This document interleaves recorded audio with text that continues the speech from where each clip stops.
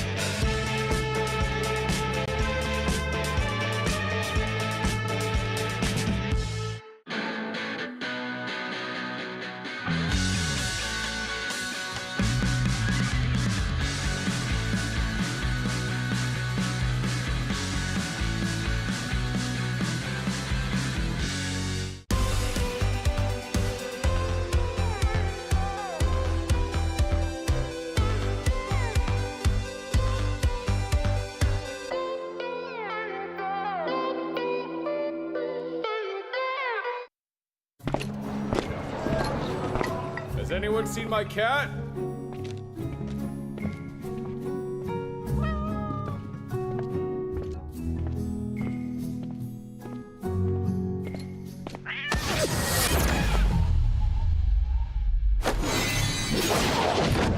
Long time no see, hey no!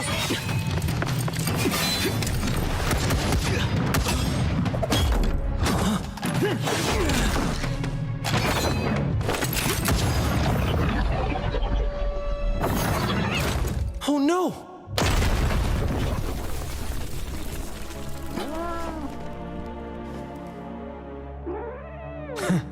I don't like harming the innocent.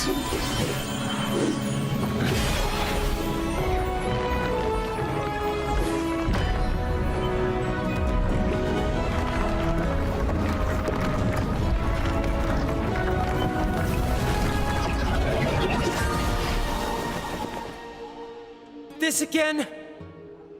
Did fate give you an answer? Where the heck's my cat?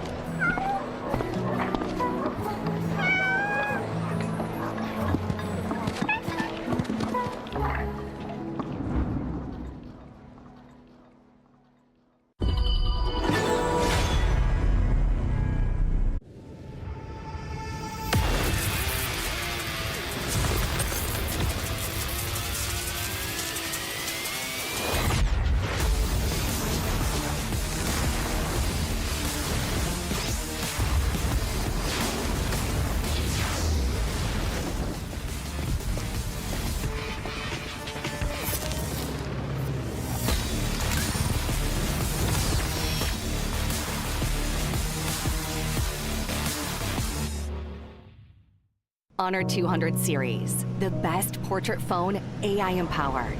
Studio level, AI portrait camera, 3 hardcore portrait modes. Color, vibrant and classic to capture portraits that truly stand out. AI empowered magic portal. Snapdragon 8S Gen 3 AI chipset. 5,200 milliampere per hours silicon carbon battery, 100 watt, Honor Supercharge. This is Honor 200 series. You ever wondered how a Hollywood movie is shot? On a Sony. You review it on a Sony. And how do you make that sound epic? You record it on a Sony. Lunch break on a Sony. So why wouldn't you watch it on a Bravia by Sony? Have you got what it takes to get to the top? It doesn't matter how high you climb. To reach the top, even the biggest champ needs a break. So you can recharge, dive back in, and dominate.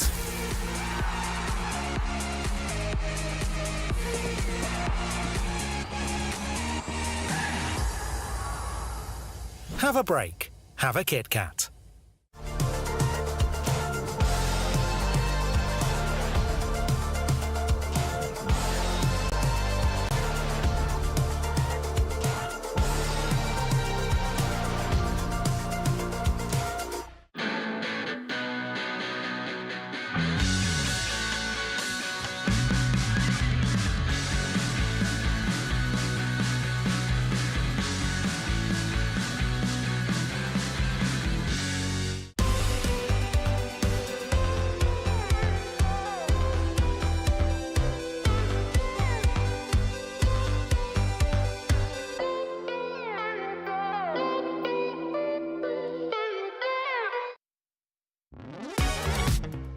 Hello， 大家好，我是天云。我们今天呢，在赛前找到了我们3位梦之队的选手，他跟我们有一个短暂的聊天环节，分别是一诺、无畏和 Fly。来，大家跟各位摄像机们打个招呼就好。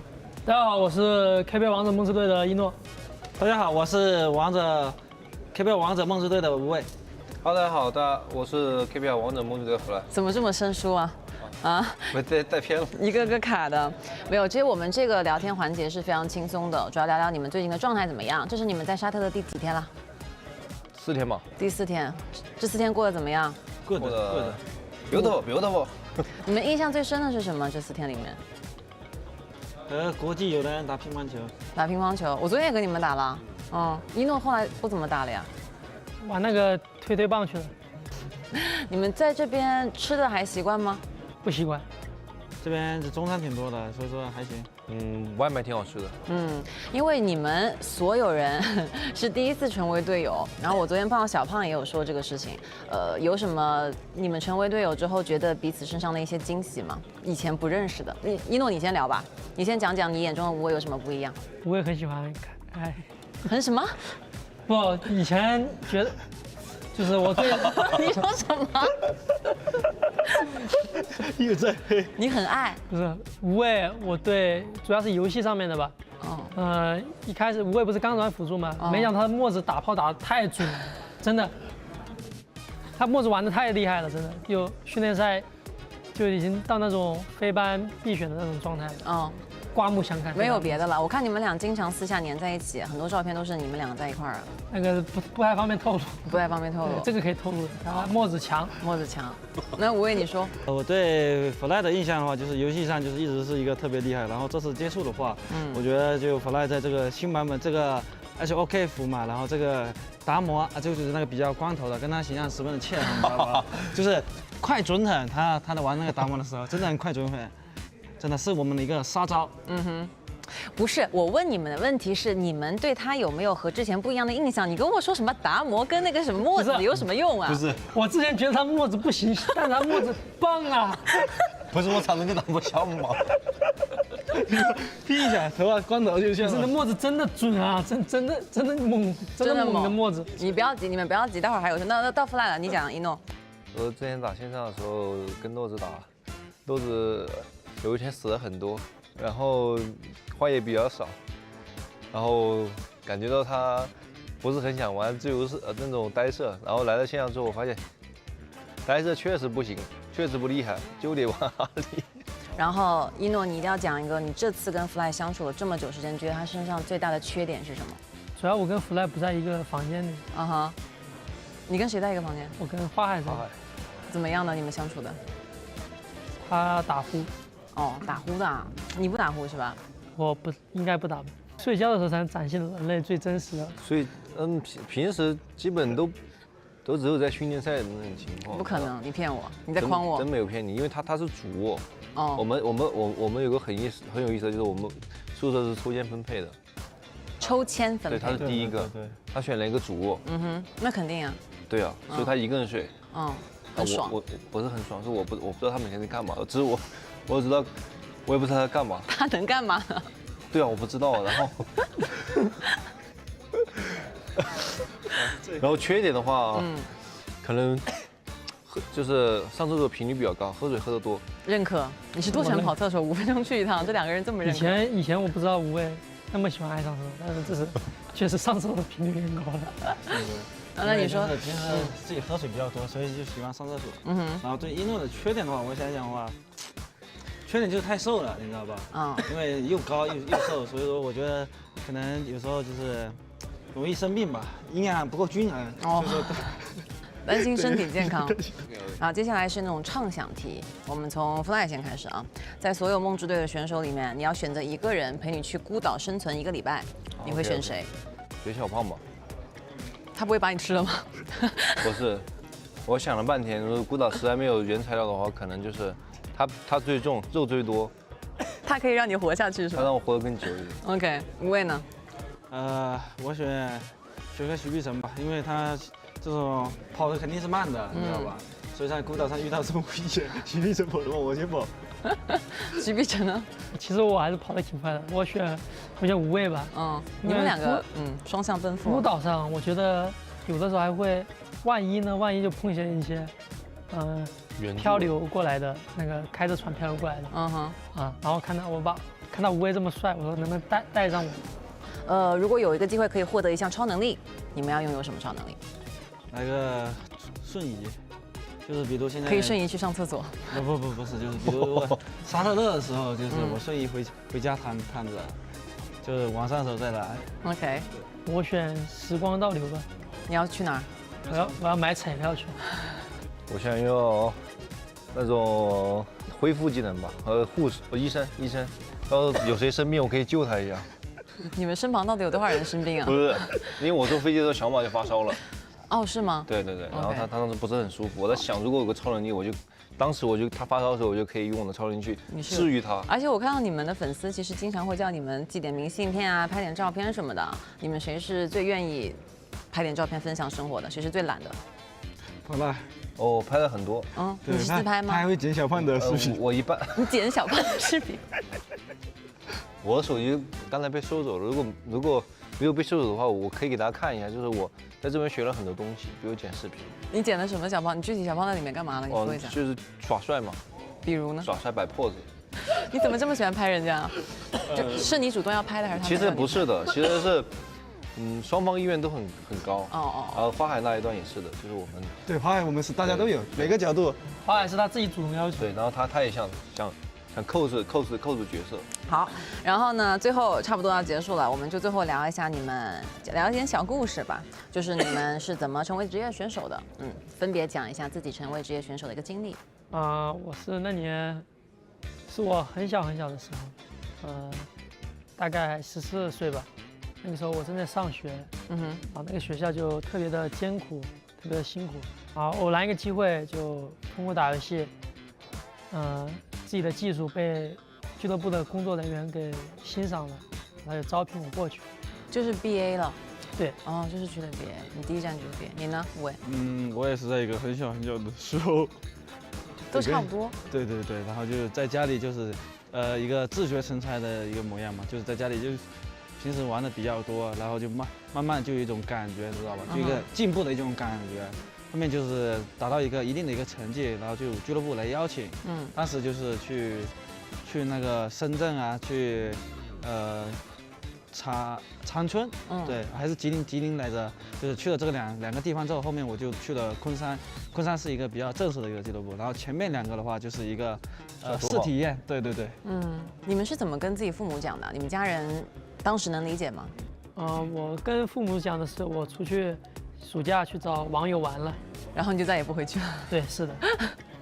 吴伟呢？我父母就挺接受的吧，因为我当时是有一定的成绩吧。OK， 反正有成绩能够养活自己，有收获。Fly 嘞？我吗？对，传递希望。那我也是在很小的时候，就是也不是就是当时也是因为上学，觉得自己学习，然后在这个过程中，发现身边的人都在玩，然后在这个同台竞技的时候，又发现自己的天赋那种就是比较独特，就可能我在这个厨房里面我达到了最高的段位，想要城市赛的同样框，然后自主的去组织了一场那个城市赛，然后加入了当时的 MU 的俱乐部，开始了漫长的职业生涯。就开始了。你们如果不当职业选手，有想过自己会从事什么行业吗？有想过这种事情吗？没有想过。做梦的时候没有想过。那你们以前是学生的时候是哪种类型的学生？调皮捣蛋的呢，还是？我是比较安静的，比较乖巧的。你是坐在第一排的最后一排？坐最后一排比较安静。坐在最后一排。对，比较安静，然后比较乖巧。我也是最后一排的学生。老师讨厌你吗？那我就不知道，反正我是最后一排，大家自行想象最后一排的学生是什么样子。我算是比较聪慧的，因为怎么个聪慧程度呢？就是老师教完我之后，我就脑子一听进去了，然后晚上就忘了，够聪慧吧？反正也都不是什么特别乖的小孩。当时学的时候最好的学科是什么？读书的时候？语文，我最好的是语文。我最好就是数学，因为加减乘除简单一点。99%的赢多少？99%，这时候已经超纲了，你知道吧？算不出来的。你呢？我都很平均啊，都不是特别好，都还行， Okay. 都还行。OK， 好，那我们最后一个问题啊，就是给10年后的自己说一句话。希望10年后的我们还能欢聚在一起吃个饭。希望10年后的自己能去参加一诺的婚礼。希望10年之后，去参加一诺婚礼的时候，一诺还记得我，然后并邀请了我去。一诺，你的婚礼我也会来的，10年后我们在你婚礼上相见，好吧？那其实我也有点想参加无畏的婚礼，我想知道无畏的新娘有多美丽，多美丽，可以吧？没问题了。好，那以上呢就是我们和3位梦之队选手的一个短暂的聊天，有非常多有趣的内容，我们下期再见吧，拜拜。Hi, I'm LGD JR from LGD. Hi everyone, I'm LGD Xiang. Now we're gonna to play Agree or Disagree. 鲁班具有群体共识能力，因此经常是一个备受争议的选择。你觉得呢？我觉得没问题，我也是觉得没问题，因为确实他的2技能是有控制的，刺客贴他脸的时候都会被推走。OK, next. OK， 射手在比赛里是最强大的重要角色。Strongly agree， 因为射手就是很重要的一个位置，所以没什么问题。我的话，我的见解是，每个位置都是很重要，好吧？每个位置都很重要。群体控制能力的重要性，你觉得重不重要？对于一个队伍来说，非常重要，因为你先控对面，你才能打出伤害。我也是这样想的。进英雄阶段会严重影响团队策略和英雄选择。对 ，VP 很重要。对，团队共成和英雄之间的协同性非常重要，对比赛结果起到决定性作用。协调性很重要，协调性很重要，团队配合，队友之间的配合，队友之间的默契非常的重要。KPL 梦之队不可战胜。Strongly disagree。大家都是2只手，10只手指，为什么就是打不过？我们的手法更猛，说实话，坦克或者辅助角色比输出更容易取得胜利。不知道啊，我觉得输出也是很重要，好吧？看来我们双边的游戏理解都是差不多一致的，没有意见分歧。因为我们都是一个团队的，所以我们肯定要一致，才能走向胜利。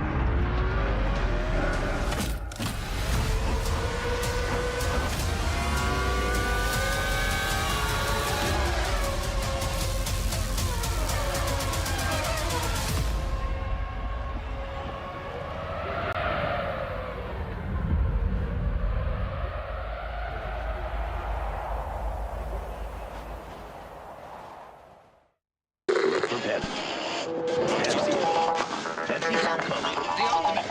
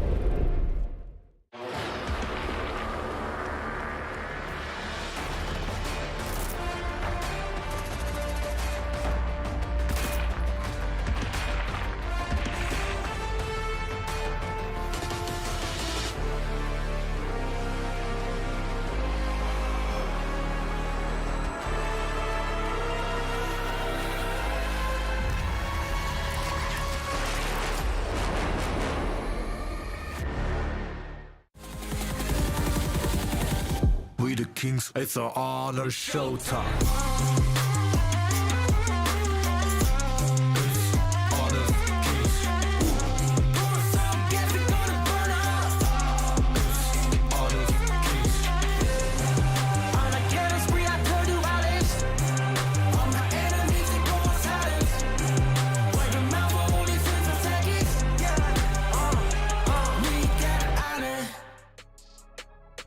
Upon a time, it was 12 of them, and right now, we're down to the top 4.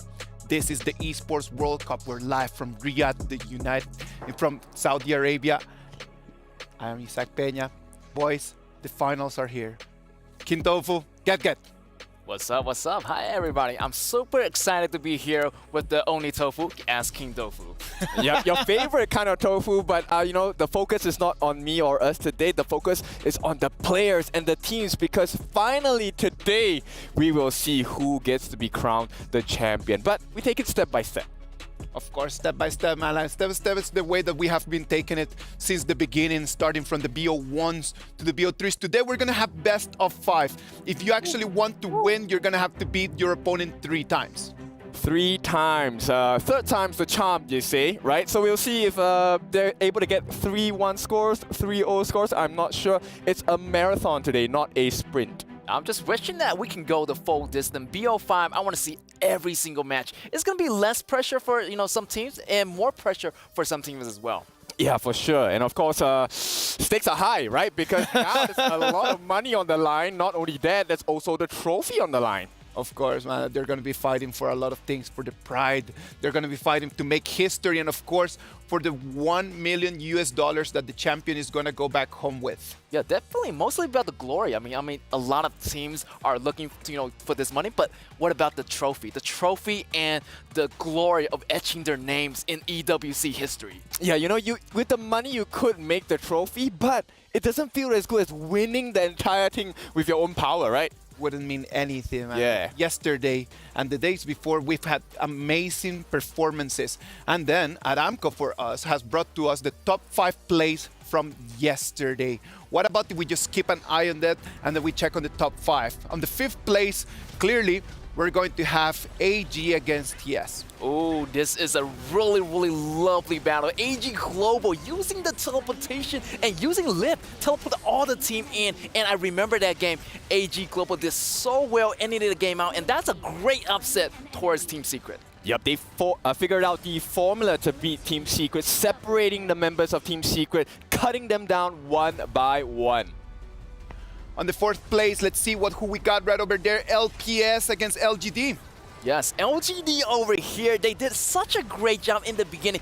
Early aggressor, almost ending the game under 10 minutes, but right now they're doing it so good. Almost around the 11 minutes mark and ending the game. Yep, today is definitely going to be a faster pace coming up from LGD. Huge expectations for them. It was an amazing performance for them yesterday for sure, and let's see what's going to happen today on the top 3. We've got KPL Dream Team against Impunity. Yes, this is a history in the making. 11-0 on that Shangguan. What about that? How you feel about that, Kintofu? I mean, you can't go right with wrong here. It's all about the wrong plays. And, you know, no, it's not the different kind of wrong. We are looking at wrong the player. So expecting huge highlights from him today. On the top 2, clearly, one more time, TS against AG. Yes, this is the AG Global crucial moment, kill death, getting the Tyrant and getting the ace on Team Secret. Yep, he stole our hearts today. Can they steal the game against KPL Dream Team? Let's wait and see, man. Like the way that they just took that fight, it was insane. It was incredible because that fight just completely turned everything around. Red team has slain an enemy. Blue team has slain an enemy. And then right now on our top 1st, and we're gonna have on our 1st place, we're gonna have Impunity against KPL Dream Team. Oh, this is gonna be a crucial moment here. Fly choosing Guan Yu for the first time, and they have such a great time with Impunity. I know Impunity tried really, really hard, but they just cannot stop the top dog. That's gonna be the KPL Dream Team. That's right. So they're really potent with their strategies, and the execution is really clean as well. There's a lot of players coming out from KPL. They will be able to switch up their rotations in the roster. So we'll see what kind of gameplay does KPL want to bring to the board today. Thank you very much to Aramco for bringing us the top 5 plays from yesterday's. That was amazing. It was an amazing day, man. Like the roller coaster of the emotions yesterday. Some people started sad, some people ended up happy. The reactions from the players, authentic moments, real reactions brought to you by Doritos. Yeah, I love the reaction right now. I mean, some of the players, you know, went home really sad, but it's going to be go hard or go home. This is going to be the semifinals right now. There's no time for playing. It's do or die day, and it's going to be today. Let's see who's going to be the players to make it into the finals. That's right. It's a culmination of all of their efforts from the start of their career up to this point, and it all boils down today because today we get to crown and decide who is the best out of all of them across the world. Yeah, definitely. Also, I want to see their reactions when their medals get crushed. I mean, that's a brutal reaction. I mean, some of these kids are going home with that trophy, and some of these kids are going to look at their trophy getting crushed. Yep, we have seen blood, sweat, and tears. Maybe not blood, maybe on-screen blood, but you know, these are all the efforts of competition, and it's very brutal, but this is reality, right? You have to go and grab that victory for yourself. Everyone is just fighting really hard for that trophy, man. Like everybody wants just to become the champion, become the top dog. It is already day 4, but if you still don't know how the trophy works, we've prepared something here for you. The Esports World Cup is a unique tournament and will have a very unique trophy system, consisting of keys, game trophies, the Club Championship trophy, and the totem. Introducing the key. This symbolizes a participant's right to compete in Riyadh. Each team or player will receive a personalized key consisting of the inner key and the outer frame. Winning a competition earns you a game trophy. A champion's key will be inserted inside. The frame will be placed into the totem. A physical block on display in Riyadh, serving as a progress bar of the Esports World Cup. The totem will remain in Riyadh as a chronicle of the Esports World Cup history. Those who get eliminated throughout the competition must give up their keys and see them crushed. Their broken keys will be tossed into the totem and encased in resin, symbolizing those that tried to win but fell short. However, as an additional privilege for winning, Each game's champion gets to select 3 opponents' keys to be encased in the base of their trophy as an additional, more personal prize. Losers will go home with their keys replaced with a token that marks where they ended their journey. Witness history unfold at the Esports World Cup. Those who tried to win but fell short are going to be feeding that totem, and their names are going to be crashed, but there's going to be one team that is going to be able to put their hands on that amazing, beautiful trophy that you can see on the screen. Yeah, that trophy is going to be right here. You can see on the screen, 3D image here, and definitely these high players, calibers players, definitely is going to go ahead and grab it. And yeah, waiting for this to happen. What about how are you feeling today, Kendall? I think it's going to be a tall mountain to climb. They need to carve out every single edge of that trophy for themselves. Of course, they have the reward of, crushing their opponents' keys. I really love that function of the tournament and the trophy system as well. So I'm hoping for some big emotions coming out from all the teams that win, as well as those that don't really make the cut today.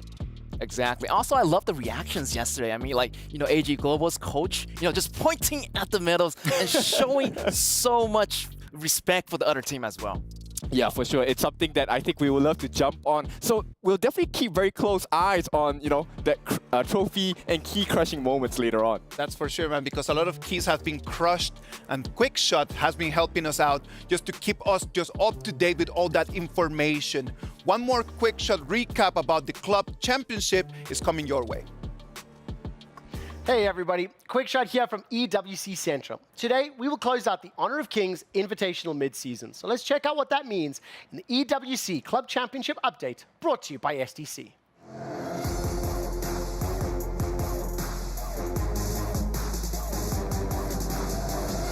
Now, of course, yesterday, the quarterfinals for HoK concluded, leaving us with only 4 teams in the Honor of Kings Invitational Midseason semi-finals.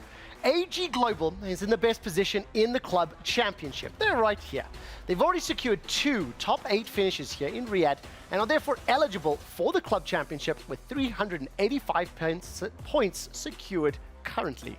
LGD is sitting at 275 points currently, but they only have one more team at EWC where they will have to make it count, make it into the top 8 to be eligible. KPL Dream Team and the Vivo Keyed Stars have no other teams here as of right now, so they will not be eligible for the prize money in the championship.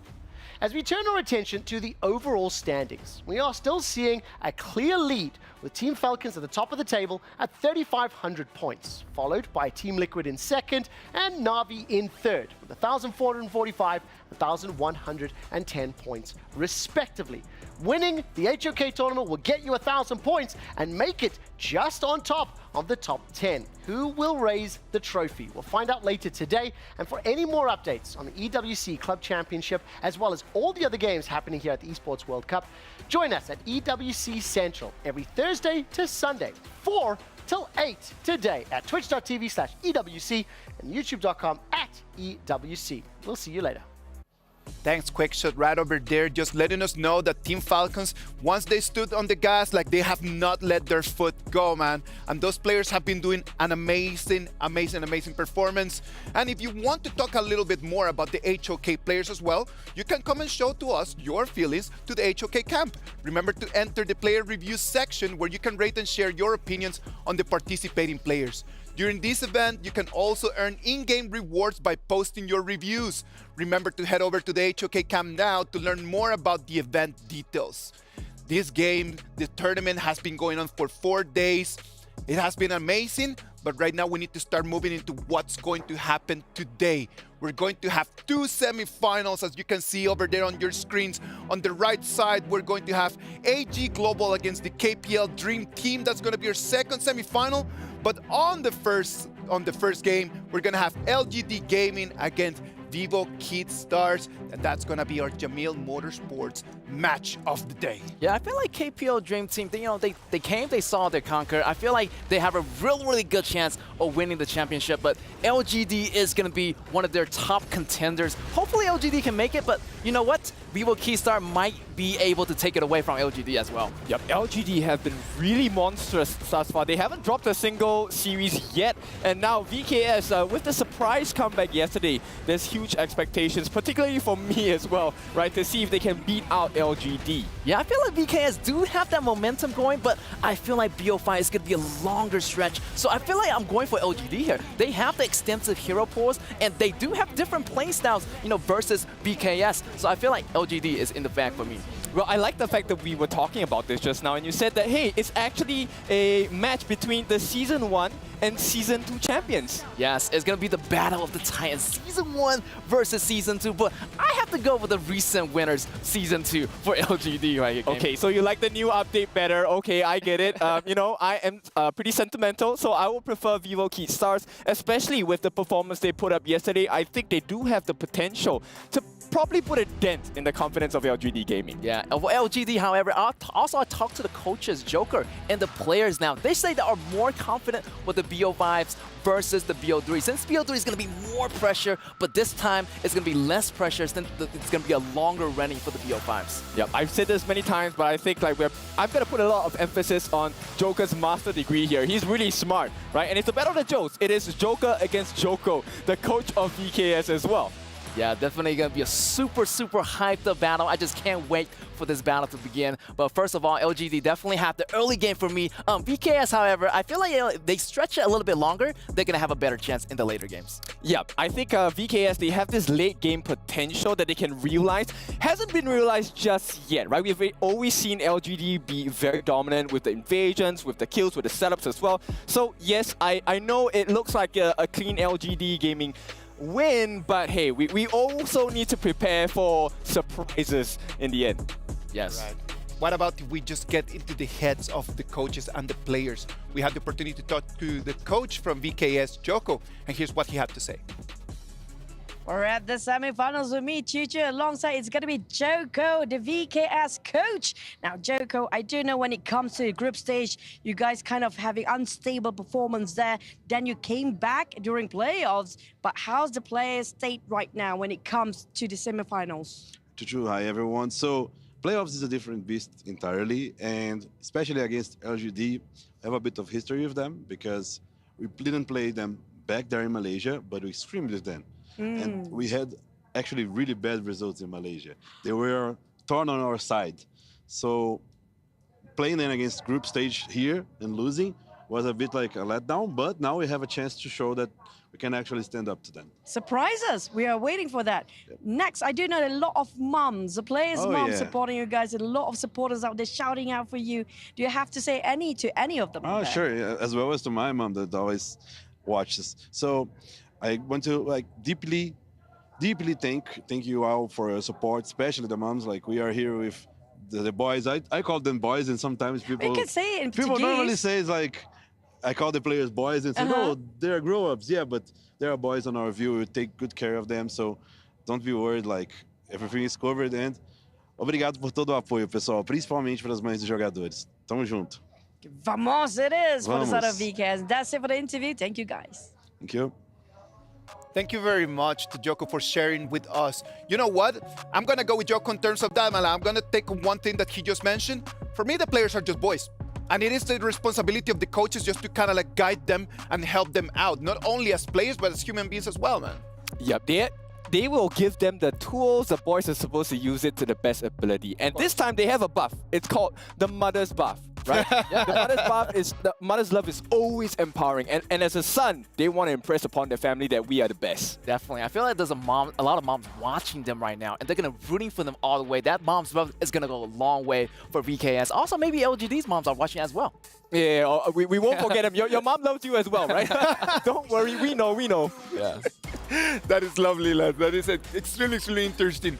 Now, on the other side, from LGD Gaming, like we've known that all the 5 players have been doing great performances. But of course, there's one of them that we had an opportunity to talk to. That was Jeff from LGD Gaming, and here's what he had to say about it.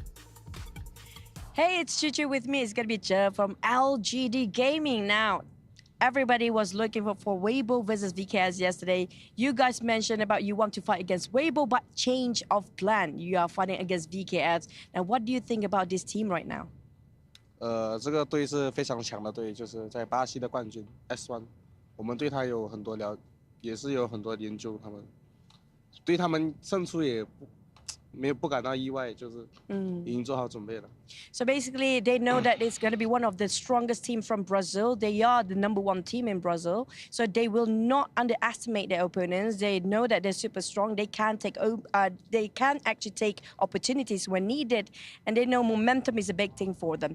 Now you guys actually have some preparation for this team right now. How's the preparation going for the team LGD? 这个不方便透露，我们有自己的打法，打他们。但是你看了昨天的微博 gaming， 你想一下他们这打法是好像是怎么样的队伍？打法就是比较猛，就是打架队。They prefer aggressive fights.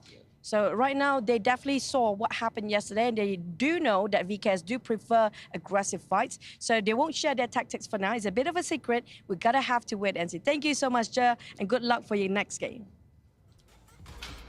He really does not want to share anything with us, right? Like, because he knows that it is important. Like, if you can just save a little bit in here, that might be just the key to success. I feel like they're hiding like a secret weapon for this. I feel like, you know, JR doing a really nice job as a farm laner. He has a really nice flexibility on all the heroes play, like Arlie, Lone, and play as a utility farmer, also Deer and Jet as well. So yeah, he has all these tools for success. So hopefully, like, he can get this game on the road and versus VKS on this one. Yeah, this match is going to be a difference of margins for sure, very small ones. Let's start getting our predictions out there, our STC play predictions. The audience is out there just thinking of who's going to win. Boys, what is in your mind? LGD all the way for me. All right, I will have to go on the other camp. I'm going with VKS. LGD Gaming, VKS, like, it is already set. I know that the players are ready. They're already on the stage. They're waiting just for us to send it to them. 15 seconds for our first semi-final right over here in the Honor of Kings Invitational mid-season. Ladies and gentlemen, buckle up because we're going to start day 4 in 3, 2, 1, Amazon Arena.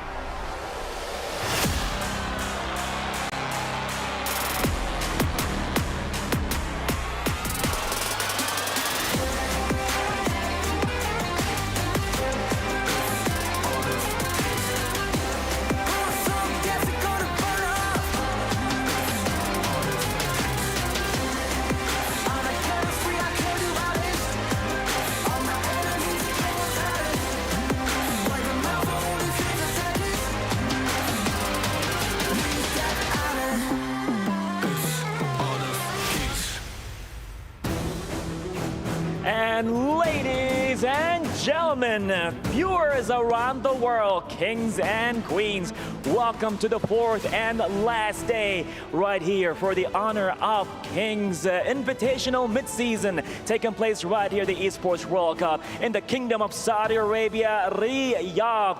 Back to the battlefield, back to the gorge, back to the Amazon Arena to see who will be crowned as kings. I'm Bara Abdullah along with the very talented Sky. How are you today? Hello, ladies and gentlemen from all over the world. It's my honor to be here for the 4th time because we approach into the very end. 大家好，我是天云. Wait for it. Adazena, what enta? Your Arabic is definitely better than my Chinese. Good job right there. You know, question asked. How you're feeling as we approach into the final destination, our journey in Saudi Arabia right now? Too excited, but I learned one thing about this voyage, this journey, that some of the legends are not born. Of course. They are forged. Till right now, at this very moment, we have seen 12 teams competing their way towards the very end, and they are still making their towards the final glory. And now we have only 4 warriors remaining on the stage, ready to compete for the final ones. We are so ready. So Sky, the honors is all yours. Let's go. All right, ladies and gentlemen, and the audiences in the arena, please prepare yourself for a thrilling journey in the gorge. Let's welcome to the stage our first 2 semi-finalists. Let's welcome Team LGD Gaming.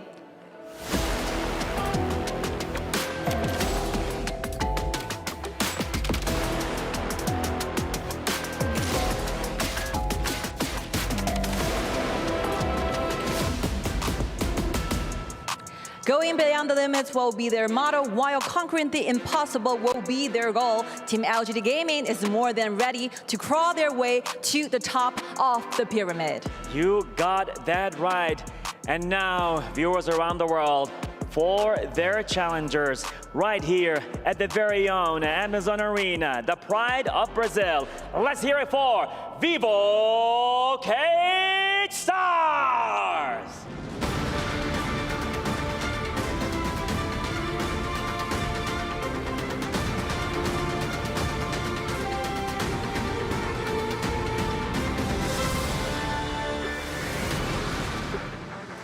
They defied odds, shattered expectations, ready to ignite that battlefield.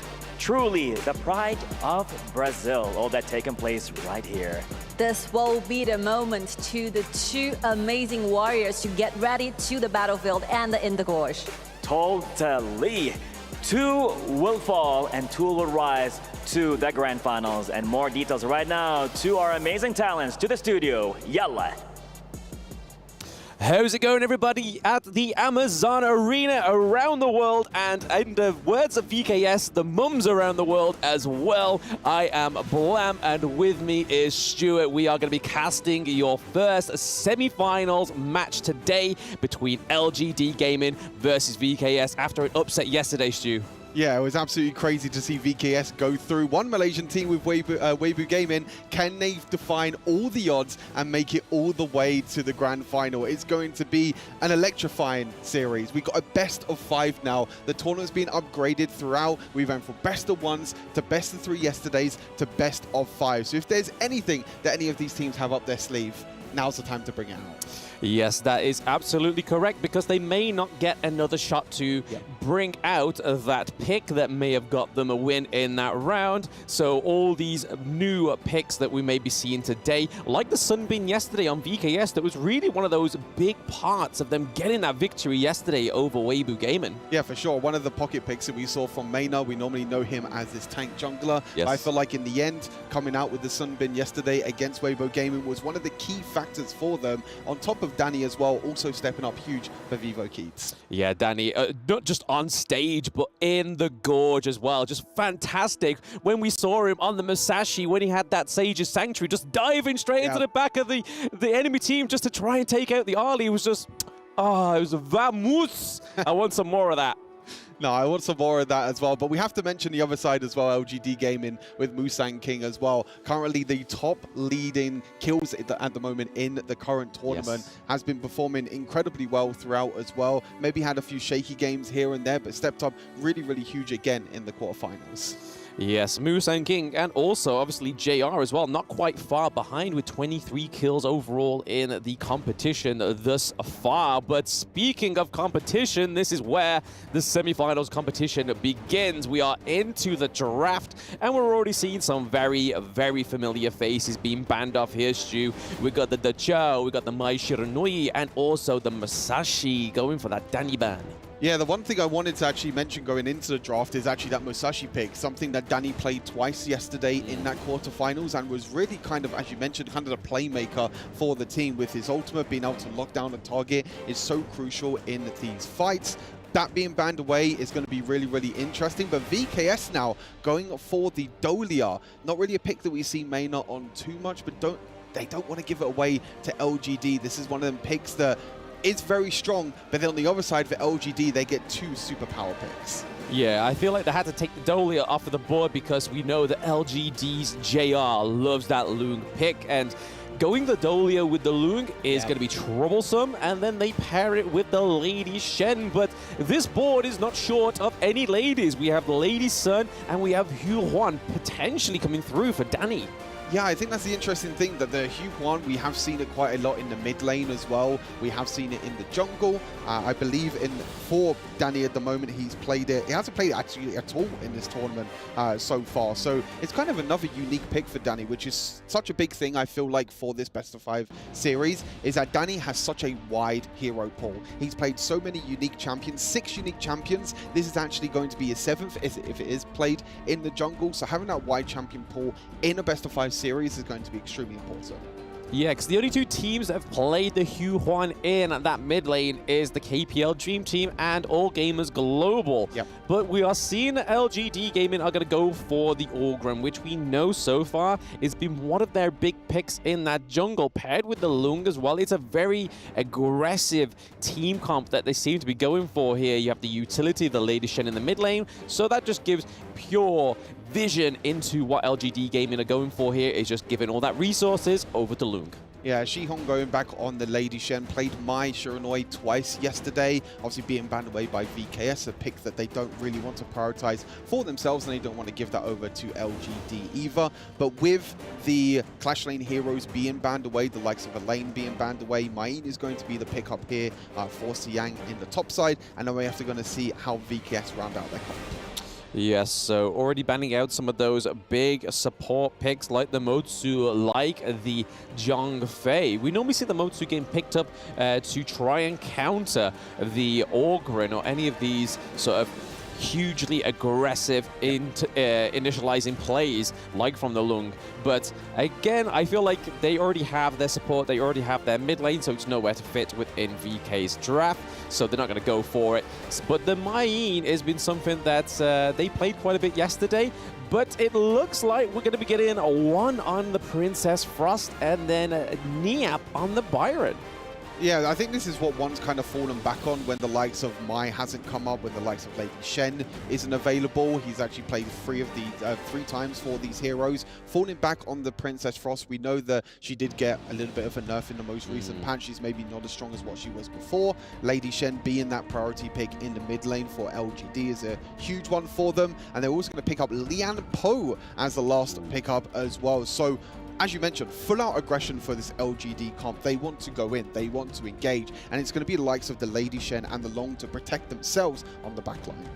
Yeah, but you've got the likes of the Huan and the Dolia as well, so you can have just double the amount of airtime with the VKS combo, and we know that Huan has one of those fastest farm rotations as well. She's able to clean that jungle, super fast, super clean, and then you're going to have the Dolia that's going to be able to give over that double ultimate as well. But another thing that I like to see here is Seiza gets that Lady Sun. Yeah, Seiza getting the Lady Sun is one of his most played picks this year. We saw it a lot in the HoK BR as well. Obviously, Vivo Keed being the 2 times HoK BR champions, being the Season 1 Invitational champions. Can they go one step further in this tournament as we go into the game? We can only hope so for our Brazilian region going against the Malaysian region. The only time these two teams have played against each other was in the group stages, so it's no longer the first time that we're going to actually be seeing them play against each other on the stage, but it's going to be a marathon, like Ken said. It's no longer about that sprint. Let's get our top picks. Let's just smash them in one round. Yeah, I feel like for LGD, this is going to be really, really huge for them. This Orgrin jungle pick for Musang King was one of the main reasons why LGD Gaming beat Vivo Keed in the group stage. That was a 9-minute win in the group stage. So VKS definitely need to kind of adapt, but I feel like they've just been growing throughout the tournament. You know, maybe the group stage didn't really suit them with the best of 1 format, but when it comes to these best of 3s and best of 5s, this is their time to shine. Absolutely. I mean, even if they don't win game 1, it doesn't mean that they're going to be out of the competition just yet. They still have potential of 4 rounds to go from that point. But I feel like if they are going to get any kind of victory in this one, you're going to be trying to see if they can get to that late game potential for VKS, because there is quite a lot of late game on their roster right now. You've got the Lady Sun that we're going to only see activate once she gets that itemization through, but Princess Frost is just going to be ready when she gets to that level 4. Yeah, I think the big thing as well is that with the U1 is actually one of the quickest, as you mentioned, jungle clears in the game, with Orgrin as well also being very, very quick. So it doesn't really give Musang King that much time to invade, because by the time he invades, the whole jungle's already gone. So it's really down to when it comes to the ganks with these 2 junglers as well. We know the crowd control that the U1 can bring. And it's all about Orgrin to see if he can look for the flanks and try and look for that crazy amount of sustained damage that he can bring. Yeah, it's definitely a less aggressive pick here for VKS. Danny, we've normally seen him on the likes of the Musashi, on the Luna as well, the one the LGD last played against VKS. So going for the Huan makes it seem like Seiza and Niap are probably going to be the most aggressive in this team, because Huan's just going to be there for utility, for just getting that heal in, the knockups as well, and then you're going to have Princess Frost just trying to get that zone in, that nuke damage going off for the mid lane. Yeah, I mean, VKS is definitely a team that likes to focus a lot of their gold on their farm lane carry, on Seiza, one of the players that has the most gold in all of their games. Making sure that you get all the gold on Lady Sun is going to be even more crucial. Yeah, we don't like to see the utility farm lanes come through for Seiza. There is a bit of engage in here for LGD, trying to give some aggression. Not quite as well timed as I thought it would be, because obviously the Tyrant is not yet up for another 55 seconds, but you can kind of see the mind games already coming in. Yeah, the Purify coming in for Seiza as well, making sure that he doesn't get knocked up by the Lianpo. Really, really smart choice by Mena and Seiza to both go for the Purify in the bot side, since there is so much crowd control on the side of LGD Gaming. You know, you have things like the knock-up from the Lady Shen, the knock-up from the Lianpo as well. Yes, plenty of knockups coming through onto the side of LGD, but I don't think that's going to stop VKS anytime now, because they are now going in for another engage. Lianpo, we have the rotation from Musang King as well as Lady Shen with a knockup onto one. That is going to negate that try back in that farm lane against LGD. First blood to Musang King, another one to add to his list for kills at the moment in this tournament. Incredible job for Musang King to be able to counter gank in the end. I think the big thing was Princess Frost was trying to get that priority in the bot side, but you could see how Ogren could just rotate so quickly throughout the game, just being able to go from camp to camp, go from lane to lane, and that's going to give LGD that small advantage early on. And this is what that bot lane play was all setting up, was for that Tyrant, and it's now coming through, but VKS Danny looking like he's got the priority here. Orgrim coming through, no, the smite comes in way more earlier for VKS, so Tyrant coming over to VKS means there's a lot of damage coming through into this next team fight. Orgrim trying to take down Niap here, trying to put a little bit of pressure onto their clash lane. Mayin, as you can see, from the far left, the stun come through. Here comes a Seismic Smash from Lianpo, but there is no follow-up from LGD. Oh, it's so extremely close. I thought Musang King was going to get caught. Really nice stun there by one in the end on Princess Frost, doing an incredible job. But oh, it's actually the jungler Danny being caught out, but it might be traded back here. But Mayin has so much mobility, using the flash to escape as well. Danny being caught completely off guard in the jungle.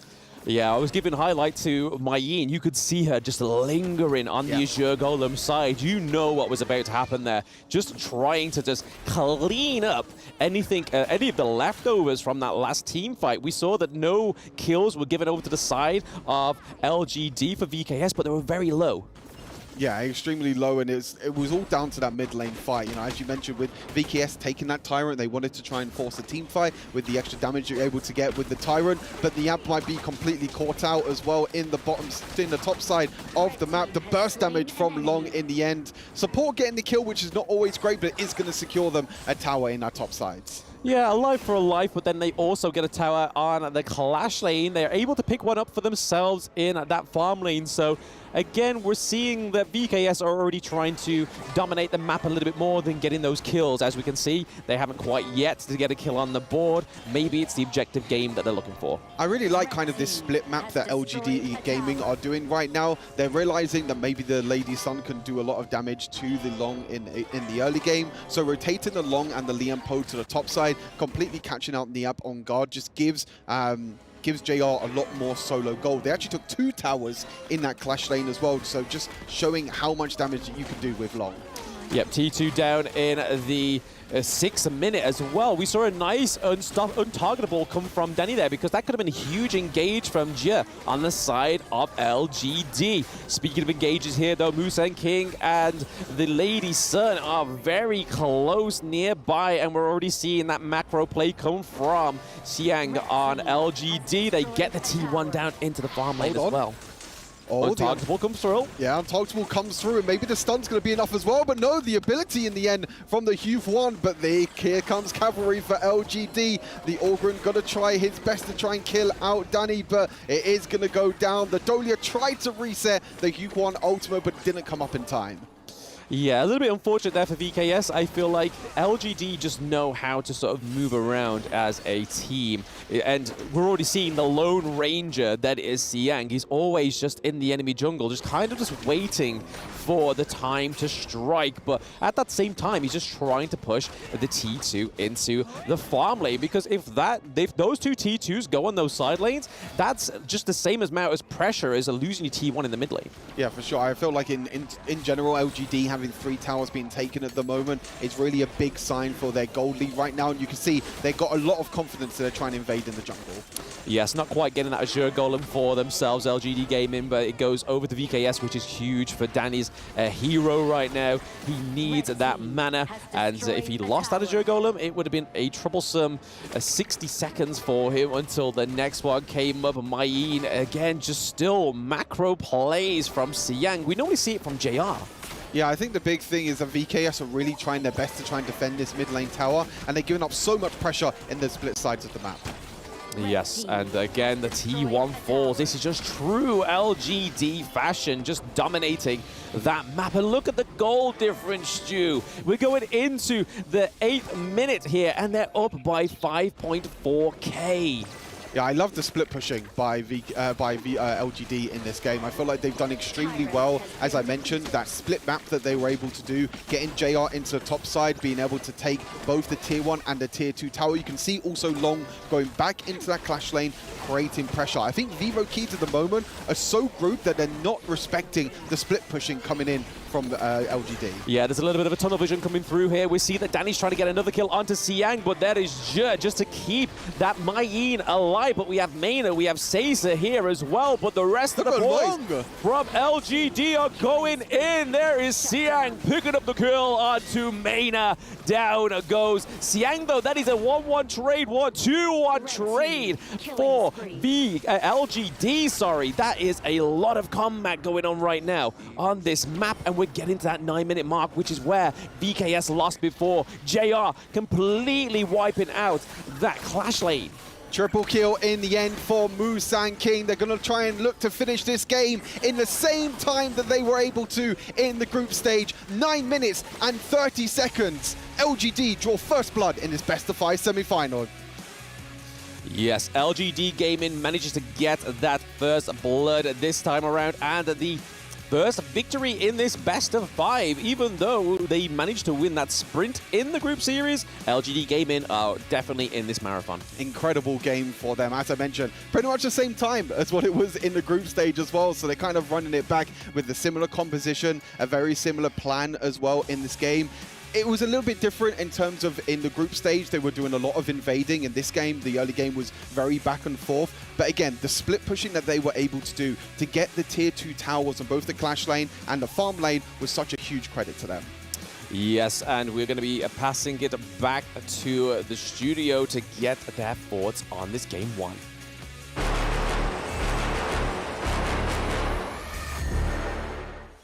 Congratulations to LGD Gaming on taking that first victory. 9 minutes.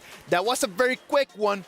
I'm so sorry, but I was not expecting so short a match. Yeah, I feel like LGD definitely did it this time. I mean, almost feel like deja vu. Like the first match they did in the group stage, ending the game around 9 minutes, and even 10 minutes. Also, their early game strategy is so cool, using the Ogryn in the early game to provide the CD. And they're on the red side here, so closing it in with the CD closer to the Tyrant, but the CD is going to be on the blue buff side. So I feel like Ogryn is definitely having more CDs in the beginning. Oh, for sure. And this really sets the tone of the match, right? So like you said, with this additional cooldown, they're able to go for more objectives. One thing that they really did well was protect the jungle. So there were no camps that were stolen, right? And you can see how that translates into the gold graph from the 3rd minute onwards. It was just a gold mine for them. No, that's the main idea, right? Like they're so aggressive in the first 2 minutes of the game that then after that, there's no way for Vivo Kid starts to turn things around.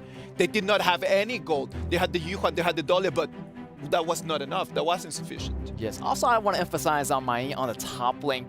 Great strategy. I mean, they did the split pushing, and that was a 1-4 strategy that LGD Gaming was really, really good at. And you can take a look at the match scoreboard here and looking at Mai using that 3 and 1-2 here, KDA. Great job avoiding those damage on the top side of the map. Yep, and also the benefit of having the blue buff closer to your Tyrant is the fact that when they put attention onto Xiang's lane, right, the response has to come from VKS, where they have to defend the top.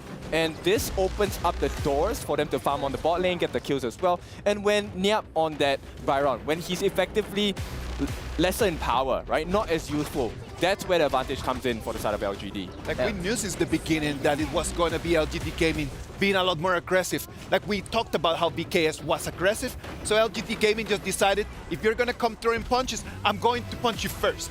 Yeah, definitely. I feel like LGD is like dictating the pace of the game by themselves. If VKS has to come back, they have to think outside the box. They have to think of something like an orthodox way to play the game in order to win. Yep, unorthodox strategies. I mean, okay, so this draft, pretty meta still, right? So I'm expecting something very different from VKS in the next game. But for now, if you take a look at what LGD has been doing, you give them the lead, they will bite you and will not let you go, similar to a Pitbull's bite as well. Exactly. And if you take a look at the itemization, you know, we were quite surprised. JR got the Eternity Blade at 6 minutes. That's a furiously fast critical item masking. Also, like, you know, Lady Jun, Zhihong got the Venons fast also early as possible, and that just completely just shut down the game for VKS. Yep, and you know, they had a lot of heals, and they also lessened the healing factors on the side of VKS. And I think it was just a very well-rounded draft, but even better execution from the side of LGD. VKS right now down 1-0 in this best of 5. Like they need to turn things around because at 2-0, that would be too much for them to come back from. Yeah, it is a marathon, but they want to turn it into a sprint. And LGD, the MVP of Game 1, was responsible for this blitz that VKS could not handle.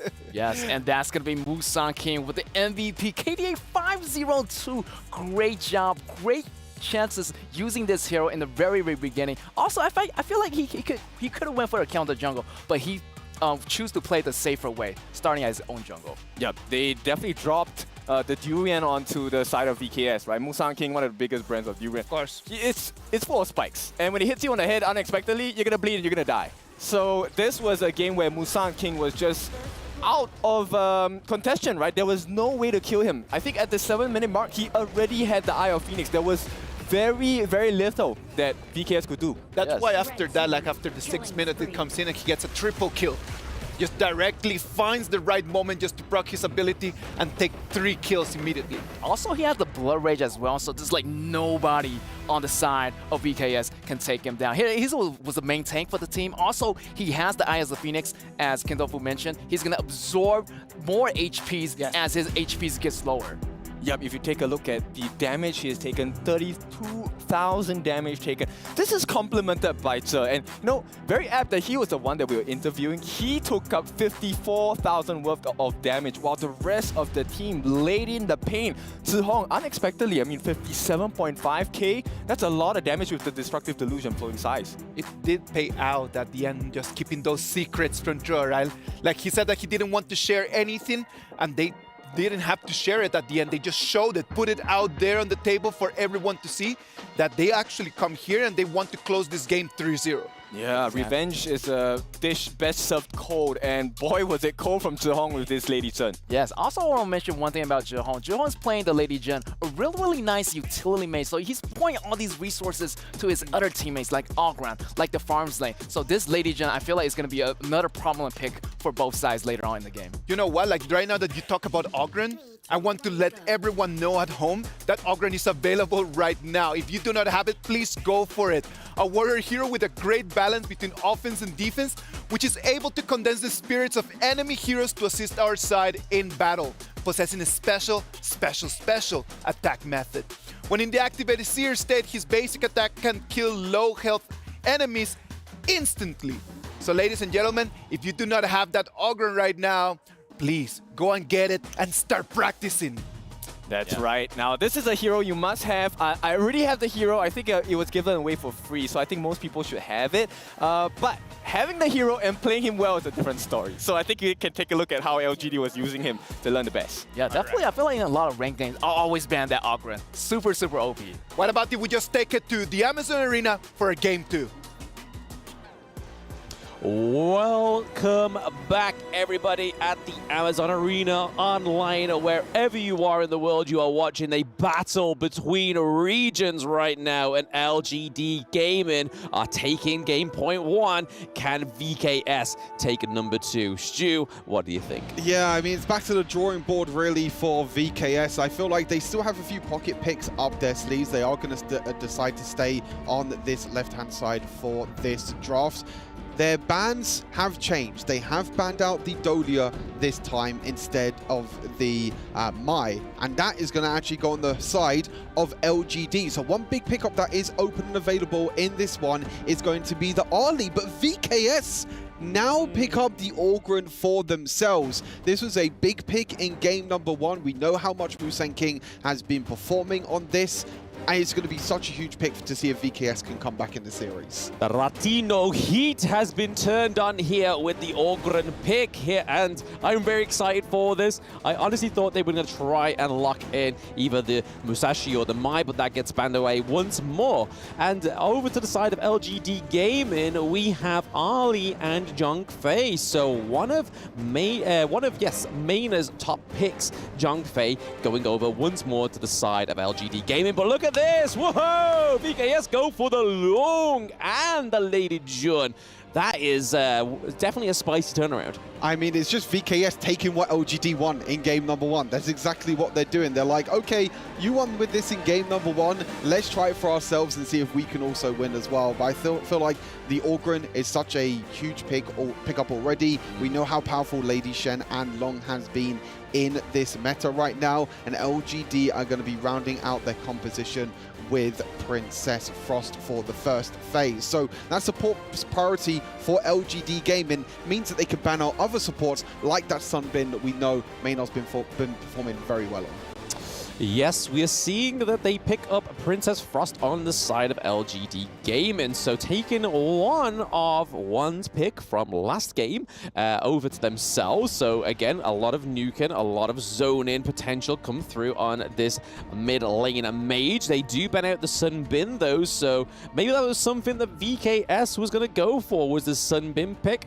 They do ban out the Motsu as well, banning out Monkey on the side of VKS. So both being one of Danny picks and Musang King's pick.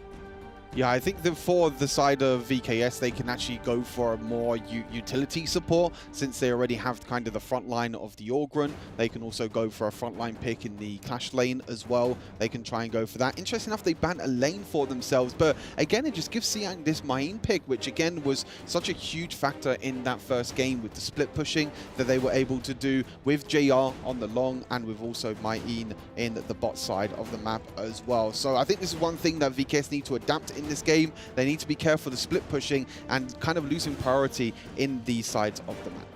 Yes, it's all about keeping that eye on the Mayin because, like you were saying there, Stu, Siang's dominance around the map really dictated that last match against VKS. And it was pure, you just don't know where to look where this Siang was. He was either in the enemy jungle, he was either macro pushing down into bot or the Clash lane. And it was just crazy how much control this player had for LGD Gaming, but they do go for the Taiyan, which has been paired with the Ogren previously and gives so much more sustain, and then that locks in for Niap on the Dharma. That is such a good pick. Oh, and the pay being hovered at the moment for Musang King. This is a bit of a throwback pick for Musang King. I remember the first game that we had of the Season 2 Invitationals with Musang King, LGD Gaming completely stomped in a few minutes, and Musang King on this pay was like 3 levels ahead, 5,000 gold ahead in like 5 or 6 minutes. It's definitely a pick that he feels comfortable on, but it's going to be super exciting as you said, on the Cayenne. Yes, the pay pick. I am not going to get my words all stumbled over each other. I am very much concentrating. They're concentrating. Hey. Come on, test it once. Test it once. Pay, play. They are playing the pay. There we go. We did it. Musang King. The final day, day 4, we got in the bag. No more slacking. I'm going home, baby. I'm going home. But here we are getting into map 2 between VKS and LGD Gaming. Again, it is the Brazilian region going against the Malaysian region as well. So plenty of battles to be had here on this best of 5, but I'm looking a lot more confident for VKS in this draft. But on this pay, I did expect this level 1 invade, and it's already taking place on the VKS side. This is exactly what LGD Gaming did in the Season 2 Invitational with this pick. Musang King invading with this pay.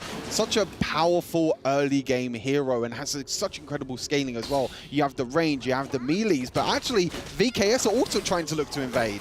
Also trying to look to invade, but it seems like a little bit of a bait here because they all rotated with finesse. There we are. Oh, yep, flash in. Dharma doesn't quite have the skills yet, and Ollie gets the first blood. LGD Gaming JR gets first blood as well, and they're picking up another one, Stu.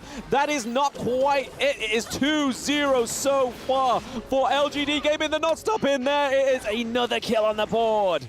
Absolute disaster start for VKS. They tried to counter-invade. They knew that Musang King went down to the bot side. They tried to take that Crimson Golem, but they were able to rotate so quickly up until that top side, being able to defend their own invade, getting 3 kills for themselves as well. And this is not the start that VKS were looking for.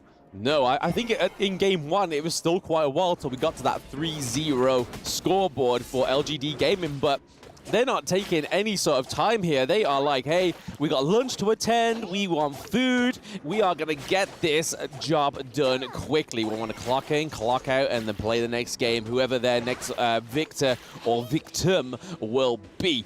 But just finesse here on the board for LGD Gaming. And I think it's all to do with LGD also prioritizing the Ali and the Shengfei in the mid lane as well, being able to clear through that mid lane minion wave so quickly and able to rotate. Defend, as I mentioned, the top side of the map in terms of their jungle.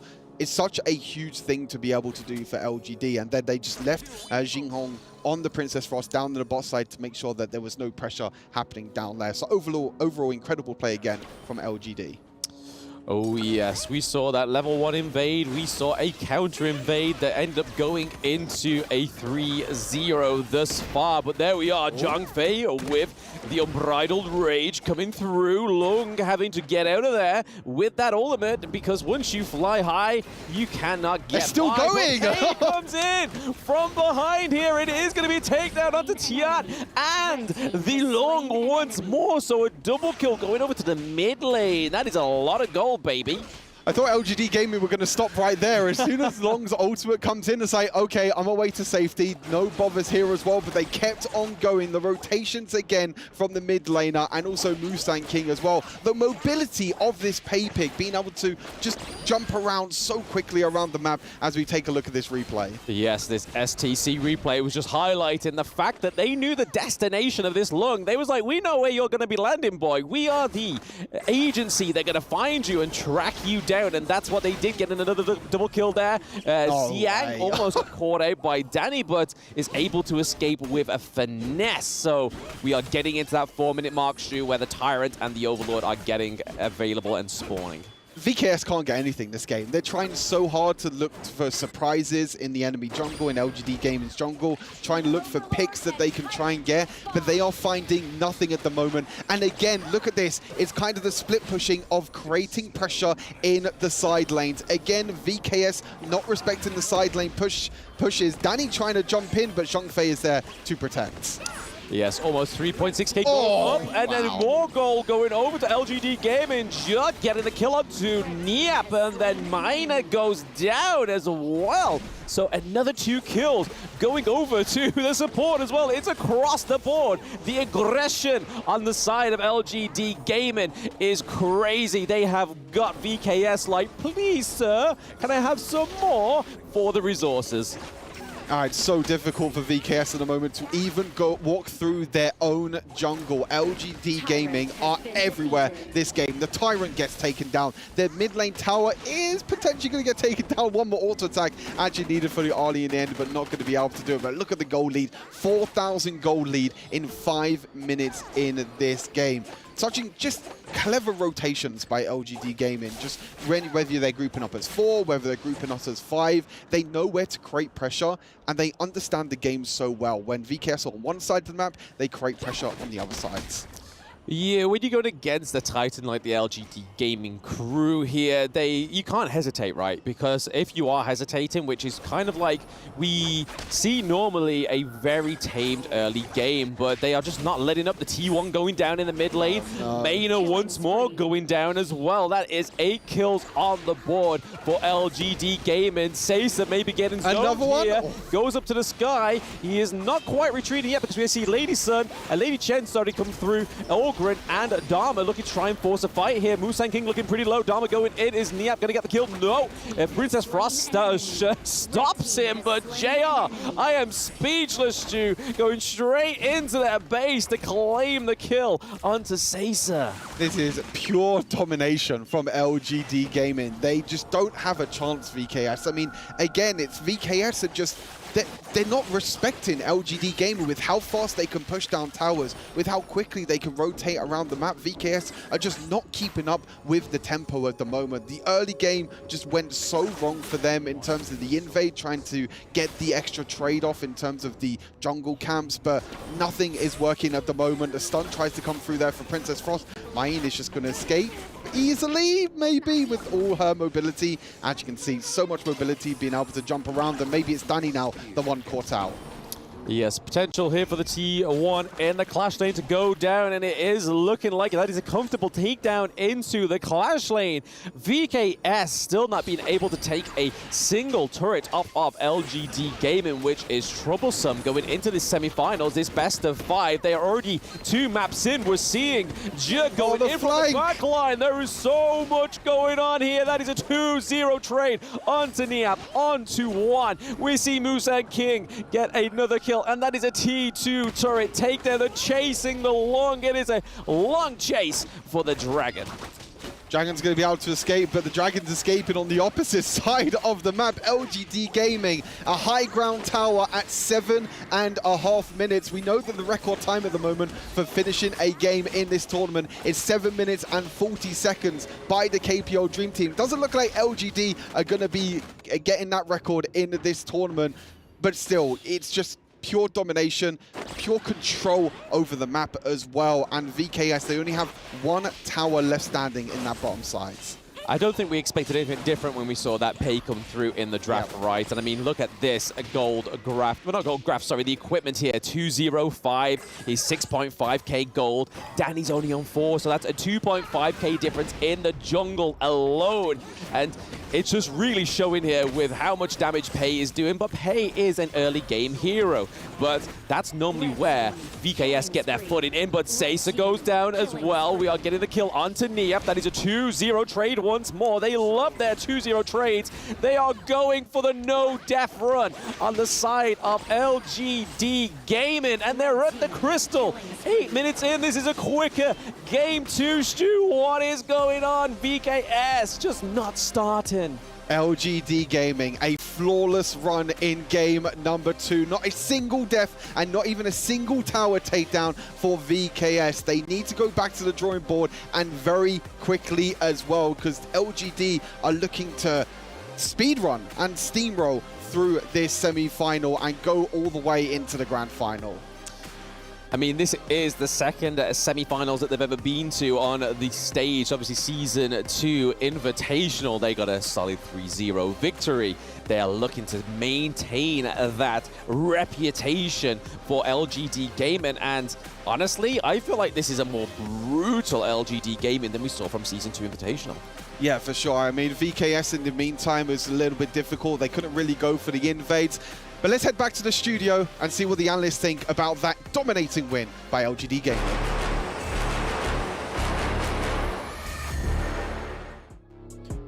That was difficult to watch, man. That was tough. That was not an easy one because LGD Gaming from the pick and ban, since then they already just got the advantage. I did not understand exactly what was the plan with the Cayenne and Ogren pick over there from VKS, and that last pick that they had from the other side was completely the key to victory. I mean, it was, they wanted to try with sustenance, right? They wanted to make sure they could survive the initial onslaught, but they couldn't do it. That first red buff engagement, I mean, we were talking about it, it was so heart-wrenching to watch because you knew from that point, it was just LGD train. And I'm gonna just jump in there, man, for something, because you cannot just expect that you do not have a composition that is gonna have the advantage on the early game, invade, get the red, and then instead of just running away with your life, you're turning back just to kind of just go and take the battle. Dude, like, you end up in a 0-3 trade in the first minute of the game when you're already 0-1 down. Yes. What's going on with them guys? I feel like LGD did a really good job, LGD Gaming, using Pei as a last pick. Really surprising pick for me. And I feel like versus Ogron, I feel like they got similar clearing jungle rate, but Pei is a little bit faster. Pei, this hero, clean the jungle like it's nothing. And he still have time to go back to his red area and clean his jungle too. At the same time, getting that 3-0 right in the here, early man. game. Super crazy. It was a slaughter from the very beginning. Daniel already got the buff, man. Like, just turn back and they just go to turret. And that's it. Like, you don't need to get the fight in there. But then you just kind of like turn things around and it's just completely against you. Yep, and I hate to say this, but you know, there's not just the damage across the board from the game. Emotionally, mentally, how they deal with this, they did not manage to take it. I mean, okay, LGD protected their base, no turrets were taken, no deaths were given, and they took a really greedy draft, right? Level 1, we expect the Pei to invade. And you already know it's coming, but it still happened. Now, you're in a 2-0 situation. LGD Gaming full of confidence. How are you going to go up against that? Read the game, man. I believe that they need to read the game a little bit better. Seems like that first punch from losing the first game hit them so badly that they're still dizzy from that jab, man. Because this second game, it's not the VKS that we are used to watch. Yeah, I feel like VKS, if they got that first win, they would have been doing a lot better. But the second round, their mentality is a little bit low right now. But compared to LGD Gaming, they're on a roll. They're thriving right now with this composition and have 0 death in this game. Definitely they can have more confidence moving on to the game point match as here in the next match. Yeah, VKS, a lot of problems to fix. LGD on the cusp of victory. One more step and it's grand final slot for them, boys. Yeah, man, LGD Gaming really just right now just taking the victory and right now pushing it into a 2-0. This is going to be their match point in the next one. The MVP for this game is going to be the one and only Zhe and that Tranfei. 309. Zhe has been just collecting those MVPs. Like, since day one up until right now, how many can we count, man? Like, it's been so many of them. I feel like 2 or 3. I feel like he played the Limpo very well. Also, he played this Janfei very well. Great engagement. You can see a lot of time he's in the front line, taking the damage. Also, like, he's not really playing as a support. He's just charging there, and Janfei has that knockup, has that damage, even getting the double kill right here in the red area. Yeah, that's exactly what you should do, right? So if you're taking a aggressive jungler with a double smite strategy, the one thing you want to do is let's invade. And at this point, it was just crazy because there was so much damage already coming from their jungler. But hey, suddenly you have a beast that's unleashed upon you in the form of Zhe, and I don't know how you deal with that. Congratulations to Zhe on that MVP, man. Like, he can just take that one and just kind of start just piling them up as this. If he makes it to the final, and I'm not just kind of jinxing anything, if they make it to the final, Zhe is going to be one of those keys just for them to actually have an opportunity. Yeah, definitely. I feel like LGD this match, they're in the zone right now. The momentum is going really strong for them, for LGD Gaming. I feel like Vivo Keystar definitely have to go back to the drawing board. Talk it over. I feel like they need to get this last point in order to have some kind of, miracle happen for them. Yeah, maybe pick their fights a little more wisely. I really need to emphasize that level 1 fight at the red buff. Like you said, they should have taken it, ran away with the buff, and try and prolong the game because you wanted the sustenance. It did not come because LGD were just too fast, too furious. Learning, man. That we have been talking about that. That L is not for losing, that L is for learning. And if everybody wants to learn from the pros are right over here to share with you some tips. You want to be strong? Learn from the pro now. When you're attacking a tower, you might accidentally target an enemy. Or when attempting a tower dive, you end up targeting the tower and minions instead. Professional players execute such impressive moves effortlessly. While you may feel overwhelmed and get killed by the tower, your control settings might be holding you back. Change the recommended basic controls to advanced. This activates extra basic attack buttons for minions and towers. Turn on show enemy avatars to accurately select the enemy's avatar for the kill and better assess vision exposure. Give it a try and play as smoothly as a pro, easily crushing the enemy faction. Learn from the pro. Learn more from Honor of Kings Global Esports. Boys, when I just started learning the game, I remember I used to make that mistake. Just not understanding how the settings in the game actually work, just literally just slowed me down a lot at the beginning. Yep, definitely something that I think once you are new to MOBA and you learn this kind of settings for yourself, it really changes your game by that much. Really, it does. Exactly. In the beginning, I didn't even change it. I was just smashing the auto attack. Right. I didn't even know like there's an attack button for the towers and another attack just for the minions. So that's gonna be a really great tip to do. I'm gonna go do it right now after I get home. Well, right now we gotta just talk seriously about this game, man. Like, because VKS, we know that they are a momentum team. Yeah. The moment that they just get the momentum, no one can stop them. Like yesterday, we just saw that. They get the momentum, and they're just that big stage team. They need to be on the big stage for them to really show us what they're made of. The momentum is not on their side. What is going to be key for them to turn the tide around? The ultimate lesson I've learned in all of competition is almost is never enough, right? If you want to go for the victory, finish it, clean it, and you will be able to get it. So at this point, VKS, hey, we could see a reverse sweep, not saying anything much, but yeah, it is possible, right? So you just need to be in that mental state, look at what the win conditions are, and go for it. Definitely. I feel like VKS do have a chance to bounce back. They need to stay together on this one. I feel like, going to this match, think of something outside the box, definitely. For LGD, however, gaming, they're still looking really strong. They have a really extensive hero pool right now. I'm still, they have a lot of trick up their sleeve, so I'm looking forward to the third match here. Yeah, I think that the hero pool is just gonna come down to that, right? Like, we've been talking a lot about the players, we've been talking a lot about the heroes. What are some options in there for VKS in terms of hero choices that would allow them just to kind of like turn things again? I think it depends on what kind of strategy they want to go with. So we've already seen the early aggression, right? Let's pick the pace, someone who is going to invade your jungle, get the advantage from there. That could be something that VKS would want to try, but it's a high risk, high reward kind of strategy. So I'm not sure whether that's up to their palette at this point. Get what kind of strategy would you prefer? Would you like the aggression, early invade, or let's I'm feeling LGD Gaming are going super fast. I feel like they're going super more aggressive. I feel like next match, they're going to go with the more aggressive. Every single time. They're going to pick up the pace every single time. How do you go more aggressive? But I feel like, this time they maybe want to slow down for a bit because VKs might have something different for them in the next map. I mean, okay, it was a 17-0 scoreline. No turrets taken. No deaths, and they pretty much took every single buff, if I'm not wrong, right? The jungle was not for Danny's entry at all. Yes, exactly. I feel like Danny definitely has to pull something together with Niap because they're a powerhouse combo here. So maybe focus on the top lane, maybe do some target bans on the top lane of LGD Gaming and have some kind of like a teamwork in the very beginning, like focus on their top lane priority more. Maybe that's an option for VKS. Yep. To complement that, I think we have not seen the Sun Bin come out from the side of Mena, right? He was very premium and optimal with the usage of his ultimate, the time lapse as well. I think that could be something that they could go for instead of being respectful and say, hey, let me try and tank the damage, just go blow for blow, right? Fight fire with fire. Yeah, definitely. Champions are going to be a prominent pick as well, also with Yuhuan, and they can use it as a great sustainability combo. So yeah, that champion is out there, and I'm just wishing they can just really use it to this maximum potential in this next third match here. Yeah, but I cannot imagine the stress that they're going through, right? If you're in a decider match, this is the last potential game you get to play as VKS, right? And now you have to claw your way back up against LGD Gaming.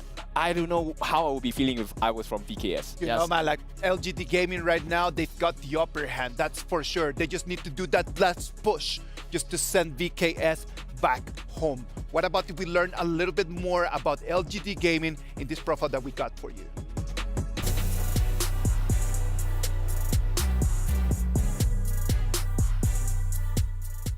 感觉这里非常棒，这是我人生第一次来到这种国际赛事，就很兴奋，很开心。我家对抗路是香 ，He is the Clash Land, our mid lane is Jihong, farm lane is Jiao, support is 这。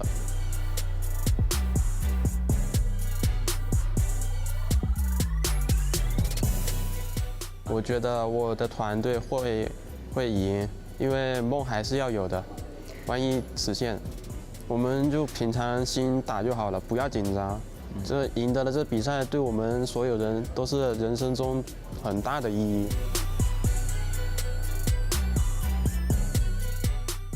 谢谢你们，我们会尽全力拿下冠军的。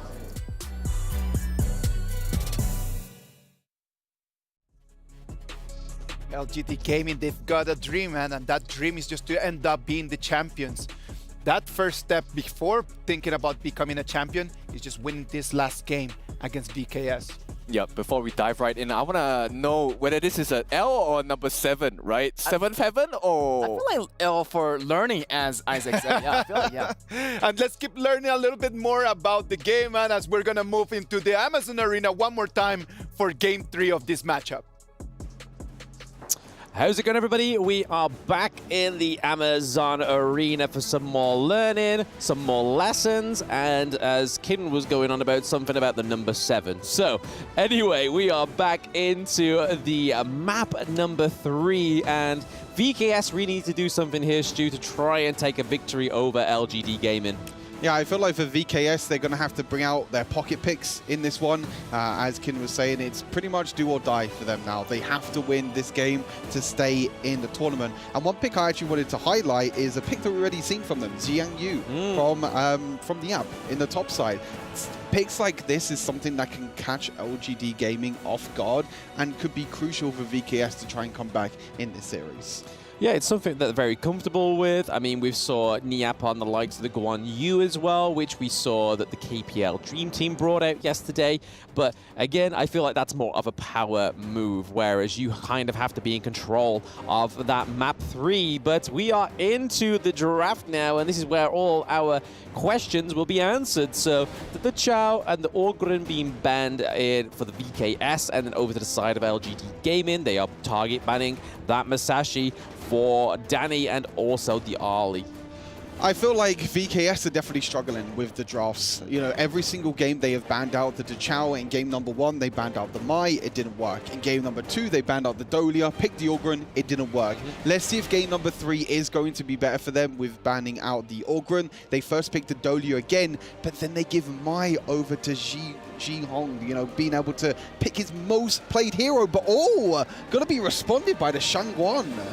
So Shangguan and Haino coming through for VKS. We know that Danny loves the Haino in the jungle, and then Juan on the Shangguan is crazy.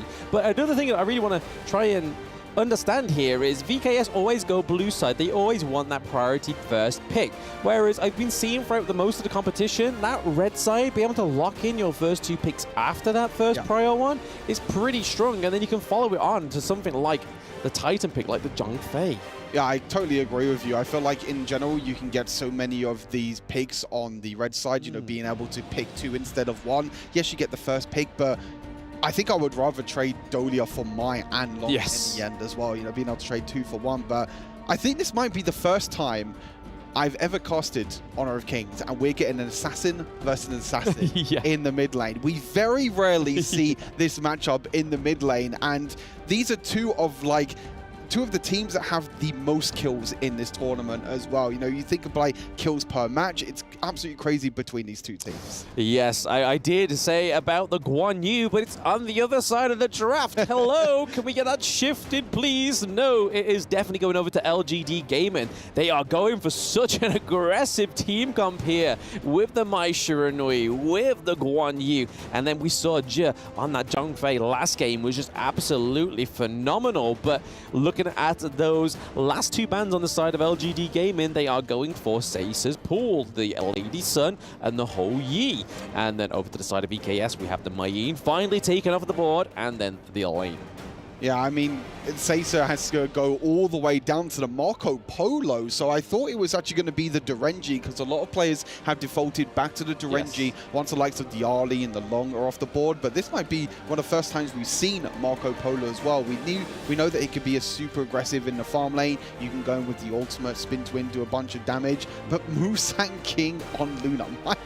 My God, this LGD gaming team looks scary. If I was playing against LGD right now, gaming, like, all I'm seeing is just aggression. Yeah.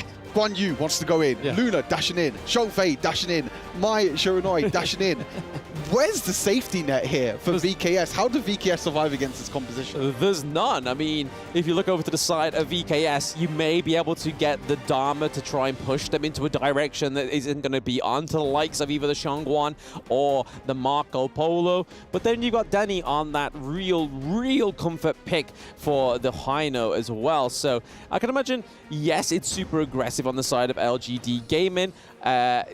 I can only hope VKS are prepared for this because, like you were saying, Stu, there's so much dashes. There's the knockups, there's the push away from Mai Shiranui. And then if we're going to see what we've been seeing for the past 2 maps and VKS don't get any dominance on that map, that those Azure Golems are going to all go over to Luna. We know how dependent that hero is on that Sage Golem pick. But already right now, we're seeing the Mai Shiranui being super aggressive. Yeah, I felt like VKS have picked this squad to try and kind of counteract the aggression from LGD Gaming, because we know LGD Gaming has been super aggressive with trying to invade, trying to get as many resources away from VKS as possible. But the likes of the Shangguan could do really well. Hino could do really well as just being that body block for VKS, allowing the likes of Dharma and also the Shangguan to dive in. We know that with this jungle Hino, he is going to go for a tank build. Yes, it would be a detriment to the team if he didn't go for a tank build, because there's nobody else that's going to be able to tank that damage. But Guan Yu, Luna, and Mai already on that top side of the map, looking to cook something up here. They were trying to take the Azure Golem buff away from Danny, but they were unable to get there. He kind of farmed it very quickly. But this Guan Yu and Luna combo going up to rotate to the Dharma is very troublesome. No invades right now from either side. Musang King looking to try and invade a little bit early on. I feel like the lockdown in general is not that great for VKS. I feel like with so much mobility for the likes of the Luna, the Mai Shiranui as well, there's not that much lockdown for VKS. They don't have anyone that can really shut them down. You know, the likes of Danny and Juan on the Shangguan and Hino. Yes, you can jump in and try and do a lot of burst damage. Yes, you can tank a lot. But the only real crowd control they have is on that Dharma, so they're really relying on Niap this game to get, as you mentioned before, Bam, with the crucial ultimates, being able to push some players on the side of LGD Gaming up against the wall. Yeah, I want to just get back to Get's point as well, is that we would thought at this point of the game that we're going to get a bit more of a synergy by Niap and Danny, but oh, here we go. One gets first blooded onto LGD Zhong there. So again, just LGD Gaming always bringing the first blood of all these 3 games so far, Stu. It is so aggressive, and we expected nothing less from this Mai Shiranui pick. Shangguan couldn't do anything there, unfortunately, just proving how Mai is so powerful, so much mobility, the knock-up, the pushback as well with the ultimate, even using the flash in the end as well to get that extra bit of mobility. Niap, actually on the wrong side of the map there for a second, also has to flash away in the end as well. So again, LGD Gaming, this is not as aggressive as what we've seen from them in the first 2 games, but still, in terms of the lanes, in terms of the solo kills, Jin Hong on this Mai pick, he picked it 2 times in the quarterfinals. Yes. And it was completely dominating. Giving that over to LGD Gaming, I feel like it's just such a bad decision, in my opinion, for VKS in terms of drafts. It's kind of what happens, though, when you get that red side right for 3 games in a row. You can just get those 2 top picks that you want to go for. Here we are, Musang King. Oh, okay. We're going to kill onto Siang. We'd get that Guan Yu bully go down. It is going to be 2 kills over to VKS. This is exactly what we were hoping for. A little bit more love between the teammates, but no, there goes the shatterer of love. It is Mai Shiranui just kicking Dharma out of that safety net under that T1 turret in the clash lane. Is he going to go in here? He's waiting. Is he going to recall? Is he going to go in? He's just going I thought for a split second that he was going to limit test and he was actually going to go in even more there. But yeah, the setup play from Niap, you know, Niap and also One do an incredible job as a duo there, being able to get that kill into the top side. It was traded back in the end, but now we're going to try and see who's going to be able to take this big, massive Tyrants. Yes, Tyrant battle is going on right now. Danny is already looking pretty chunky with that health as well, and they're trying to just whittle him down just before that Tyrant gets the crucial point. But there we go. We see Xiang come through as well, just pushing them all around. Double kill. Triple kill. Is there going to be a quaddy on there? It's not looking like it, as we do see that VKS, Danny, and Niap are pretty safe from that quad kill from LGD Gaming, but Tyrant and a quad, damn. Xiang there with the perfect flank. The members of VKS were just completely caught off guard. You can see how much Guan Yu can rotate, be able to get onto the back line. That flank as well, the push potential as well. As we take a look at the replay, look at the bottom side of your screens. Guan Yu just waiting for the right moment. You can see just waiting for the next auto attack, being able to push the members of VKS into LGD Gaming means that it's so difficult for them to try and escape.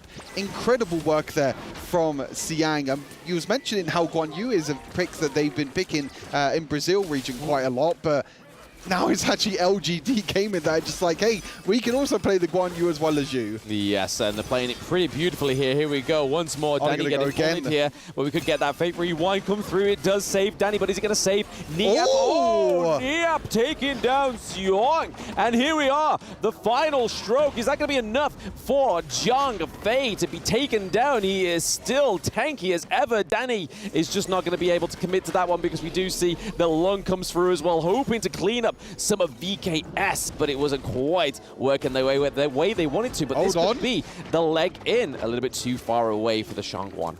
Yeah, we know how strong this Dolia-Shangguan combo can be. Dolia giving the double reset over to Shangguan with the extra mobility that she can get. The untargetable ultimate as well being so huge.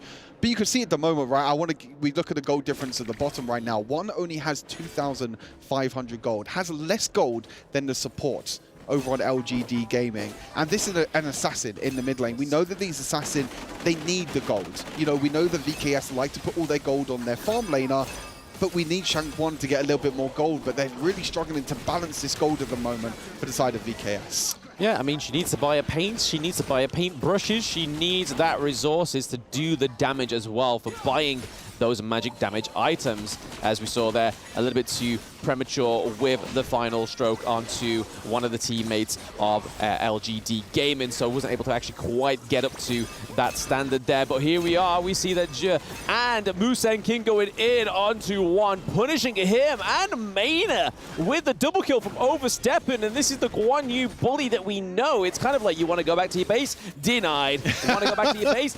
Denied. It's just, again, just trying to turn down Danny, but he's able to faith recall there, but it's not quite going to be enough. He doesn't have that double ultimate. Dahlia is so much healing. He's still sustaining all that damage from the LGD Gaming crew. It is still in it. What is going on?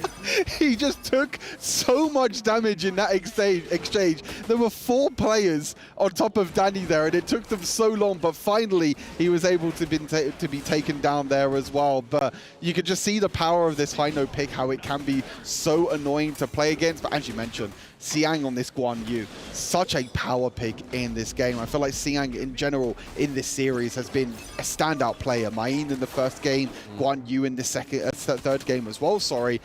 Just being able to go around, go for the flank, push the members of VKS into their squad, and it allows this follow-up because there's so much crowd control, and there's so much AoE damage here on the side of LGD with the Luna and the Mai. Yeah, and we're just seeing typical LGD Gaming just be able to push them into their own corner. They can just absolutely negate everything and dictate all the direction of where they want this fight to go. That is already a 2-0 trade for Musang King and the LGD Gaming team. They are down by 1 member. It is only Shangguan alive. They take the T2 in that mid lane as well. We honestly thought that they were going to try and give them a little bit of a leeway there, and we honestly thought we saw it with VKS Danny getting that Hainu pick, but it's just not the case, Stu. Higher ground turrets falling in the farm lane, falling in that mid lane. This is pure aggression. Really, really strong here from LGD Gaming. They know the right way to engage. They know the timing. They know the aggression that they can bring out as well. Again, we've seen that early level 1 aggression early on in the previous games in this series, but this is very well thought out. This is them knowing their composition, where they need to wait for Xiang to join the fights. They need to wait for Shangfei to join the fights, and the likes of Musang King, the likes of Jinhong can actually clean up as well. Shut down again, though, for Niap.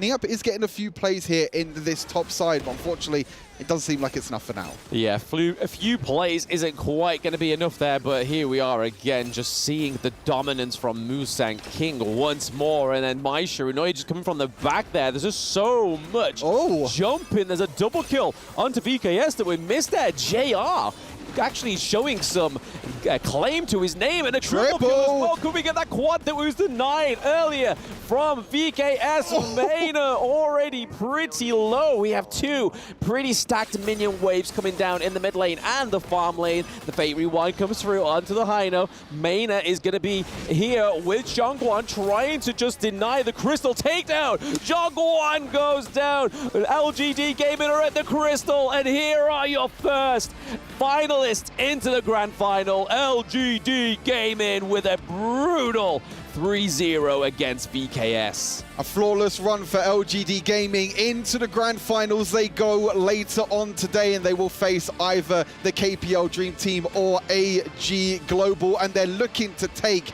the crown after taking the S2 Invitational just a few months ago. Incredible job here from LGD Gaming. You have to feel for VKS. I feel like coming into this tournament, they were expecting to try and get into the top 8, trying to get into the top 4. They did incredible showing yesterday against Weibo Gaming, but LGD Gaming is just a different beast that they have to try and get through. Yes, we saw a bit of love there between Je and Danny, actually going for a hug rather than the conventional handshake. So there's clearly some already relationships being formed here between these players. And I think that's a beautiful thing about Honor of Kings. Even though it's a competitive scene, you see all these players go for breakfast, dinner together. And it's just a beautiful sight to see. And to be honest, LGD Gaming Season 2 Invitational champions taking another victory. And now they're going to have to wait and see who their other grand finalists are going to be. This is such an important game for them, such an important win for them as well, keeping the momentum from the Season 2 Invitational as well. They've got one more step. We heard from one of their players before as well, saying that this means everything to them. This tournament means everything to them. They will do everything it takes to take that trophy home. I mean, that's what all these players are here for, right? At the end of the day, that KPL Dream Team trying to make that team bleed is going to be LGD Gaming's potentially next mission for them in this mid-season invitational. But we're going to pass it back over to the Amazon Arena to hear from one of the teammates. And congratulations to LGD Gaming, pretty much heading to the grand final. Such a historical moment right here in Saudi Arabia at the Esports World Cup.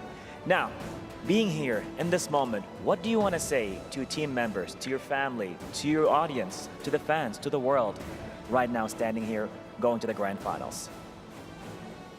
I want to tell to my family that I do it very well. You did it excellent. Perfection is what you did just now. So congratulations one more time. Make it to the grand finals. Something happened in game 1, which is very interesting, where the 4 members of your teammates are on the bottom side while you go solo on the top one, getting the high ground down. So what happened just now? Because my team let me go to push the tower, then can fight 4v5. Okay, they can fight like 4v5 even though they have no marksman. That's how great your teammates are. Amazing. So now pretty much you're gonna take a little break, but then we're gonna go to the grand finals. Any secrets or kind of like rituals you wanna share with us right now? How are you gonna be preparing yourself to the grand finals, regardless who you're gonna face? We don't have secret. We are strong. You are strong enough to face any opponents in the future. Love confidence here. Let's go. I think we are ready for the key. Yes, we are. And now the key handover moment taking place as representative from the Vivo Caged Keys Stars will be handing over the key to JR right here. Thank you so much, Danny. Thank you. So it's going to be a very sentimental moment because your opponent is definitely delivering their key, their life, their journey in Honor of Kings Invitational Midseason to you. How do you feel about this, holding the key of your opponent? I feel so excited. Simple wars and man of few words, definitely with a lot of confidence. A true king taking place right here. We can't wait to see what's gonna happen in the grand finals. And now, back to the studio. Let's go.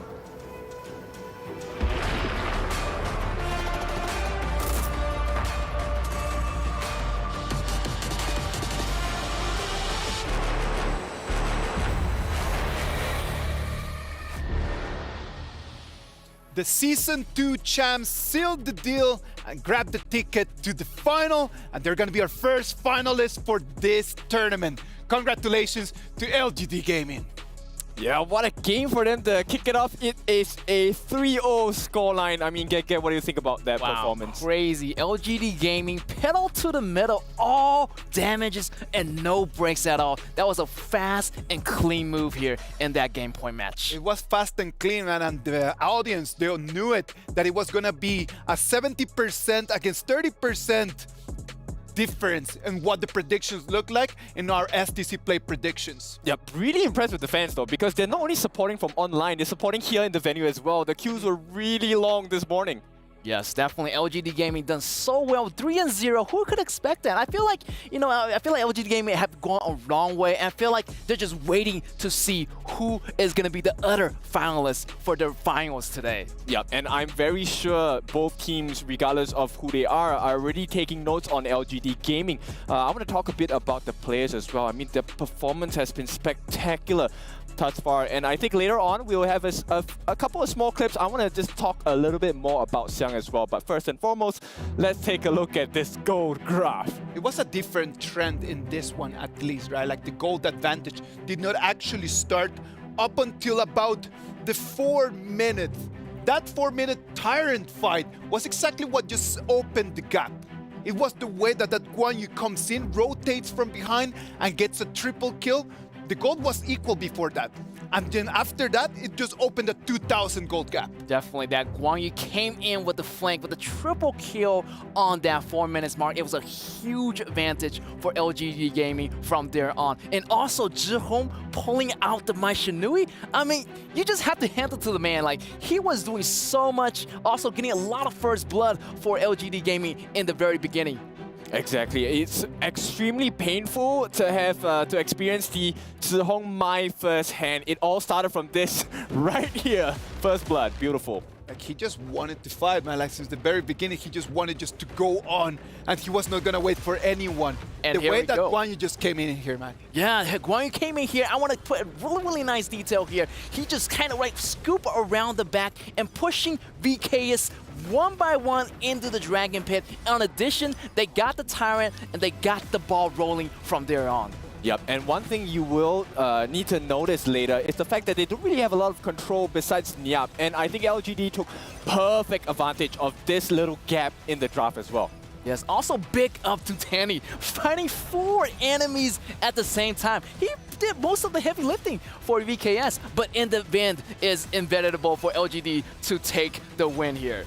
Yep, so one of the things you'll notice also about LGD Gaming is the fact that they always isolate Niap all alone, right? This Dharma actually was one of the big win conditions for the side of VKS. If he could get the control down, you could see there were a couple of moments that VKS capitalized on certain mistakes, right? Niap got the stun in, they got the kill as well. But late game, I mean, this is even late game. 9.5 minutes, it felt like LGD was playing this game for at least 20. Yes, also in the very beginning, laning for Marco Polo was so tough. So really, JR was having a great time on the farm side. So later on in the game, I feel like Marco Polo didn't really have that damage and needed to save VKS here. It is always very difficult just to be Marco Polo and then just start in the laning stage. In the laning phase, Marco Polo is one of those heroes that never has the advantage.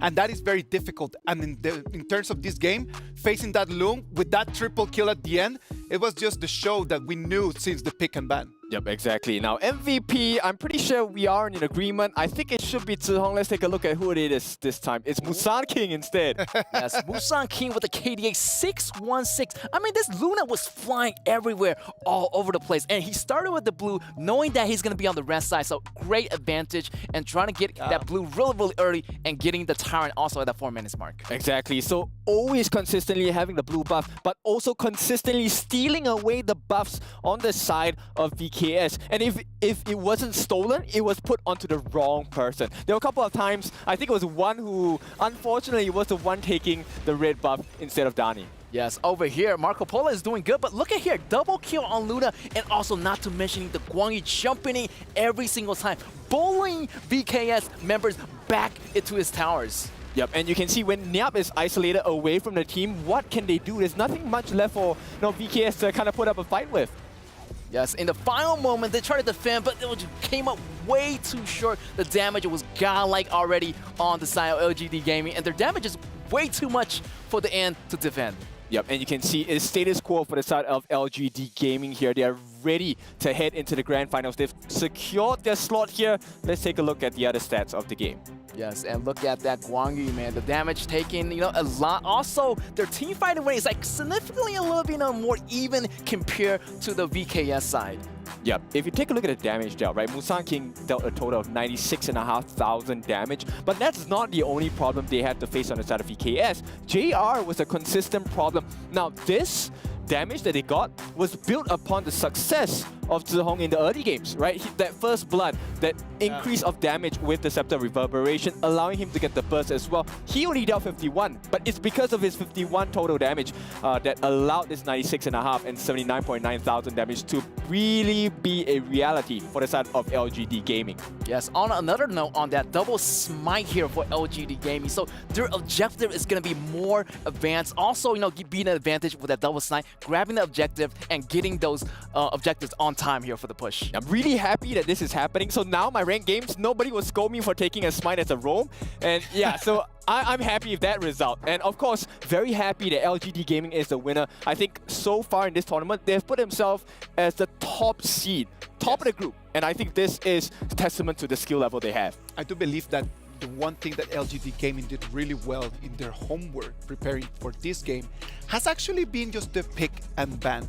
They understood that VKS, because of the way that they like playing with the momentum, they're going to bring the fight. So they just understood, okay, what we're gonna do is just to really have multiple ways to initiate fighting. And that's something that I wanted to discuss with you guys. What is your take on this multiple initiators composition that we just saw right now in this game? I feel like they just went with the role here, went with the flow. They have a lot of heroes that initiate, like Mai Shinui, Guangyu in the last match. So multiple flanks coming in from multiple directions. It's going to stop VKS in its track. So you know that VKS is a team with momentum. So they want to stop that momentum as soon as possible. Yep, every single initiator is a key, right, that you can use to open certain doors into the draft, into the backlines as well. And it's also an offensive measure, right? Fight fire with fire. You can't really attack if you're being attacked at this point. There was a key moment in that game that we really wanted just to highlight and just to dissect for everyone together, right? What about if we put eyes on that one just real quick? Because for me, it was like the moment that turned things around. This one right over here. Yes, and here you see Guangyu coming in from mid lane. Also, he kind of slowly scoot around the back. He sees Shangguan, but he's not going yet. Now he's going in. After Marco Polo uses ultimate, Marco Polo got drawn into the back, so he goes down first, and rest is going to be history here for VKS. Yep, the Razor Cavalry was on point. Not only did he manage to escape from the finishing stroke, it cancelled the finishing stroke because there was no other target to hit. At the same point of time, if you take a look at this fight, there was one more thing that was happening, and that is the control onto Nyap. He's going to be left and pushed away from the rest of the team, and with the unavailability of the stuns, there was no way to turn this fight around. Exactly, man. I believe that in this moment, in this fight, we just started understanding how you need to really have a balanced composition depending on what your strategy is going to be. Multiple initiation is always very risky, but taking that risk can give you a very big reward, as we've been talking about. What are some of the hero choices that people at home can actually choose when they were thinking to play really aggressively like this? Yo, for one example, definitely my Shinui, great control of the mid lane. Also, like, multiple rotations on the very beginning for Zihong, so definitely my Shinui is going to be one of those heroes. If you want to learn this hero, learn it now, as it's going to gain a lot of advantage for you in the early games. Yep, another one you can take a consideration and look at is actually Zhang Fei, right? So Zhang Fei, if you do take the smite, he will be able to help you in the jungle. That's number one. Number two, with the Leaping Savior into the Unbridled Outburst, that's a combination that pushes your opponents into the death box of your team. And I mean, in my ranked games, I love to see that. I love to perform that set of actions for my teammates as well. And it's just a cleaning service. Oh, here we go, it's a freebie. As analysts, when you start thinking about like the way that VKS actually took that pick and ban, the only initiation that they had was just anything that Nyap could do with that Dharma. Yeah, for sure. So if you just focus on one particular win condition, which, you know, hindsight bias, of course, to us it's like, hey, this is a pretty clear problem, right? But when you're in the heat of the moment, maybe there's too many things to consider, too many things to look at. So you kind of miss the point that, hey, you know, the only initiator we had that was consistent and safe was Nyap. Yeah, definitely. I feel like they rely a little bit too much on their Dharma in the early game. So yeah, I feel like having multiple initiation for the core players is going to be a little bit better, like how they did with the LGD Gaming composition. Yeah, I really like that. So this is something that I hope that LGD Gaming, okay, not hope. We know they've been doing it. They've been showing it since S2, right? All the way until this stage. So now the expectation is, okay, you have the right composition, you have the confidence in the players as well. I think we had a very clear indication that all the players of LGD Gaming are really strong, really confident. They have secured the seat. Their hands are on half of the trophy. Yes. Right? They can't put two hands yet, just one hand. And I'm curious to see how this key crushing experience is going to be like for them. Before just moving into LGD Gaming and just started talking about like their hopes and their opportunities for the final, what about if we just take a couple steps back and we talk about VKS, Season 1 champions. Then they come to Season 2, finish in semifinals. Come to the EWC, finish in semifinals. What do they need to do if they want to actually take back that crown that used to belong to them?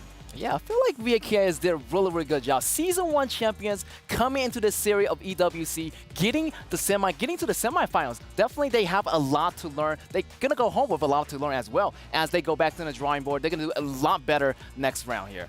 Yep, we should take a look at the brackets, but of course, building your hero pools will be great as well. As we look at the knockout bracket right now, LGD Gaming with a 3-0 victory against VKS. Sadly for VKS, that's going to be the end of the road for LGD Gaming right now. Their hands are already there. I know that their palms are sweaty for sure because they're going to come in to watch the second semifinal between AG Global and the KPL Dream Team to take notes, to really try to find that little opening to see, is it going to be the AG Global team or the KPL Dream Team, the ones that they're going to have to be fighting? I'm not totally sure that they're going to put their phones away and just take a pen and paper for them to start taking notes. Yeah, for sure. This is a good learning lesson, not just for VKS, but for every single team that's also still in this competition, right? So AG could potentially take a page out of the book of LGD Gaming and maybe use it to perform against KPL Dream Team. Yes, KPL Dream Team has been the top dogs of the seasons right now, so AG definitely is going to learn a lot from their team. Also, LGD Gaming is watching this game as well, so they're going to learn from it too. So yeah, it's a difficult one. It's kind of like you go to school, people give you a pop quiz, because right now there is a chance of rotation for the roles and the people playing for KPL Dream Team. So how do you exactly prepare for that? Because, maybe I'm looking to fight against Eno and suddenly chance comes up, right? So it's quite difficult for AG to prep. And I think this matters. Number one, hero pool. Number two, what kind of strategies do you want to pull up against KPL Dream Team? Because I'll be honest, if I were in AG's shoes, it's a tough position to be in. KPL is showing you that we can take the Ogryn, we will crush you with it. We can fight against your Ogryn, and we'll still crush you with it. Yes. You know what, like, before we actually start thinking about the final, we need to finish this semifinal with the key crush, man. Like, some keys need to be crushed, some dreams need to be crumbled, and sadly, we need to go and look at that right now. I'm here with Team LGD who have just crushed the key of their opponents. Tell me, please, how does it feel to hold the key, the crushed key of VKS in your hands? I feel so happy and excited. Excited you are, but tell me, please, how do you feel going into the finals that are going to be so soon ahead of you? I feel like I'm a god. Awesome, thank you so much and good luck in the upcoming games. The keys are crushed, the dreams are gone. LGD Gaming, with that extra buff that they just got in their hands, man, they're going to be a very tough opponent.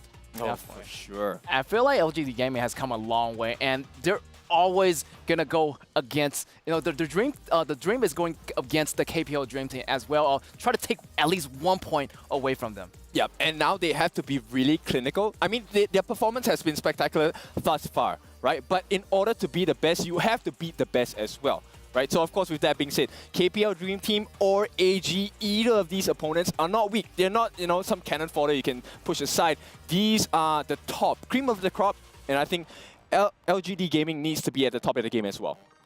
Well, ladies and gentlemen, we're ready for the game, and I hope that everyone is really following us right now. Because remember, you can follow our Honor of Kings Global Esports channels and tag HoK at EWC 2024 for a chance to win permanent skins. You can always as well receive the latest and exclusive esports information. It is actually a great deal, so we hope that you follow us on our channel right now. Game 1 is done. We're gonna move into Game 2. Before that, we're gonna go for a little break. Do not go.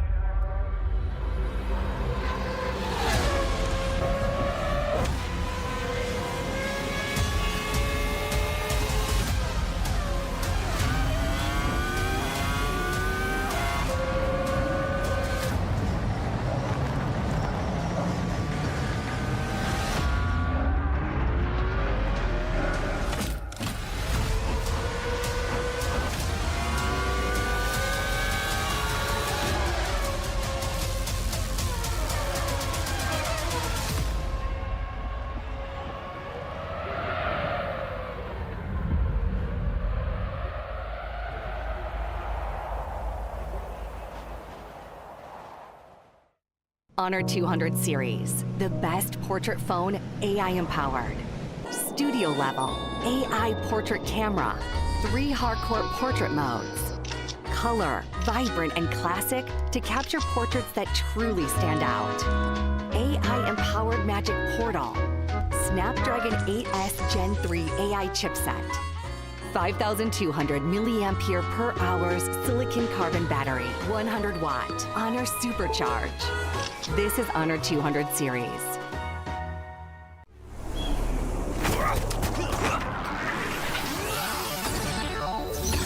Ready, set, go.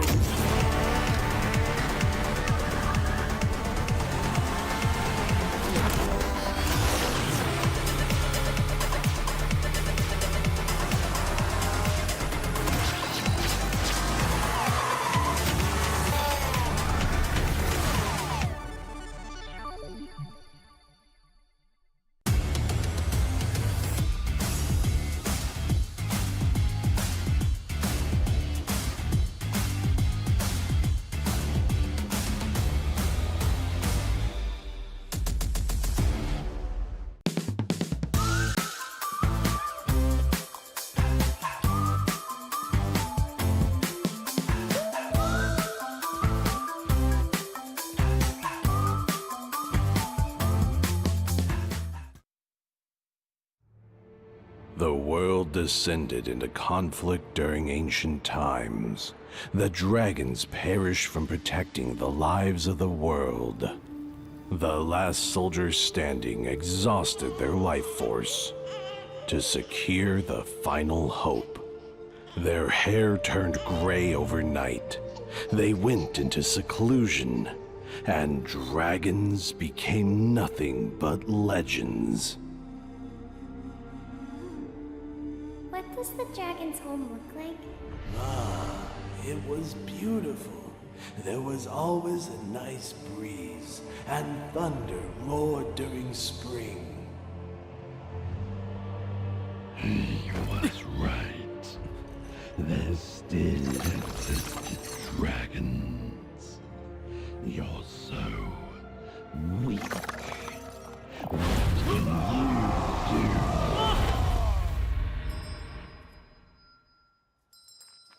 Grandpa, what's this? A horn. When you grow up, you'll know what it means. We don't like horned monsters. You are a monster. You're not welcome here.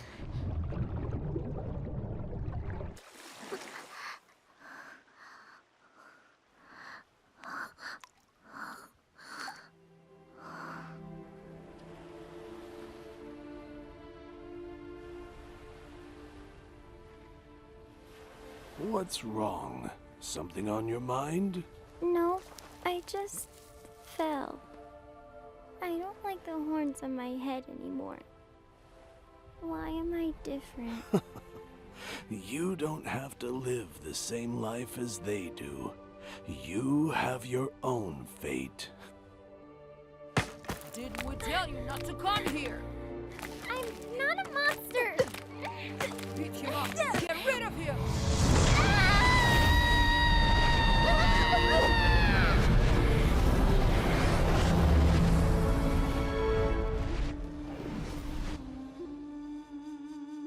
Why do you always play this song?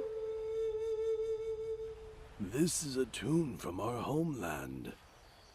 When we hear it, it reminds us of where we come from and who we are, so we don't become lost.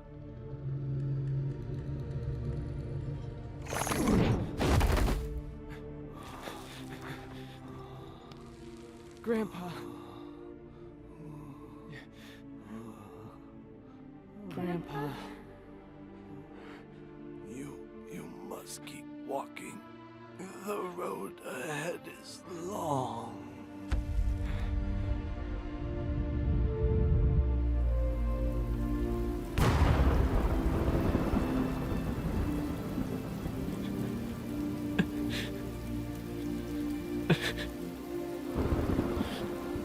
You hear that? Your ancestors are crying for you.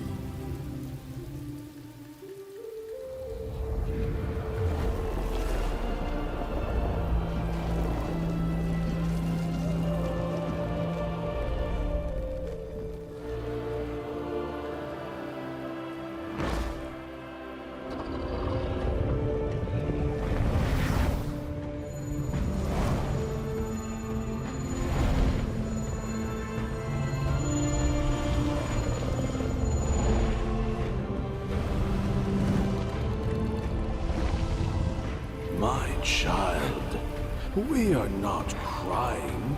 Dragons don't cry. This is our war song. Our war song.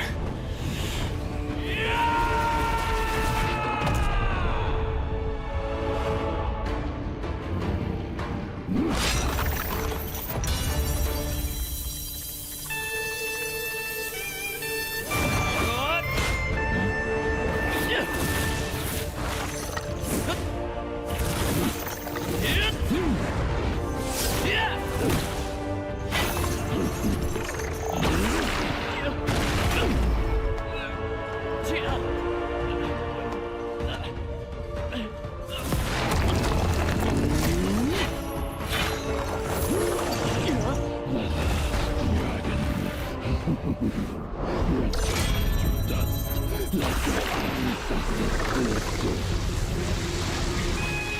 Keep dreaming!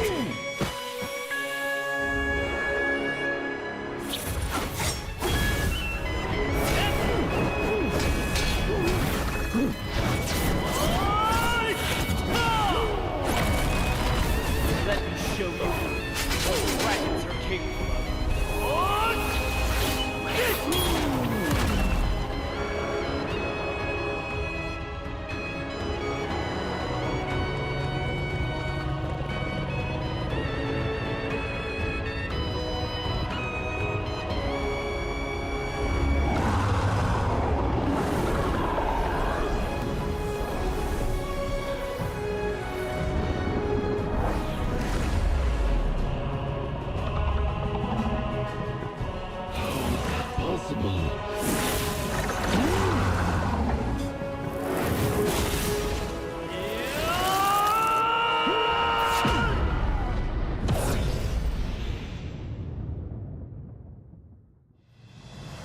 From this moment on, wherever I go, the dragon shall roar, for it will become their home.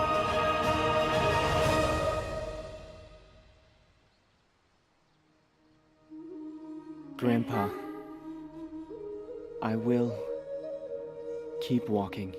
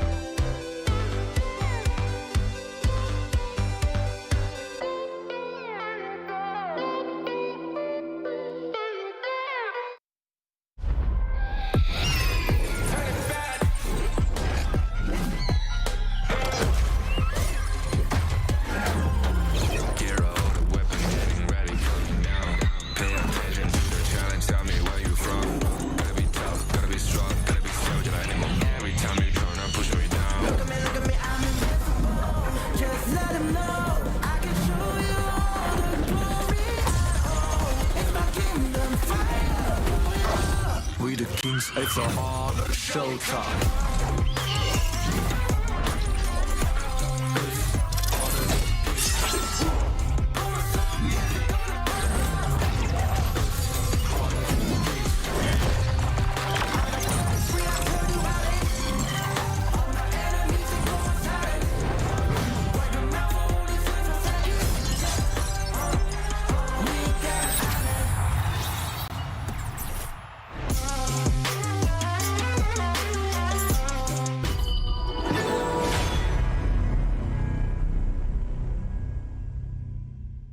As you can see on your screen, that is the Heaven Blade Elaine skin.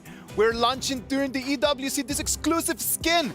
From August 2nd to August 8th, you can purchase this skin at a special offer price of 710 tokens instead of the full price of 888. What's even more exciting is that if you spend tokens to purchase the Heaven Blade Elaine through the in-game new skin event page, you have a chance to participate to get limited time tokens back.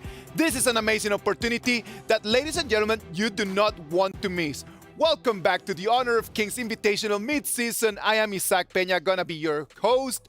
King Tofu is still with us, and right now with us, the one and only Holler. Thank you so much. I'm honored to be here and sharing this stage with both of you guys, King Tofu, and of course Isaac on this one. Semi-finals, a lot of pressure, a lot at stake. What are your thoughts on this first matchup here? I'm stressed. I'm really stressed because this is going to be a banger of a match, right? AG and KPL, you need to understand the stakes are the level of the stakes that we are at, because at this point, it is going to be no lower bracket. This is the result you want. You want to win. Yeah, and of course, AG Global doing a great job winning out against Team Secret yesterday. That was a bit of a surprise and getting themselves up on this one, but going up against the KPL Dream Team, I'm kind of scared for them, no? Yeah, let's take a look at them as they walk in. It's the handsome devil himself, no fear. I can hear the cheers of the girls all across the stage as well. It's crazy, man. Like, did you see outside, like, the amount of fans that they just flew all the way here just to cheer for them? It's insane. Yeah, and actually the cheers were not the girls. That was actually me. That's what I'm fanboying it. I'm loving it. That's a very high pitch, man. Dogs only can hear it. Yeah, but okay, it looks like AG Global are also rolling in. They're just as stylish, just as good looking, let's be honest here, but they're nice little suits, and they're going to be rolling in, and they're going to be doing it in style because they just made top 3. Oh, yes, and I like the fact that they call all gamers global because they want to be the global standard for all gamers in HoK. That is amazing, just for us to see. Like, AG Global is going to have a very, very, very high mountain to climb if they really want to be able to go home with that trophy. They need to beat the KPL Dream Team in semifinals. What do you think is going through the player's mind right now? I think they just need to kind of slow things down. I think not be intimidated. Yes, they're amazing, and we've seen the replays of just, it's highlight reel after highlight reel for the KPL Dream Team, right? But hey, they took down Secret, and they did it the same way. They took it with baby steps, and they kind of built up that foundation, and they built up that momentum to get them through that series. Okay, so here's the thing.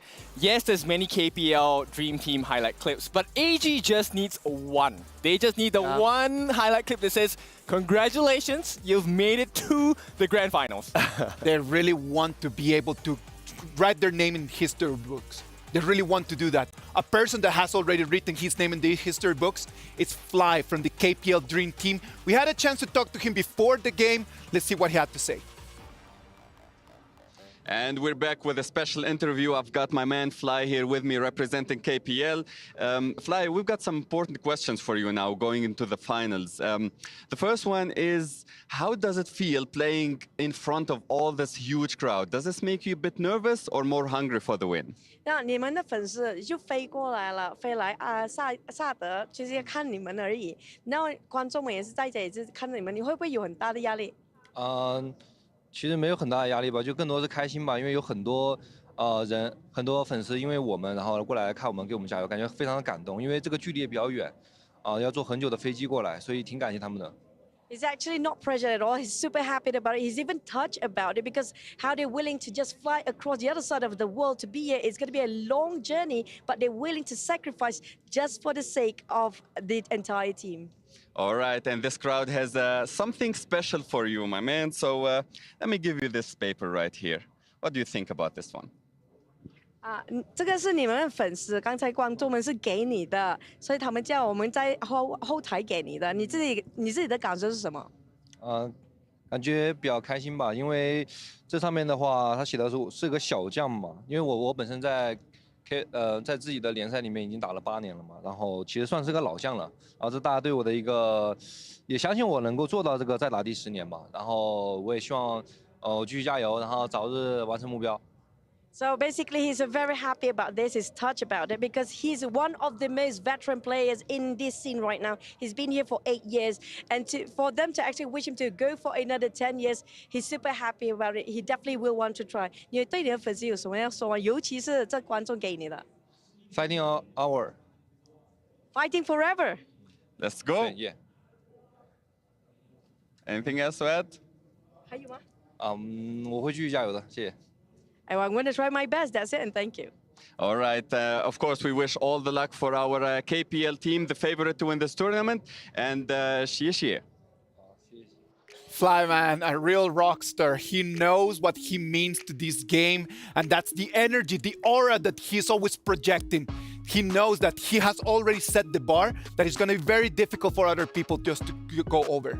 I mean, 7 times finals MVP, 4 times best top laners. I mean, he's the guy, like, he's basically just, like, taking over everything, right? He's that man. He is the guy that you're going to be going up against. But seeing him play for years, and I want to see more, but, man, give somebody else a chance. Yep, 10 years, going close to 10 years already. There is a Chinese idiom that says 10 seconds on the stage, 10 years in the making. Yes, of course, man. And 10 years in the making. Can AG Global really just come in and show us something that could take down that KPL Dream Team?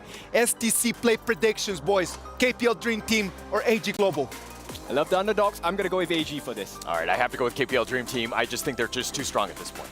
Let's wait and see. 15 seconds for us to go to the Amazon Arena. It is going to be our second semifinal. Whoever that takes 3 victories is going to put 2 feet on the final to try to work their way for the trophy. And we are back again to the Amazon Arena, the second match for the semifinals, as we're gonna have 2 armies coming up with 1 goal, 1 destiny, and 1 spot to the grand finals. So how do you feel about this? The moment where everything will be finalized. We have 1 ticket taken just now, happened for the very first semifinals, and we are ready for the next one. We are absolutely ready. So, Sky, let's go. The world watches as legends colliding. There's only 1 ticket left for the grand final of Honor of Kings Invitational Midseason. I believe both teams are fueled by the burning desire for glory. So please, ladies and gentlemen, and the audiences at the arena, let's hear it from the world calls for your last 2 semi-finalists. The undefeatable force, the invincible legend, the one and the only KPL Dream Team. Welcome!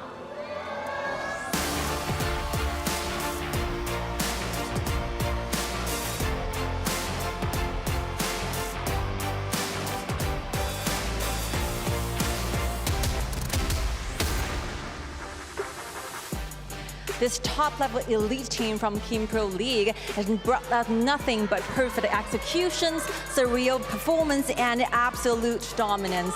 They're here, ready to break more records, ready to set new history. Beautiful energy and hype, and now we are ready for the competition itself with their challengers. And let's hear it for AG Global!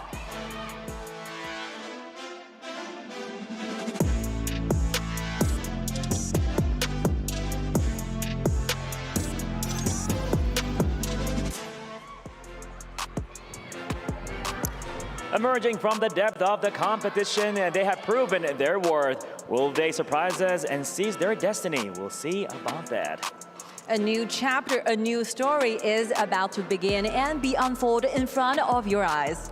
So I guess we're ready to see what's gonna happen and what's gonna unfold before our eyes with this story being written right now in this match. And more to the story, let's head it over to the studio. Yalla. Welcome, ladies and gentlemen, all across the world. Today is going to be the second match of the semifinals. I'm your caster, Gikit, and I have the fabulous Nora herself here. Hi everyone, I'm Nora, and LGD just grabbed the first ticket getting to the final, so it's going to be the last ticket. Gaining, it's going to be KPL Dream Team or it is going to be AG Global. Upset KPL. This is going to be a straight banger match. I just can't wait this match to happen. BO5s, anything can happen. I feel like AG Global has learned a lot in these couple days. I'm just looking really forward to their bottom laner, Jai Jai. True. I feel Jai Jai versus definitely one of those really huge highlight moments of this game. And actually, these two farm lanes met before back into KIC 2023, and that time Zai Zai and Qinling was played as the bottom duo for One Team Esports, and they were being the undefeated back into the wildcard qualifier, so they already know everything about the counter farm lane to play against Eno. Ooh, the farm lane must be packed of action right now. What's your win condition on this? I feel like definitely the win condition for AG Global is to actually survive through the early game because KPL Dream Team are so much aggressive in the early game as well. Especially we can see today's lineup for game 1 for KPL Dream Team. They sent Pan and Eno to B as the lineup. So we know that Pan is so aggressive. He's known for his aggressiveness back into China. So definitely the jungle will be under the spotlight for game 1. Yes, and already we are coming into the draft right now. We got Mai Shinumi getting banned out, Ming getting banned out as well, and Dulia here for the first pick of AG Global, and they're going to be on the blue side here. So first priority is going to be Dulia, and what do you think, what's their composition of going up against KPL Dream Team here? I feel like if they go for the Dolia pick, might be an Alien on the top. Or Solar is interesting, because this is quite KPL style of doing the draft, because the Solaris with the ulti can be shortened by Dolia's ultimate and allowing them to do a insta initiation and also comboed by the burst of damage coming from Angela, which can be really strong if they are putting those combos accurate enough. Yes, those top CCs chains on top of each other definitely is going to be a crucial crowd control on the side of AG Global here. But what is this coming out of KPL Dream Team? We have the Yuhuan here. It might be a jungle, it might be top, but I don't know. I feel like all around they can flex it as a top lane or a jungler. So anything can happen here for KPL. Exactly, and that's how KPL Dream Team is playing with the draft right now, right? They're picking out 2 flag splits, Oren and also Yuhuan. So still, maybe they can go for another top lane. Might be a Byron pick or might be a main pick, or they can go for some other utility mages to let them to do all of those controllability for their composition. Yeah, I feel like Lady Jun, that utility mage, is still up for grabs here. It's going to be a really good pick. Is it going to be either on the KPL Dream Team side or it's going to be in the AG Global side? Well, it's hard to say. And we can see AG Global just ban away Zhang Fei and Lianpo, which can be played so well by No Fear on the side of KPL. And here it is. Guan Yu, I love it!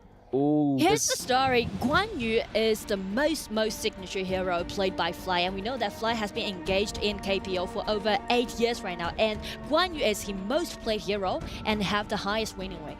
Over 130 stats right now. Yes, I feel like they do have a great potential first blood in the beginning, because if Guan Yu, started in the mid, they might be able to get that potential first blood, but it's going to be really risky. But you know what they say, man, high risk, high reward. Exactly. So actually I'm looking forward to seeing what kind of jungler that AG Global might go for, because speaking to this Dolia, Kaiser definitely going to be the top 1 choice, but the point is that KPL team already picked out this Ogren, so if they do so, I would say Ogren will be played as a jungler. And they have the Mulan. I haven't seen AG Global play Mulan in a very long time. Great skill hero here. I feel like level 4 definitely is going to be the point. They got to use this hero to outplay KPL Dream Team, or else it's going to be really difficult here in the early game. Yes, and could you see the smile on Fly right now?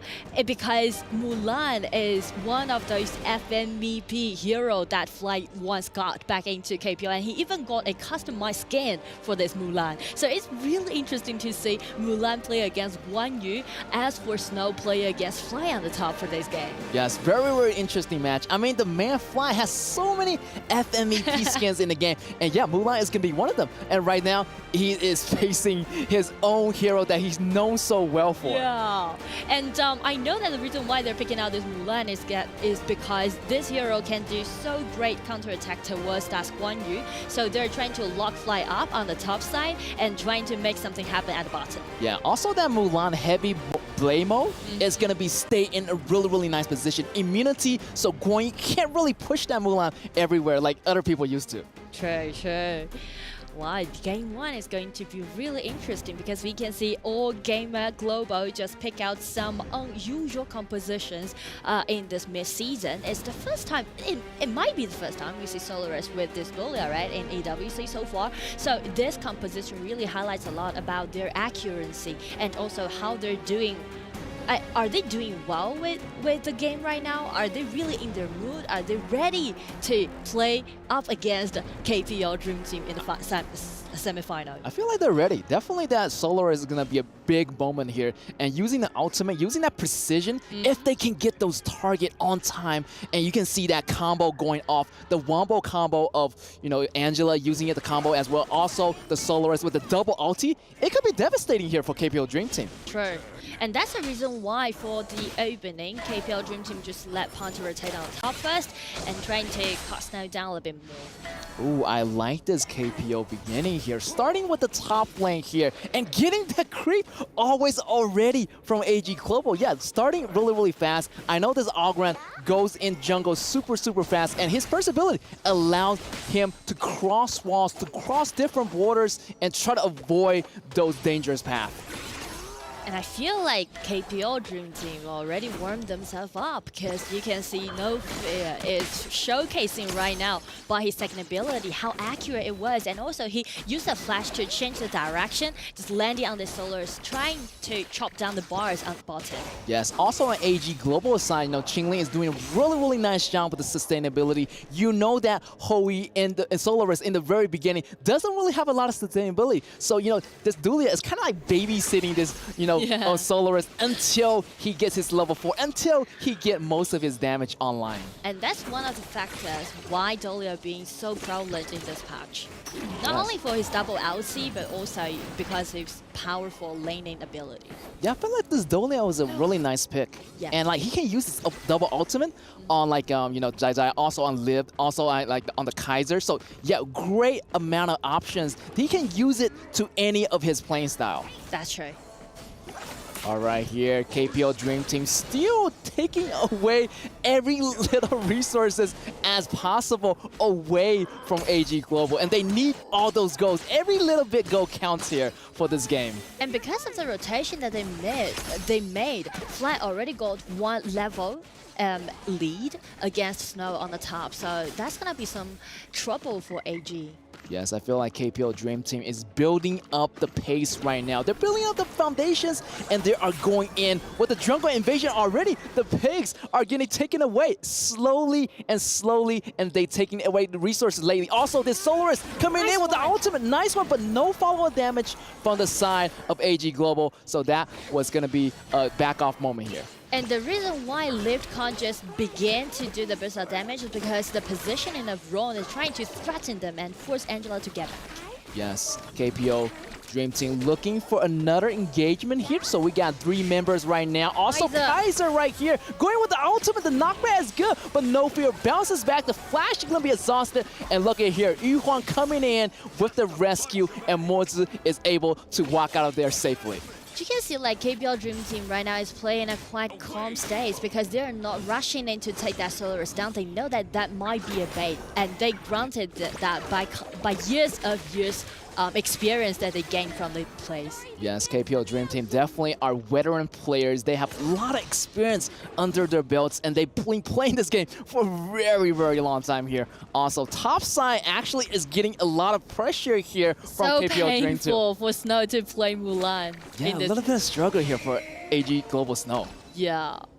And here's the Soloist ultimate is not gonna hit, but however, look at here, ultimate coming from Angela, a little bit damage, not quite big here, but look at KPL Dream Team going for the bottom, thinking of something new here, try to maybe go for the tower dive, but it's gonna be super, super hard because this Soloist is holding its tower and fighting under the tower right now, but the protection is already off, and here we go, KPL's Dream Team is stepping up to the plate. I do like the way how KPL Dream Team is microing this game because as you can see, AG Global pick out the burst out damage from Angela and also Soloist. They did it really well during the laning, but KPL Dream Team just constantly back up Fly and let him to be so liberal in game. And right now they're just trying to take those tyrants and easily to get invade into the other jungle. Yeah, the timing of the rotation is really precise here. As soon as 4 minutes come in, you can see Ogren already taking away that tower. And also the bottom lane tower is already gone. Here's the Soloist with the hit. Great job on the ultimate connection here, but the ultimate by this Yuhuan, he's gonna survive here, and not much is going on here right now. Ooh, so many damage. Also, KPL Dream Team is playing it really slowly. It's very surprising. They're actually taking it a little bit by little, not to rush too much, because they know that AG Global has been learning from them in these past few days. Ooh, first blood by Eno right here on the Soloist. That's going to be bouncing. But look at Pot already tower diving into the end. AG Snow getting out this monster here. But look here, the damage is going to be too much. Double kill on Mulan. 2v2, even Trey. Now KPL Dream has to back out before they lose too much member on their team. This is a 2-3 trade made by AG. Nice job, I do need to say, because as KPL Dream Team is just being a little bit overcommitted, trying to make that tower dive happen, but AG, they just stick to each other. They never just, let it to be really messy, so everything is actually under control of AG in that case. Yeah, KPL Dream Team, a little bit overstepping, into their borders, into the enemy's territory, without realizing this Mulan is doing a lot better than you think. It actually is really impressive. I haven't seen AG Global Snow using this Mulan to potential, but look at that connection. Great job on this burst damage of Angela, knocking down No Fear right there on the top side. And that's what we were talking about, the combo that we see put in such a beautiful way made by Angela and Soloist outing.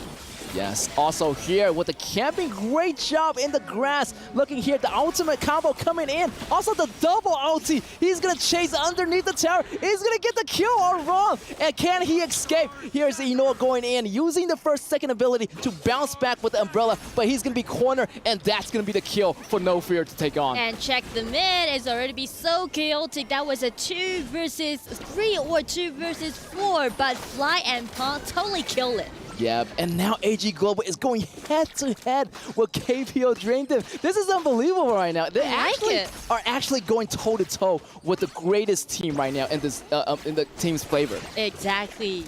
You can see how fast that AG learned and they improved, because last time they played against each other in group stage, and that was a 1-0 win by on the side of KPL. So definitely AG learned a lot, and they made such a clear plan to play against KPL Dream Team in the semifinal. Yeah, I feel like they had a good momentum going after the group stage, also after the knockout stage as well. So coming into this match, they already have a really nice momentum going. So I feel like that this match definitely they're going head-to-head against this KPL Dream Team. And it's really working, the combo from Angela and Soloist. Oh, the combo again, right there. The combo works. The wombo combo is on target. The follow damage was exactly on time. And this is what I'm talking about. AG Global getting that ball rolling and getting the ball into their court.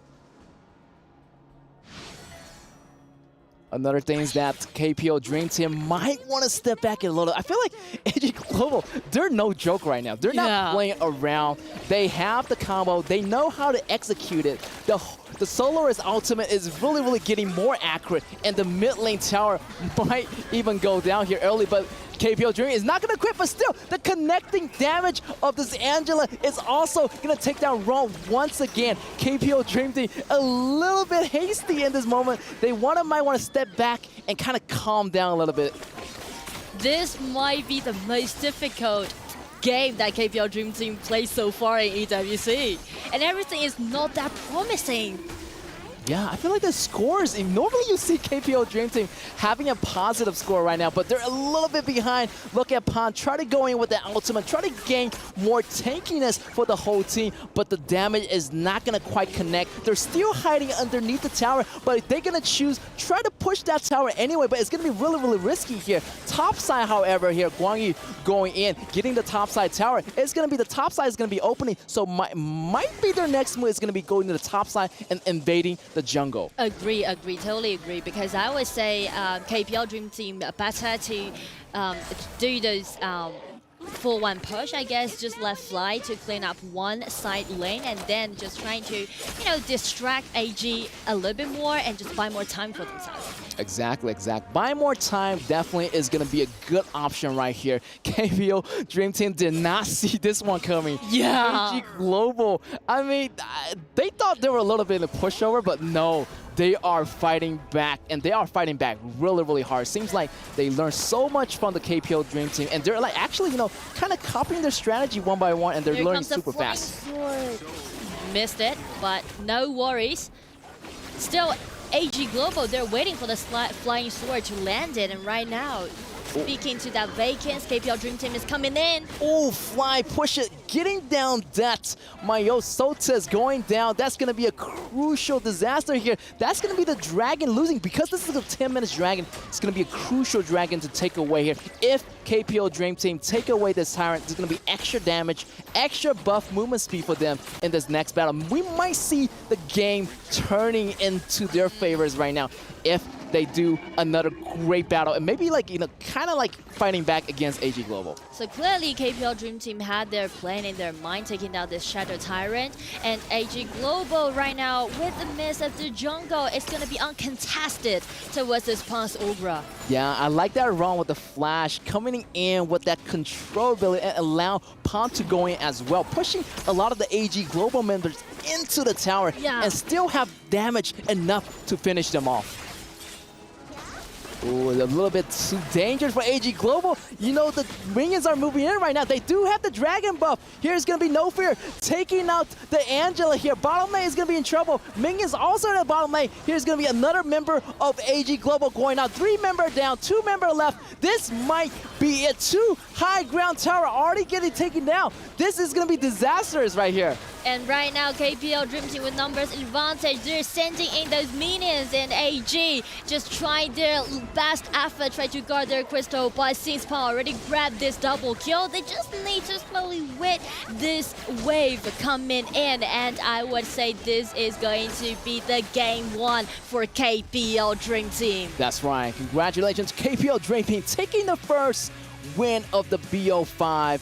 And yeah, wow, what a devastating blow here. I mean, AG Global did so well in the beginning. I mean, they paced the game really well, and they stand up to KPL Dream Team. Yeah, you can see Fly was hugging No Fear. I can't really see the face because they're at the back. But you can see it was so stressed for KPL Dream Team. They didn't really realize that this could happen for game 1. Yeah, and let's see go back to the studio and think what they think about the first match.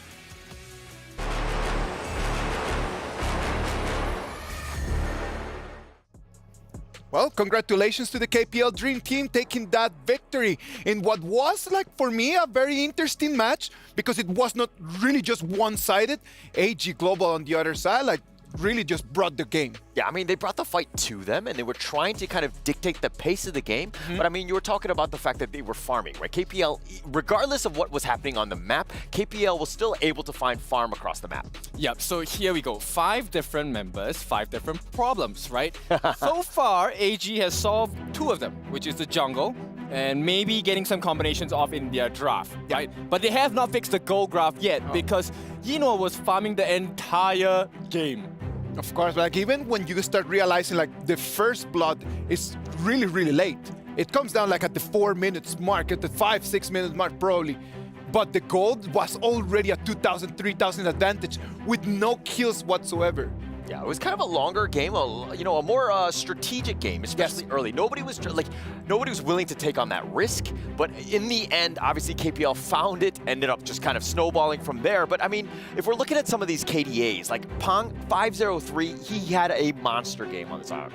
Yep, besides him, Fly as well, 115, he was doing pretty well against Snow, but I have to commend Snow at the same time. He managed to hold Fly on his own, right? And if we take a look at Eno 2, 0, and 5, at one point of the game, he was double the farm of Zeiss. That's really scary.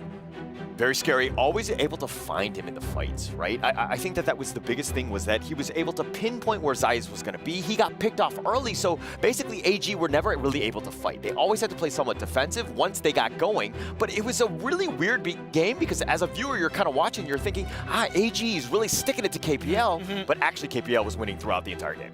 Exactly, and if you take a look at the Mozi, No Fear, super impressive with his cannon blast, especially the last snipe in the base. I forgot whether he caught Zeiss or Liv, but that was a nice one. We were at our seats kind of commending No Fear. And you know, if you have seen the interview before, they were laughing at No Fear for his lack of competency with Mozi, but boy, this is a different class. He was always on. He was hitting two-man stuns. He was like, he knew where they were going to be. And then I guess that comes with the years of experience that he has. He's able to predict where they're going to be and where they're going to be hiding. So almost no one got away because, you know, again, No Fear was just picking them off. Some lessons that I have learned. So if in doubt as a Mo to use your cannon blast right smack in the center, you should be able to hit your target, because that's exactly what he did to Maya Solis. Yeah, he hit it almost every time. It was almost pinpoint accuracy. I mean, you're almost thinking like, how is he able to predict it at any moment? But he's always up front, always able to get that vision, and then he's hitting those the cannon blasts. Well, let's see how the game went down. It was so spicy for the side of AG. Yeah, and you know, just getting that first blood kind of snowballed his farm, right? He was on point throughout the entire game. He had a level advantage, and he was kind of largely left intact. He was kind of had so much space to do what he wanted to have done, and this is the part where you're kind of thinking, wow, AG really sticking it to him, getting all these pickoffs, is doing very, very well here. Yeah, but at the same time, Eno was farming all the way. But I need to commend this gameplay by AG because they really fully use the functions of their ultimates to act as a combination. The Solaris Zeiss with the Burning Sun arrow leading into the Chaos Cinders into the Blazing Brilliance.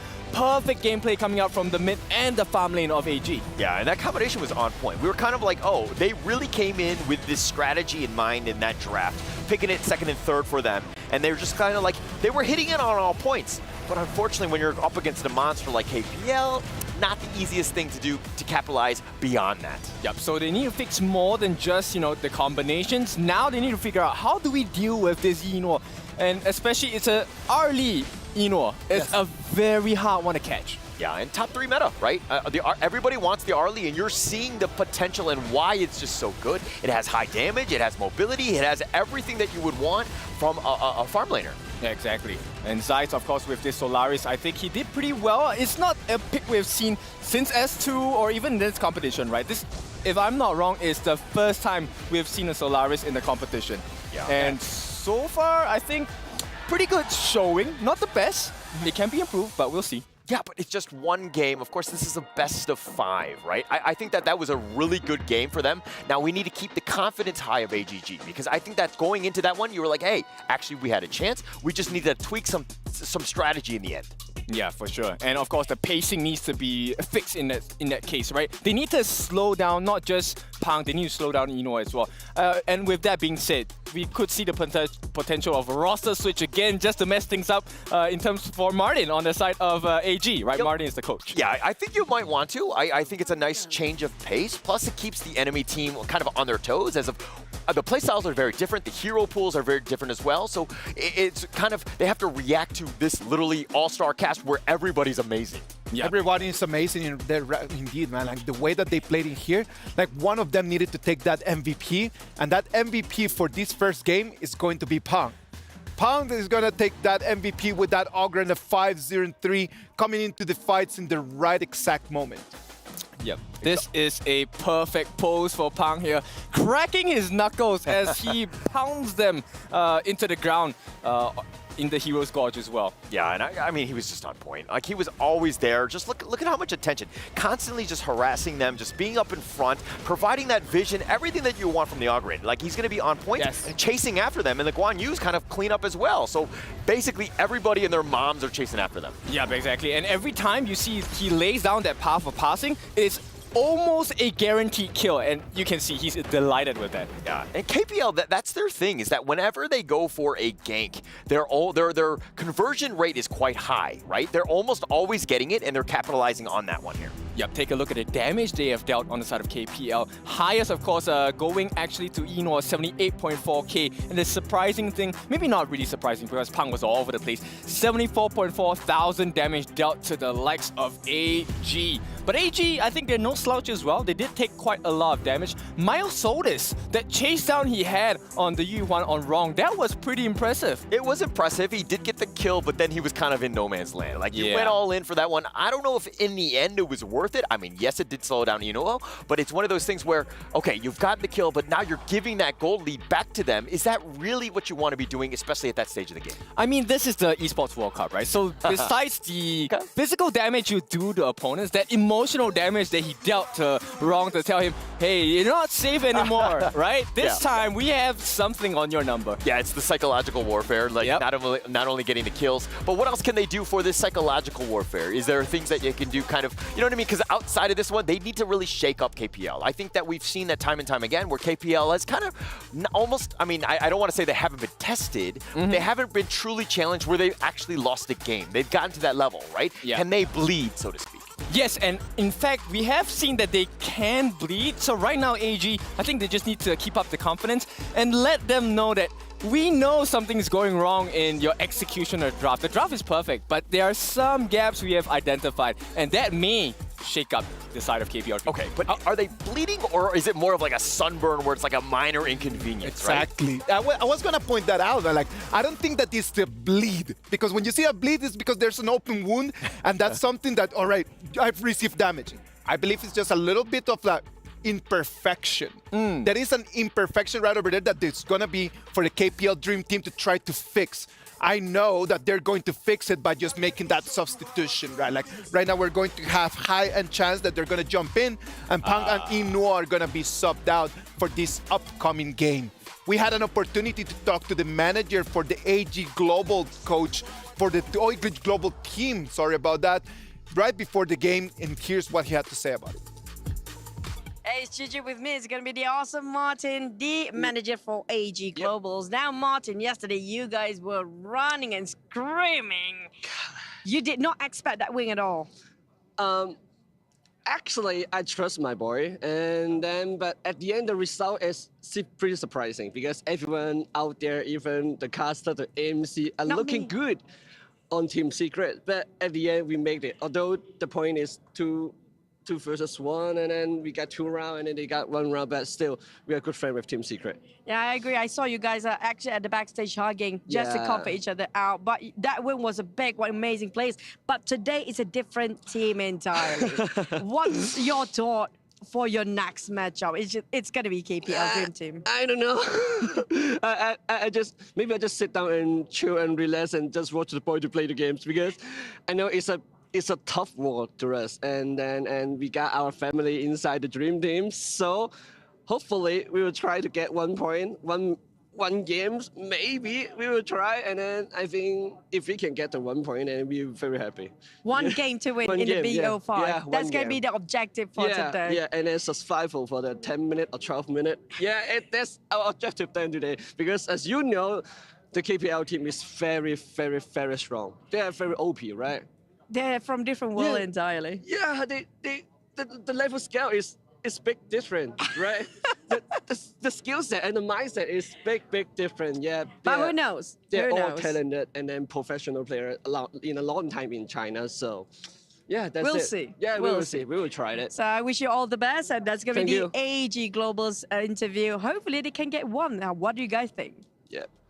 Taking that first game, just like taking just 1 victory, if that is their real goal, just to take 1 victory, I'm telling you, they could actually use that momentum to take the whole game and just make the biggest upset that we've actually seen ever. Now, everything needs to start with that first game. Can they take that first victory, though? I think they can, right? It's kind of like a puzzle piece for them at this point for KPL Dream Team. They have figured out kind of a formula to say, hey, this is the potential solution. But once they find one, I think they can really break the code. It's all about baby steps. Just small wins, get yourself into the game so that you have a chance at that mid-game, and hopefully it'll convert into a win. I love the way that AG Global just played that first game. Let's wait and see if they can keep playing in that same way it's this game number 2. Hopefully the boys are gonna be able just to really stretch their fingers, keeping the same momentum, and just really just hit it out of the park. Let's go to the Amazon Arena for our second game. Here we go, guys. Second match of the BO5, and definitely one of the goals for AG Global, just to get one game. I feel like definitely that's going to be their objective for today. Exactly, and we can see how great that they did in game 1. And speaking to that psychological thing, I would say it is really good for AG to play against KPL Dream Team, because I talked to their coaches before and they told me that they are not in a stable mindset unless they play against a stronger team. Yes, I do have to agree. I talked to Martin as well, and he's a totally funny guy, and we have been talking about AG and how they handle this as a team versus KPL Dream Team. So yeah, first perk already, Dulia, great compatibility with a lot of those ultimate heroes. So let's see what KPL Dream Team is going to go into this match. And so far, it's just stay as the same as game 1. Instead of KPL Dream Team, again, did the rotations, right? Han and Chance back into the arena. And we know that their playstyle also going to change a little bit compared to Pon and Eno being in the composition. So it's going to be more stable and it's going to be slower than game 1, I guess, and they're going for this Lady Jin as a mage. Yes, I feel like AG Global is still going to play well in the second round. They already got warmed up in the first round, so they're going to stick with the strategy right now. I feel like that one win definitely is going to be like really close to the games. True. And you can see AG actually stay for the same Dolia pick, but they changed their strategy. Going for this Won as the bottom lane, also Yuhuan maybe as a jungler or as a mage. We still don't yet. Oh, I love this composition by AG Global. You got the sustainability of Yuhuan. You got the healing damage, healing second ability from Dulia. Also the double ultimate on Loam. This Loam is going to be very hard to catch here by KPL Dream Team. Totally agree, and I feel like AG is trying to do a lot of pushback instead of just initiate the engagement in game, which means AG is looking for a slower game for game 2. Yeah, on the other side of KPL Dream Team, they got this Ogren already. Also, Lady Jin in the middle right here. Great utility. Also, on top of that is going to be Cheyenne. Wow, great. Another great sustainability for Arlie in the early games. Also, versus Loam, they might be doing a little bit better as, Arlie kind of like counters towards Loam in the early games. Exactly. So that will make KPL Dream to have at least one winning lane at the bottom. And also with this Tai Yan pick, I feel like KPL Dream Team is kind of saying that, all right, you're going to play safe. You're going to waiting for the late game maybe after like 10 minutes mark. Then we'll do the same. Yes, and that's the second match. Is going to be another great showdown here. I'm just wondering who is going to be the top laner. Last time, Snow played Mulan, but this time he's going to use this Dharma. Great initiation. On top of that, I feel like he is the only initiation on the team other than Princess Frost using the AoE here. Exactly, and the reason why they brought up this Dharma is because their lack of initiation, and they trying to accelerate their pace a little bit more and trying to make something happen in the mid game. But as KPL Dream Team is picking out this Byron, I would say it seems really solid to me, the composition on the side of KPL. Yeah, KPL Dream Team definitely have a strong top laner. I feel like both lanes, both the side lanes are very stable. So it's really up to, like Ogren, can he make the ball rolling? Can he get that snowball going here for the KPL Dream Team in the early game? And it's really interesting to see both coaches doing such an amazing draft, because actually these two coaches have known each other for quite a long time.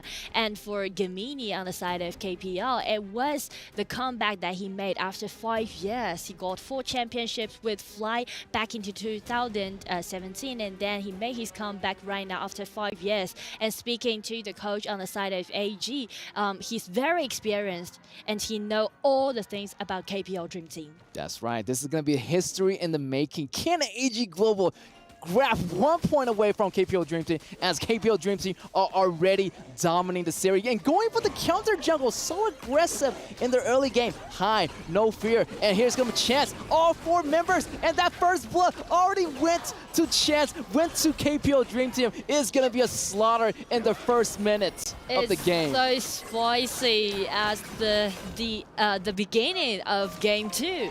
Because of the Byron pick on the side of KPL, they are just using the strong power that he has, you know, being so dominating in the early game.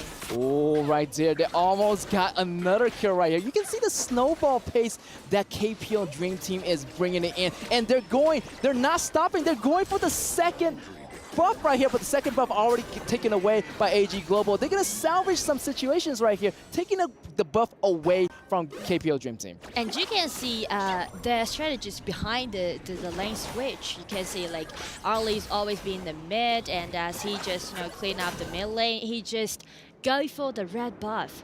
This actually is going to be the first red buff, right? Yeah. They already handed over to Chance with this Arlie. This felt like the first game against Falcon, kind of like, pouring the resources into High or pouring the resources into Chance. So yeah, they're going to do it again. They already memorized the respawn time of these jungles. So once that 30-second count starts on these jungles, they're going to be here. But at the meantime, they're still putting a lot of pressure on the top lane of AG Global. Trying to push this back. Also, the timer is going to start here. So they're going to do it over and over. Counter invasions and just taking every single resources away from AG Global. And those preset that KPL Dream Team is doing right now is trying to make a secured invasion. So they just cut one wave from this Dharma and went going into the blue buff side. And also, with this red buff that Chance have, they actually got more chances than AG Global speaking to this engagement. Ooh, good job on this Mayo. Sota's getting that smite, getting on time, getting that blue buff out before KPL Dream Team take it away. So far, so good for KPL Dream Team. They're going really, really nicely, but right now they need to pick up the pace right now. Can they make the snowball hopping? They're going for another buff right here. So much aggression on the side of KPL Dream Team. And AG Global, they need to figure a way to slow this down here. But you see, here's the thing that AG Global trying to play safe in the early game, and that's the reason why they're picking out Yu-Huan with this Lone and also with Dharma. They're trying to make sure that, okay, everything's just gonna be so peaceful and nothing's gonna happen in the early game. Everybody just farm up so well, and it's kind of like a little bit idealistic. Yes, definitely. And now we are a little bit slowed down here since the invasion in the early game didn't really go as well as it seemed, but already done some damage. AG Global still licking the wounds right now, a little bit behind and go, but however, they still can manage to hold back and maybe, even try to push the bottom lane even a little bit more. If they want to, push it back on the side of AG Global, they really need to focus on this 4 minutes mark, the Tyrant at the bottom side, because we can see Lone. No damage actually has been dealt upon this Lone, and also with this Golia, they can have double ulti for this Yu-Huan. So I would say it's quite contest for AG Global to fight for this Tyrant. Right here, the teleportation is going to come in, and they know that 4 minutes mark is going to be there, and they are ready to take the Tyrant here. Try to get a little bit more of river control so they can take this Tyrant away, safely away from AG Global. Exactly, and these are those, and this is the experience that we see from their play, from their strategies right now on the map. Yes, great timing here as the 4 minutes kick in. The tower protection goes down, and here is the Tyrant in their hands. This is going to be a repeat scene from the last game as they got the first Tyrant, they got the first tower, and they're trying to go for more tower dives right here. And again, it's gonna be a team fight at the bottom side. Around the tier 2 tower, here comes Yu-Huan again at the rear, trying to make something happen upon this early and Chance has been taken down by Myosotis. That's right, but High is still pushing it really hard. Double kill, and they're gonna take that red buff away. So double kill, red buff, great snowball going right now. This game just starting here. Fly, 1v1 on Snow. Can he make it happen here? But still, High has already got a lot of goal lead. Double buff on his side. Also gaining that time, already pushing that goal to his limits. Already like 3K goal ahead of AG Global. This is kind of like deja vu of game 1. Fly again got 1 level lead against Snow, and also that team fight happened at the bottom side. Even though Sotus find a really nice positioning and take the marksman down the side of KPL. But with this Ogren high, just getting in, grab some safe kills, and then rotate to the blue buff side again. Yes, this high, using this Ogren, he's going to bully all the jungles right now, taking away every single resource that he can, and he's really capitalized on the situation right now. Nobody is trying to get close to this Ogren as his health bar is getting more and his attack is getting stronger by every minute.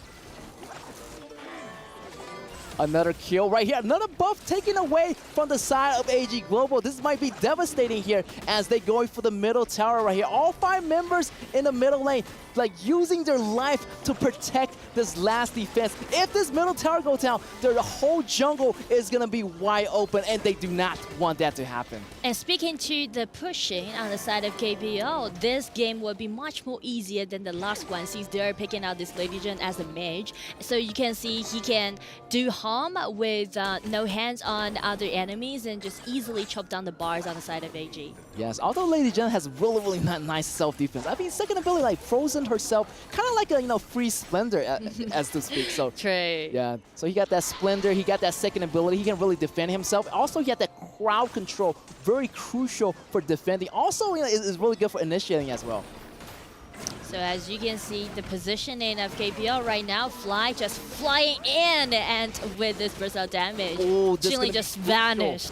Wow, it's going to be melted here. AG Snow goes down. And what about the double kill on high here? Still pushing middle.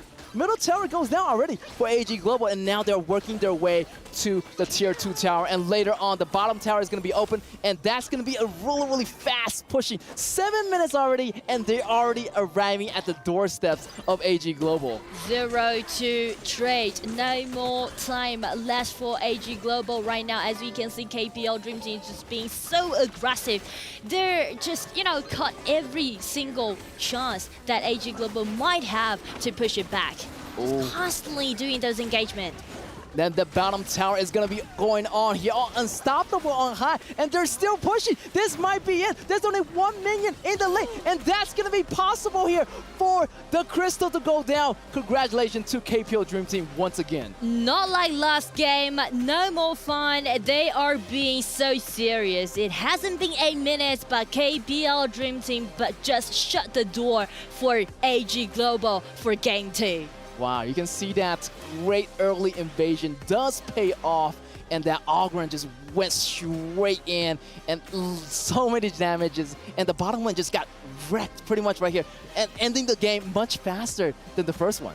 And so many, so many experience that we can see from the game that KPL Dream Team played, because you can see each time they're making a lot of presets before the next kind of execution, and I know that back into the studio they definitely had a lot to talk about their strategies. So how about let's just hand it over to the studio.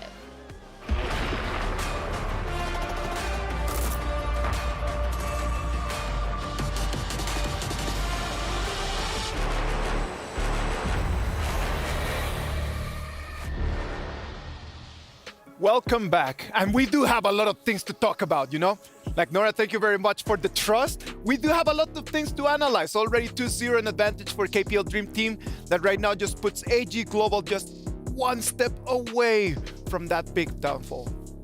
It's a bit scary, right? I think that Martin said it himself, the manager from AGG. He was kind of like, hey, we just need 1 win. And I think that right now is very optimistic, right? Trying to get into that, just being real, right? And I know that he's called us out yesterday because we did choose Team Secrets in that sense. But yeah, he did. We did. But nonetheless, I think that this is one of those situations where, hey, I think Martin is kind of like being very real with this one. This KPL Dream Team is on another level.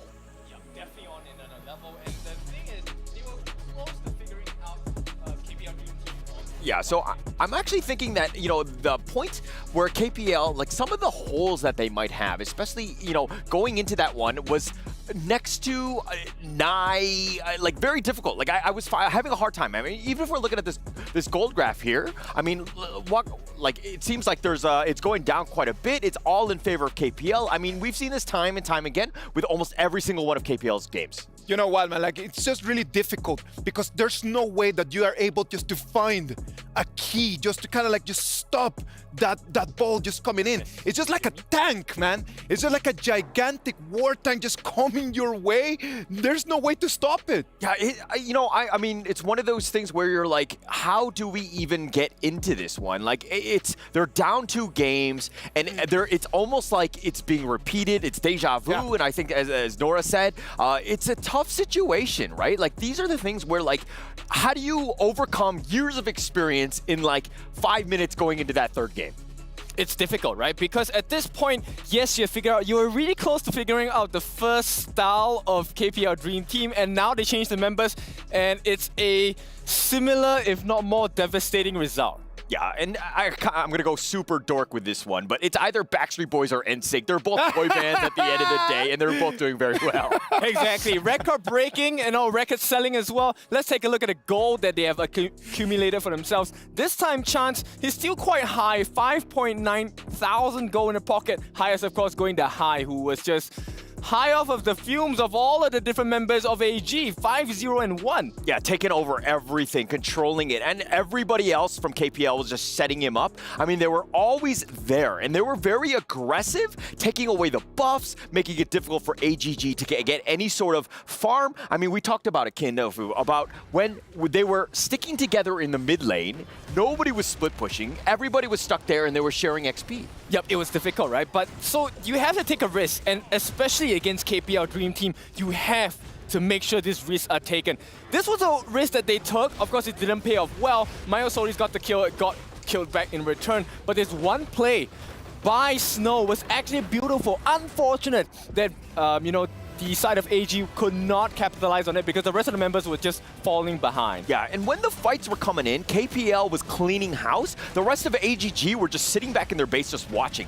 You needed to take advantage of that. Where are the enemy not? Like, we need to be split pushing. We need to be forcing the issue so that KPL has to actually react to something that we're doing on this map. Yep, and this is the mark of a good team, and if not the best team, right? The ability to adapt to different situations. Look at what the potential solutions are, right? Every game is a problem, right? How do we figure out a formula? Okay, how do we solve this problem? How do we solve that problem? And KPL seems to have answers to all of the problems so far.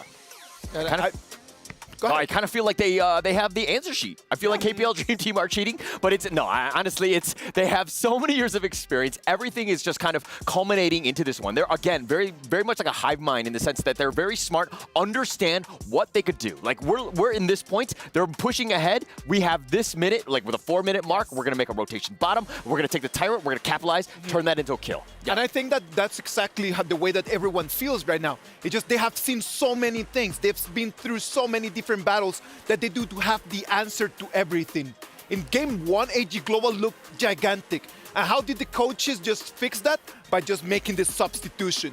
And that substitution ended up becoming the MVP for this game. The MVP for this second game is going to be High on that Ogren. That was the solution to the problem that they had in game 1. And it just comes down to game 2, already all clean. Yep, similar style, but different levels of execution, right? High is a slightly different jungler compared to Pang, but the result this time much cleaner as well. Not to say that Pang is not as good, I think it's just a different, stylistically they're different in the way they jungle, right? But as a whole, KPL Dream Team really putting in the work, and I think at this point we have spoken a lot, but I think AG, you have to give credits to them. They are making KPL Dream Team sweat. Yeah, they're making them sweats, but I think it's also another thing where they need to kind of, you know, take it up another level. They need to take what farm is on that map. They haven't been adjusting as well, and again, they're very, very reactive. Yeah, reactive is definitely one of the traits of a winning team, but you also have to be patient and look for the openings, right? There was actually one moment right before this where it was Fly who used the flash to jump in, get a 2-man nice knockup, and that's where KPL just went crazy. Everyone, hey, come and take your pickings. Which one do you want to have? They could have taken everything. It was basically a buffet for them. They were like left one, right one, whichever one they wanted, and they were taking everything. So they took the base. They know exactly when to close things out. They're just a very clean, clinical team at this point. Yep, exactly. And now it is the second game they've acquired for themselves. That's one more before they make themselves comfy against LGD Gaming. It could just be just that last punch that they just need just to finish the game, just to put the fighter down. You know, when a fighter is just kind of like with the hands just kind of going down and still just kind of like wobbling in the ring, you just need to get that one last jab. Can they get that jab? I mean, we're gonna find out, right? I think the third game, they've been throwing uppercuts, jabs, crosses, everything that you would want. And to be honest, not a single opponent has been able to withstand that, right? So going into this one, where again, this KPL team has been undefeated throughout this entire tournament, they have yet to find a single gap. Maybe they could consider not fighting as much. Yes, they have to contest for all the buffs that are being taken, but maybe they should play the map a little more. But hey, I'm just a talent. I'm not sure whether this is going to work. I'm just here giving suggestions. You know, maybe if AG choose to fight a little lesser and maybe play the map a little wider, it could make the world's difference. I mean, granted, yes, there are roster changes within KPL, but it could be the start of something, right? What happened to the confidence from day one, man? Like day one, you were just kind of like just coaching Team Falcons and everything, and where did that confidence go, man? You can be a coach as well. I would like to think so. You know, last night I wanted to join the ping pong competition they had in the Players Lounge, but I realized, hey, I need to work on myself. I went for ranked games instead. Oh, well done, man. Always logging in some more matches, man. Logging in some more minutes. We know that for next game, we're going to have, again, more substitutions. We're going to have one more time high-end chance are going to take right now a breather, and then Pang and Inuo are going to come back to see if they can just come up and just really finish the deal. Did they really need that break? I don't think so. Obviously not. I think at this point, they're just kind of flexing on the opponents. I'm wondering if it'd be super funny to be like, hey, actually, let's just change roles. Let's just mix it up. Let's play with our food, no? Yeah, that could be detrimental to LGD Gaming as well, because, you know, they are definitely looking at the match. So, you know, these are all suggestions. We're not saying you should do them. But hey, we're not coaching stuff, but you can take a little bit of...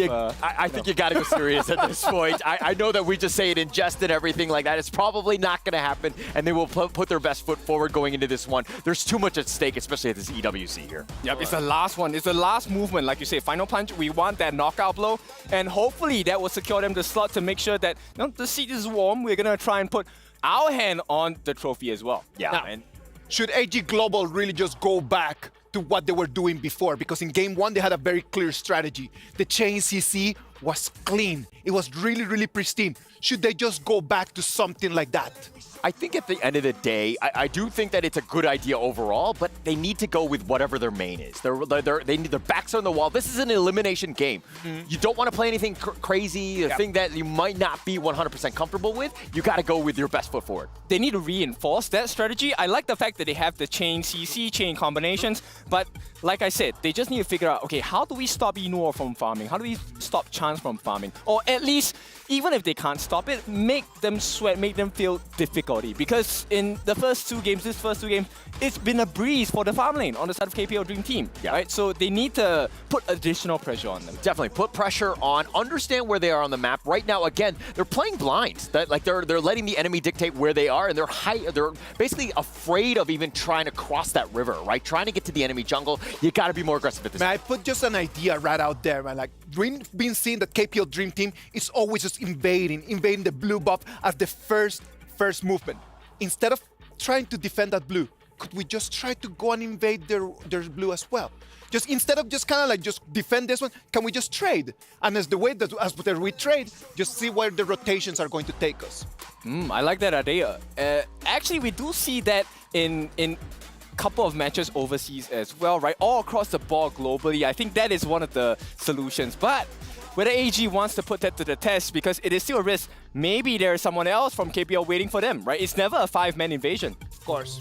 Yeah, and I think it's a good idea. I think this is something where you want to avoid. But, you know, they're in their heads, right? And they're living rent-free. KPL Dream Team, they're like, you know, whatever, they're dictating the pace of the game. They won't even let them get a simple buff just to start the game. How demoralizing is that as AGG? Come on, man. Like, they really need to come up with everything that they have. As they say, man, the fear is a reaction. And courage is not the lack of fear, but it's controlling that fear. Let's control that and find the courage, and let's move forward to the game number 3, and let's see what's going to happen. And welcome back. We are going into the game point match here for KPL Dream Team. And can AG Global stay in? Can they make even 1 point? And that's going to be the objective right now. So I'm kind of a little bit rooting for AG Global in this match. Yeah, me too, because I know that they have been putting all of their efforts to do a lot of screens with other teams and they practice a lot.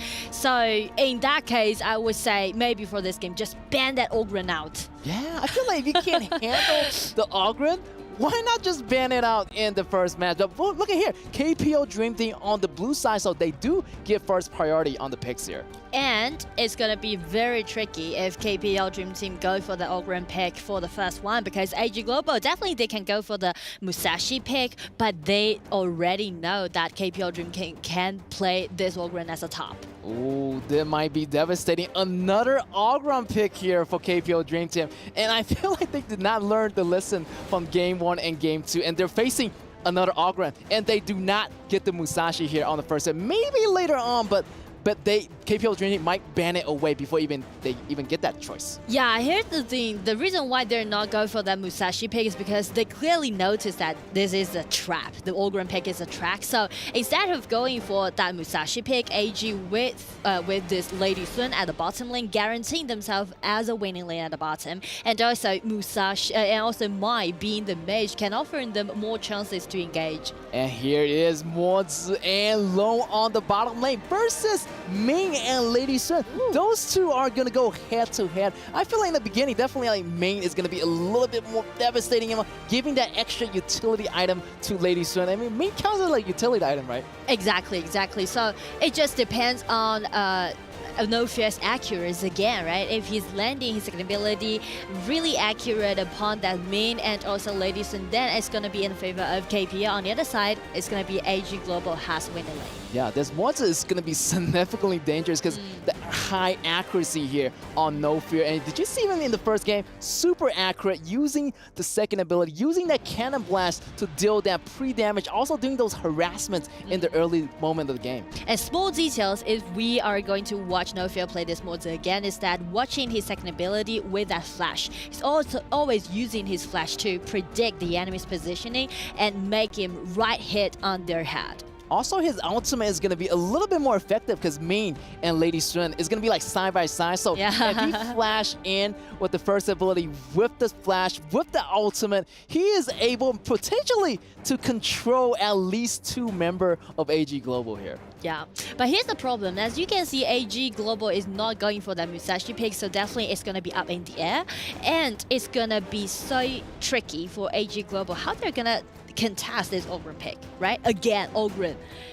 I feel like Ogren is being the, always going to be Ogren. Yeah, again and again. It's just like... Anyway, for AG Global, they can go for this Yu Huan, as we said, right? Play as the jungler and just keep in distance with this Ogren pick. But still, they need to figure something out, how they're going to lock that Ogren up in game. Yeah, it's going to be really difficult because Ming probably is going to be with Lady Sun kind of in the beginning of the early in the game, mid-games. But how they're going to stop this Ogren from coming in, rolling into the jungle? So they need to stop this Ogren and guard their jungles, not letting none of the resources go into the hands of KPL Dream Team. And KPL Dream Team is going for this Angela pick, also with the Sun Ce on the top side. Sun Ce can allowing them to initiate easily. And also combined with this Angela's ulti, again, we're going to see the combo being really devastating in the early game on the side of Yeah, the I see that wombo combo already. Angela's ultimate, Sun Ce's ultimate, that bolt coming in, and the stun. A lot of people can initiate actually. Sun Ce with the bolt, Mozi going with ultimate, and it leaves a lot of space for Lune to do the damage. So yeah, I feel like, definitely is going to really farm it up in the beginning and getting that go, getting those damages early in the game. It's going to be the last choice. Arlene. Let's go. Arlene on the top. Wow, actually Arlene is a really decent pick because Arlene can just, easily dive right at the back lines and just being such a great threat towards this Lune in the early game. And also can do well on the top in the early game. So I would say AG Global is trying to, highlight all their side lanes in the early game. Yeah, interesting pick here for KPL Dream Team. Using that Angela, he has a lot of burst damage in the early game. Also, that Lone also have another burst damage at the late game. So So they got the early game cover, they got the late game cover. I'm kind of worried for AG Global here as they're gonna move into the early game. Early game might be trouble because they might do another invasion on their jungle. So let's see what happens. Yeah, again, the early jungle problem. It's just been so difficult for you to contest KPL in the early game because they are really experienced with the games, right? Because they've played these over years, over like few years. I actually did my calculation again. The average play career was about 5 years.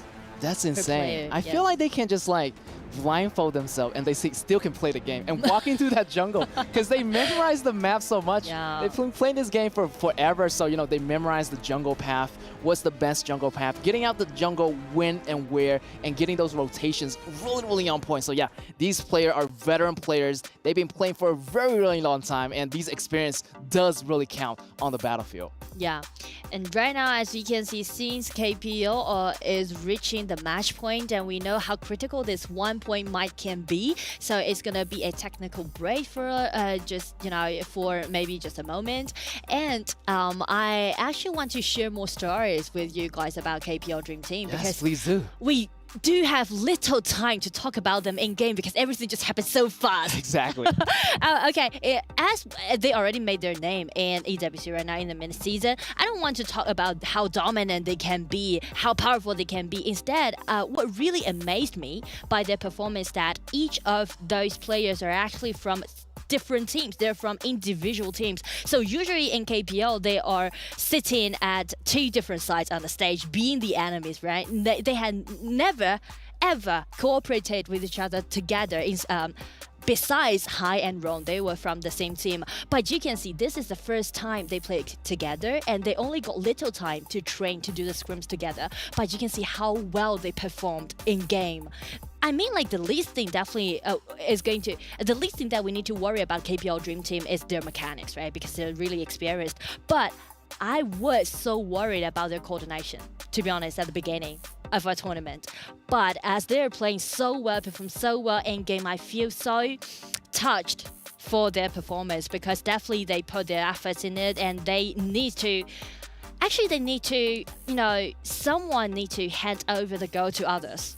Yeah, I feel like, they practice in a very short time. They put this crew together maybe like around 1 month, and they only have like 1 month or 2 months to prepare.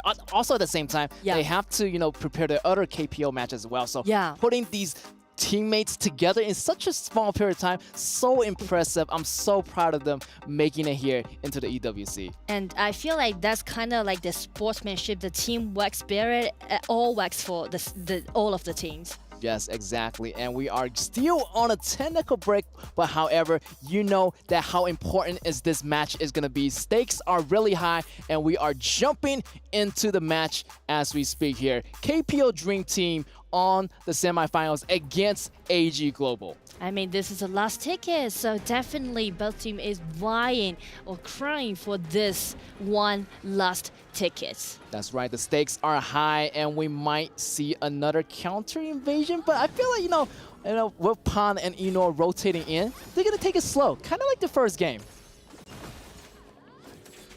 And also AG Global here, doing it really slowly, starting at their own jungle buff, not to take anything, too rush. Right now, both teams are kind of, slowly evening out, and they know which each other teams are thinking right now. They already been in round 2 of the game. This is going to be round 3, so yeah. Everybody knows their strategies, so they kind of like reading each other's, kind of like an open book. But I feel like KPO Dream Side definitely they're gonna have a little bit upper advantage since they got that Ogren in the first pick. Yeah, and it's gonna be an ambush coming from KPL. Nice initiation and a nice gank. Shinli already been halfway down about his HP bar. Yeah, I like the opening by AG Global here, using the main with Lady Strum, but he's taking way too much damage, but he's going to get away with a little bit of help here, almost getting that first blood on the Angela here, but AG Global managed to back off. But she better watch out because I'm not sure he's going to be lucky enough for the next time or not.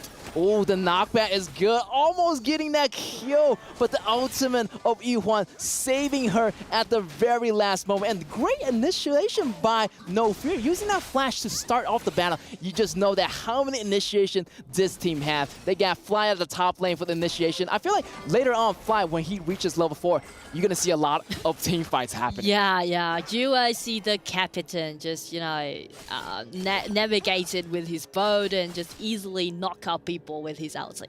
Yes. Also, I like the fact that AG Global has the double Purify here, just in case those CCs started happening here. This crowd control might be a little bit too much for them, so the crowd control's effect is going to be really devastating. So Purify is going to be there to help them with that, but it's only 120 seconds per round here for Purify. True. Ooh. You can see KPL is actually putting their hands on this Lidison again and again because they clearly read the play and they know that Zai Zai is going to be the core of AG. Yeah, I feel like if they put down this Giant, it should be okay here, because that's their best marksman on their team, and he goes head to head with Inoue. So yeah, Inoue might have a little bit tougher time on the bottom lane here. Oh, I still remember last time when AG played against KPL in group stage, that was Zai Zai taking the first blood upon Inoue.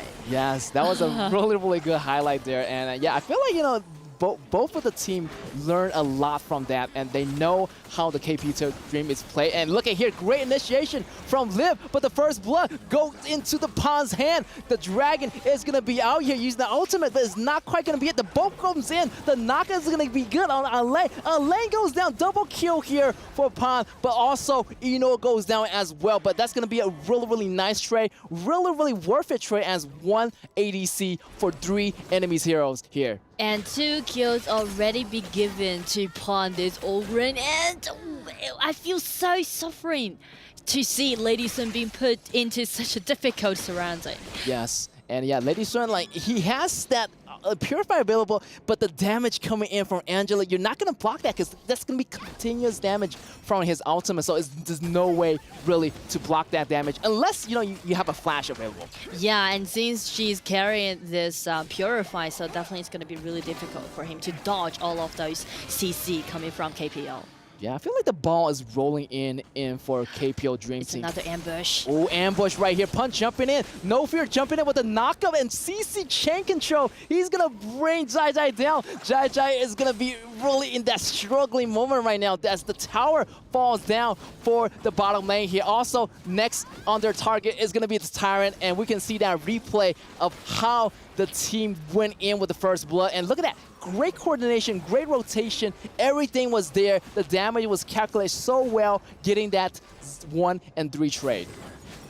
And again, it's going to be the jungle invasion, as usual, on the side of KPL. Coming in, grab the blue buff away, and everything just went so well and smooth right now on the side of KPL. Right now, almost 5 minutes, and they got 5 kill counts. 4 more over AG Global. AG Global getting that stun already. Here's going to be that Yuan going down. You got to watch out for someone in the grass, especially this Angela. Her attack combo is going to be super devastating, and you will never see it coming here. If you use a second ability combined with his first ability and the ultimate, you're going to get stunned, and you're going to get burst down really fast. And you remember the game 1 composition on the side of AG? They go for this Angela with the Solar's ulti, right? Try to make the nice combo as right now KPL Dream Team is doing right now. So it's really interesting to see at their match point outside of KPL, they're just, giving you the same kind of cuisine, just, Yeah, I feel like, KPL is getting them a taste of their own medicine, giving them the same treatment. And I would count like this No Fear hero Motsu kind of like a mini Solaris, because his second ability kind of stuns, and this allows Angela with the ultimate right here. But the ultimate always from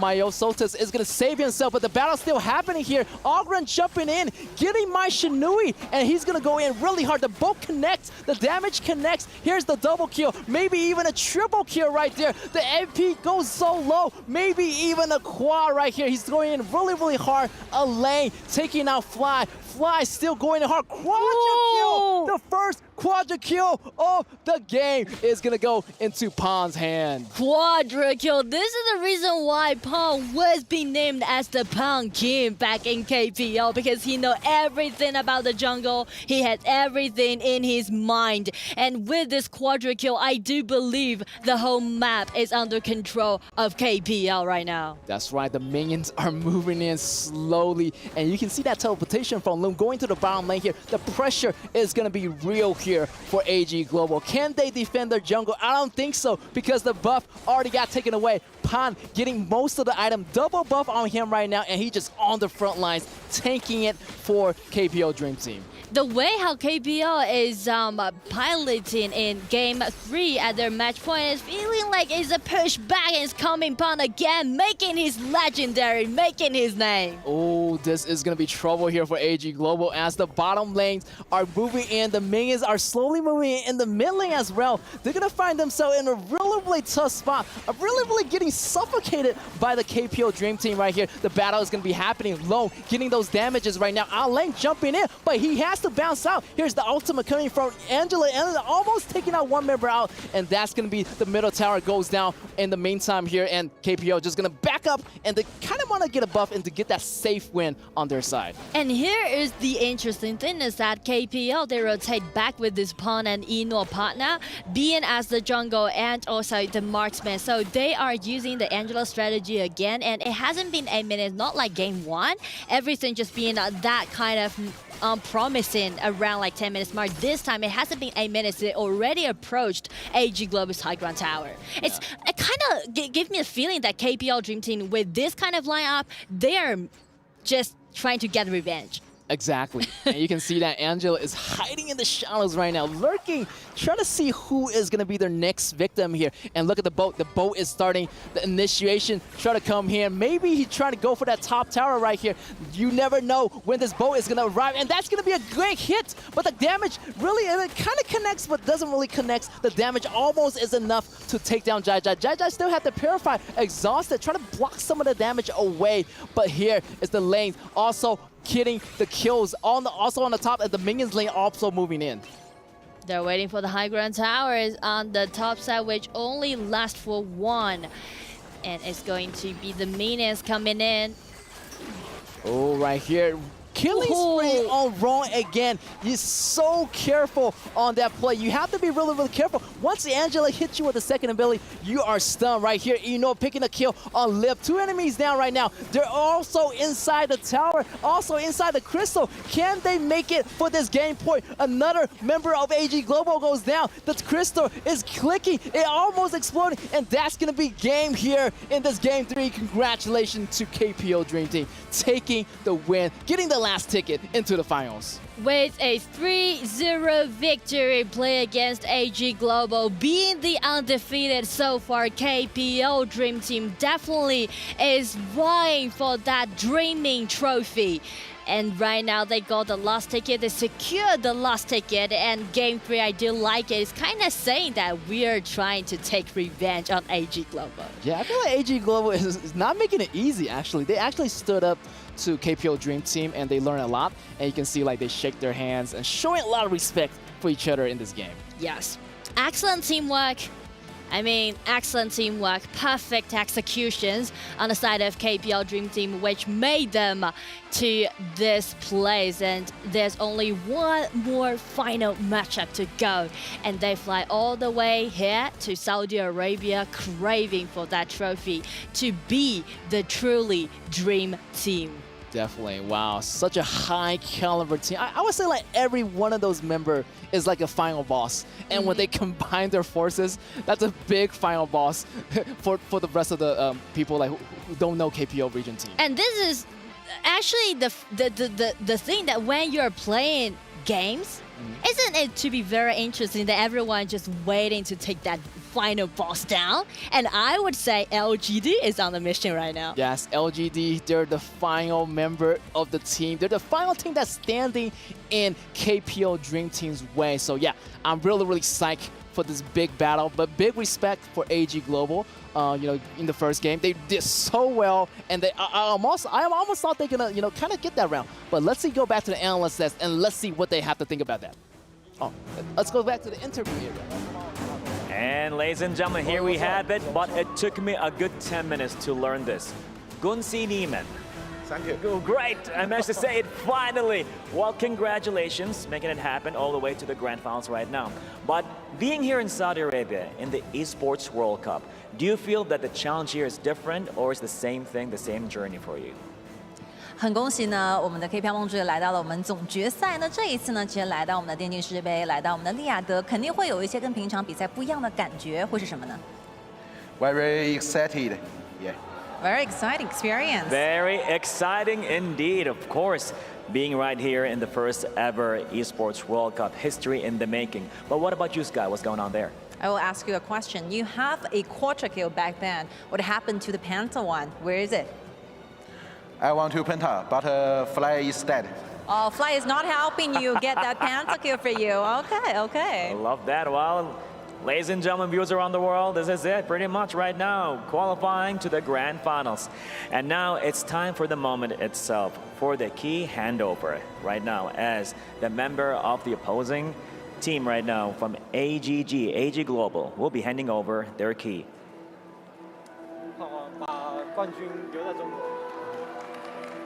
Thank you so much. You guys are talking about something. Please share what you guys talk about.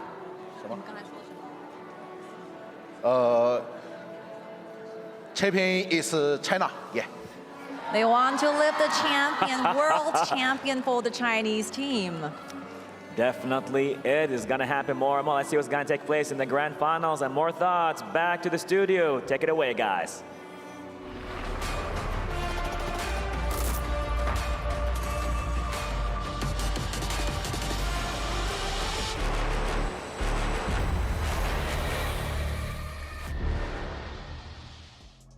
The KPL Dream Team sealed the deal and they're gonna take a 3-0 victory over AG Global, man. And in the words of the famous NSYNC, bye, bye, bye.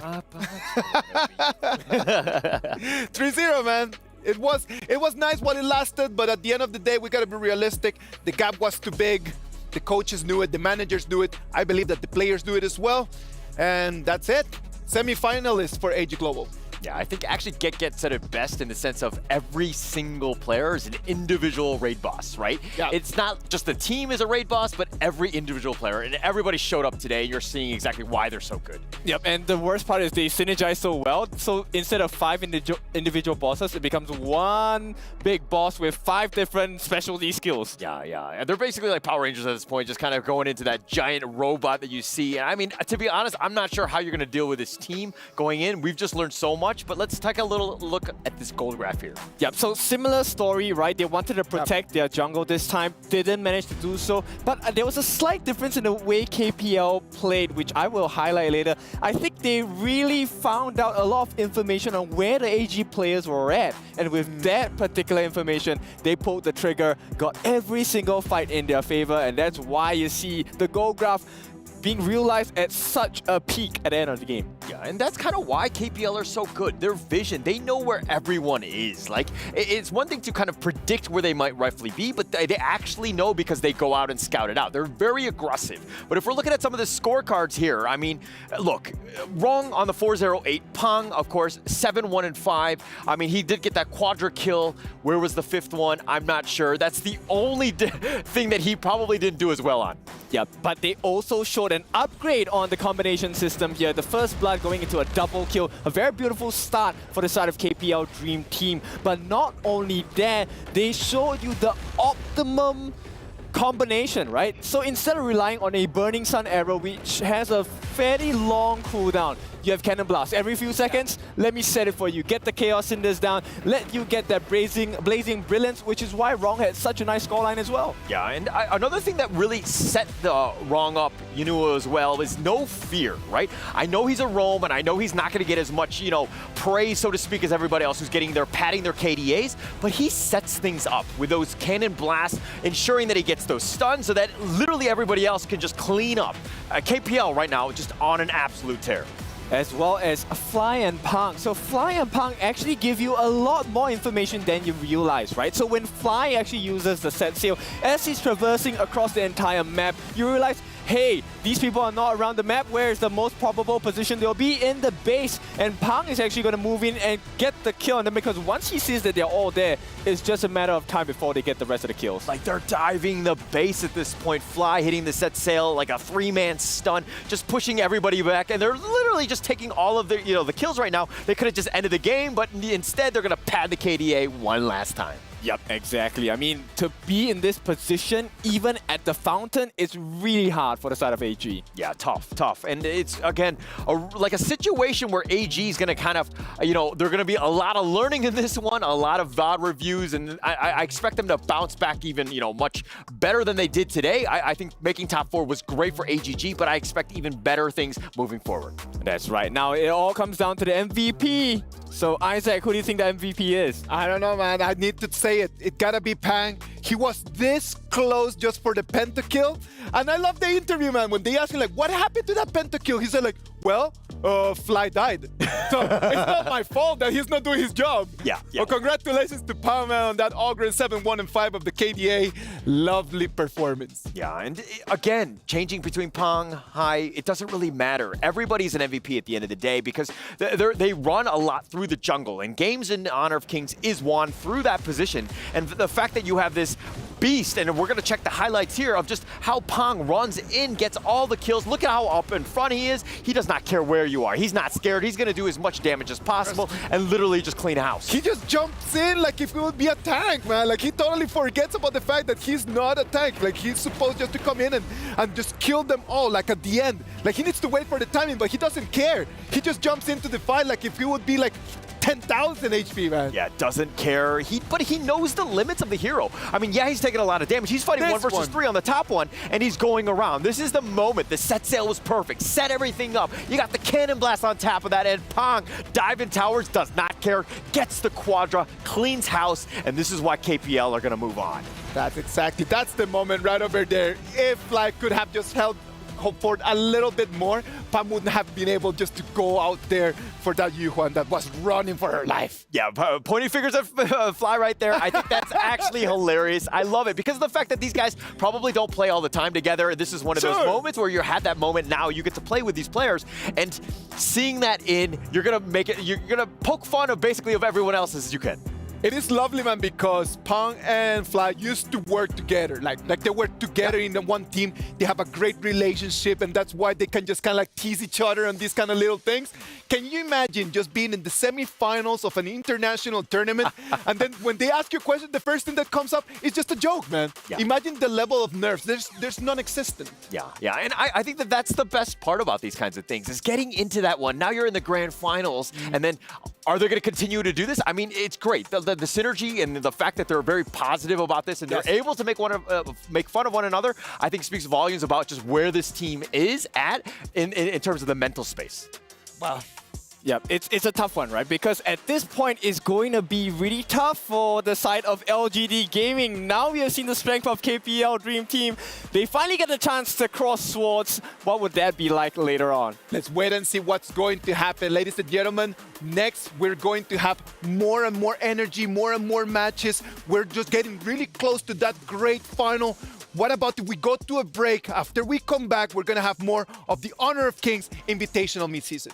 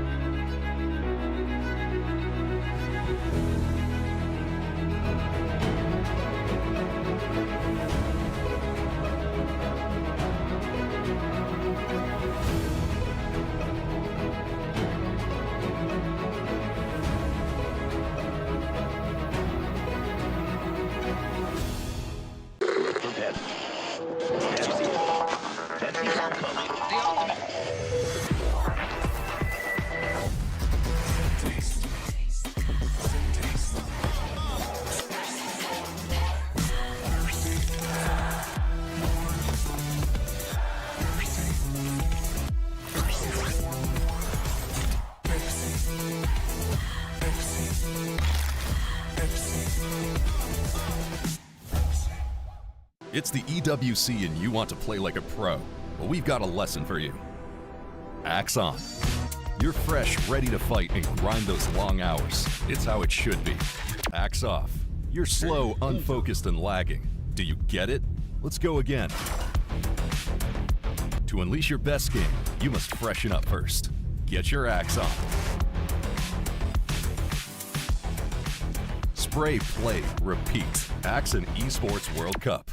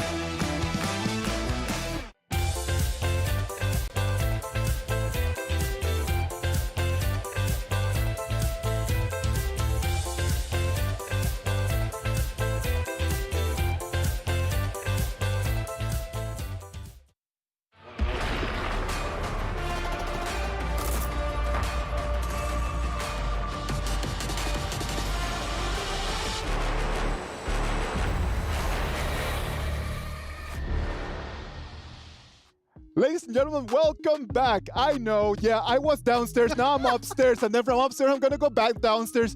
I am Isaac Peña, thank you for being here with me, Stuart, Nora. We're ready to bring you an amazing and special show match that we have prepared for you. It's going to be super, super exciting. Two more players actually coming over from the KPO as well to celebrate Honor of Kings, this community that we have as well. So many different players from different regions coming together in a 5 versus 5 show match to see who's going to come out on top. And to be honest, I'm really excited to see some heroes besides of Arlie, besides of Yuhuan. I'm tired of all of those compositions. They always stay the same. We gotta remember, this is celebration. Let's just celebrate. Let's just enjoy the time that we have right over here. It is going to be a long time until we are back over here and we can just really just put the nerves down and then just enjoy the match. Enjoy what this is, because at the end of the day, this is just a game. I mean, if there were certain picks that you wanted to see, what would there be? If there was one pick, because you say about like we see so many of the same picks in competitive. If there was one hero that you want to see picked in the show match, who would it be? Butterfly, I would say. Oh, okay. I would go for Diao Chan. I love Diao Chan, man, and I want to see Diao Chan in there because I sincerely believe that it's a hero that could have been used a little bit more in this meta. I'm going to say Luora. I'm going to say Luora. Ooh, I love Luora as a farm laner. All right, what about if we go to the Amazon Arena to see what's going on down there?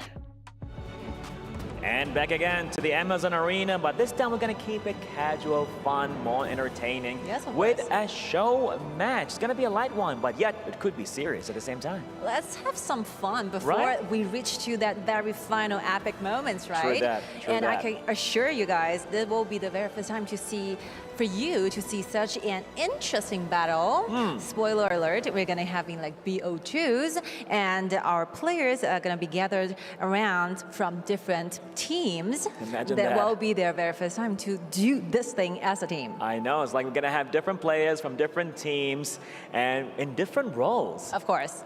For round 2, I have to see for more, please. We're going to be seeing all Roma players and the heroes on the stages. Just imagine what will be the picture of the total look. Okay, so we ready? We are ready for our pre-match show to begin, and it will be our women's welcome, and it will be our honor to introduce you to the stage, Team Honor. All right, I guess a lot's gonna happen here, ladies and gentlemen, in the show match.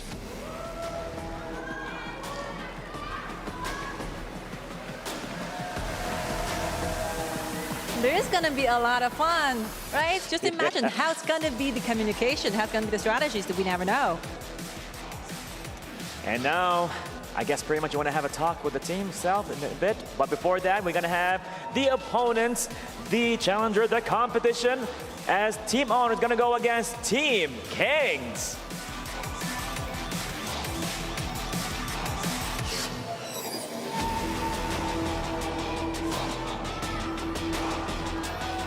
her fans and supporters from all over the world cheering up for our teammates here.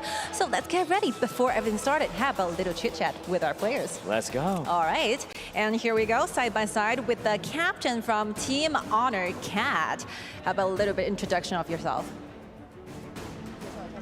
Hello， 大家好，我是来自 KPL 赛区的 AG Cat。How about some introduction in English? My name is Chen Zhengzheng. Hello, nice to meet you. Okay, nice to meet you too. What about you? Anything you want to say to your fans? Of course. Hey guys, hope you're doing amazing. Thanks for coming. I appreciate everything of you guys. I hope we have a great game against our enemy team. I wish everyone the best of luck, and let's see how it goes. Looking forward to it. Any words you want to say to your fans? Halo Indonesia, apa kabar? Ya, semoga harimu menyenangkan. Ini adalah bukti kalau Indonesia juga bisa sampai luar negeri. Terima kasih. All right, thank you so much. Any words from you? مرحبا جميعا. شكرا لكم جميعا على مشاهدتنا وتشجيعنا. All right, thank you so much. Nice to see you. Any words from you? Untuk Indonesia, halo. Ini pertama kali aku di stage dan semoga menang walaupun cuma have fun. Tapi untuk semua pemain, good luck, have fun. Have fun indeed. How about you, Bara? Well, more fun awaits here right now. We are with, from KPL, we have Cheng. Well, anything you want to say to everybody? Hello, I'm KPL 王者梦之队的青青 I'm 吴金祥 Let's go, everybody. And now from Loops, ABH, what you gotta say, man? Tô muito feliz de estar aqui participando desse show match e é isso. Well said indeed. Couldn't say it better myself. And now from Kakendra, we have Cinco. Yeah, support us guys, let's go. Let's go, everybody. And now from Boom, we got Arise. Let's enjoy this friendly match. Let's go. Let's go. And of course, our very talented Charis, what you gotta say? Oh, I'm pretty nervous, but I believe in my team. Yes, we can do this.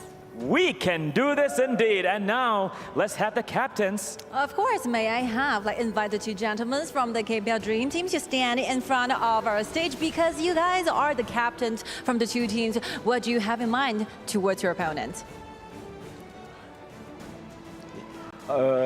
You are going down. Whoa. You are going down, definitely. Well, he said you're gonna go down. What you want to say to him? No, we are unstoppable. Unstoppable, everybody. It's gonna be a lot of fun here. It's gonna be a lot of fun. But let's see, more fun taken away right now with the studio. Let's go. Yalla. All right, we are ready for this. What is going to be an amazing show, man. This is going to be Team Honor against Team Kings. We've got the team from Kat and the team from Tsing. Who do you think is going to take this one? Oh, this is a close one to call. I mean, you two are the experts of the KPL. I mean, I feel like that you two are going to have a little bit of a, I guess, judgment in terms of it's going to be Kat, is okay, King. But I mean, I'm going to go for Team Honor myself. I think that with the players that they have on their team, I think they're going to have a lot more synergy, but I think it's going to be a super fun match nonetheless. Well, then I'm going to go for Team Kings because it's really happy to see them play together, especially I'm always so glad to see those females play on the stage. Yes, for me that's important because at the end of the day, we need to understand that we are blessed on the fact that in esports you can have men and women competing at the same time. I have played against women that are amazing. Is that me? I have played against women that are amazing, that they're just so good. It's insane, man. Like, you just literally just let them carry you around and it's just an easy dub. You can't let her go. Like, you can't do that. You can't do that to Nora. I'm so sorry, Nora. I take back everything Isaac just said. But you guys noticed that Yash from Team Honor was from VIT, and actually the head coach of VIT is a female called Yao Yao. Yes, exactly. Yes, she. Yao has been one of those characters that have been with us already for a while, right? One of the core members of this whole project. She's been amazing, just kind of like coaching around us, sharing with experience that she has been able to earn through the years, and then just sharing that with all the rest of the world, man. So thank you very much, Yao, for being such a rock star. I feel like I might cost the curse again because I mean I said Team Honor before. I mean I said Vitality would win before and get our group stage. I might cast a custom again. I'm sorry, it always happens to me. I'm always the person that's just like, okay, I predict one team and the other team wins. So I'm like, okay, I mean, maybe you'll be right this time, or who knows? You're like the nightmare of those teams. Yeah, I am. It's not actually the players in game they're worried about. They're worried about me. If I'm casting their games, then that's it. They're Say like, nothing, see you please. later. Yeah. Don't say anything at all. Oh, well, it's amazing. Like the players are already like, look at that. That cat just waving to us and saying hi, man. Like an amazing player, man. Like such a great lad. Like again, one of those important people for our whole game. He's been around for such a long time. I would say that he was around when Fly just started playing as well. Yeah. And just the fact that Cat is right over here is just a very important moment for him because he has been able to see our game grow into what it has become right now. Cat actually began his career back into 2016. Yes. It's really like the OG of KPL. And he won 7 champions as the mage. And then after he retired to play at the support, he grabbed another champion, which was the title of KIC last year. You know that in 2016, when Cat just started playing, it was the moment where I actually started just loving the game. Because I remember that it was the moment when he was still playing for QG Happy, and QG Happy was Cat and Fly and Alan and all those gigantic legendary names of players that really just paved the way for all the rest of the world to have the game that we have right now playing with us. I mean, I was talking to you two as well about Cat, and you both were saying like he's a superstar. Yes, he is. He's a superstar in the KPI, as you mentioned. You know, role swapping, still being able to get that Honor Kings Championship, even after role swapping as well. You know, 5 Honor Kings Championships, 3 KPL champions as well. Like, this guy is a celebrity, to be fair. So it's really, really nice to actually see that he's here in Saudi Arabia. He's able to participate in the competition on the main stage. And I'm really happy to see him play as a mage again because it has been such a long time that It's a throwback. Yes, and he even got one customized skins of Diao Chen, which won you favorite. I was expecting really just like to see that. I really hope that we will get to be able to see that. Like, I am really counting the seconds just for us to be able to see that Diao Chen back over there. Fingers crossed. Fingers crossed. Just please let us know. And also, Chin Chin from Team Kings, he's also been the top player as a confront lane. He's played in KPL for over 4 years right now. He got 2 champions, and also he was the best Clash laner in 2023.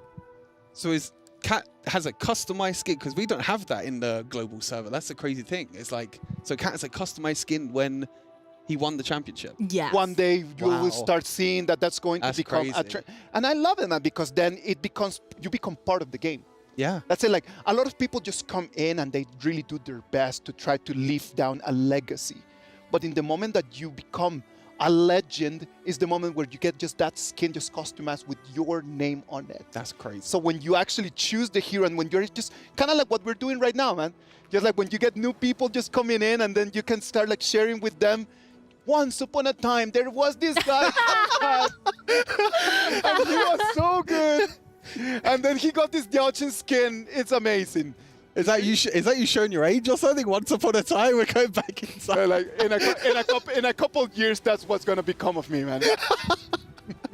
It's really, really nice, you know, to have your signature hero carved with your own name. It's like super fascinating. I mean, you have to remember the other players as well. I mean, we still got other players, you know, that have been competing in this tournament as well. You know, like Falcons, Ray, RQ, Nightmare, obviously with that SEA showdown that happened right at the start as well. So it's nice to see this mix of like different regions coming together, different players coming together.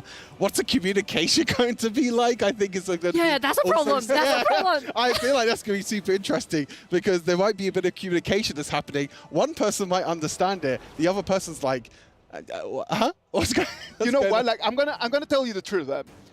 I've never seen so many different languages in one team.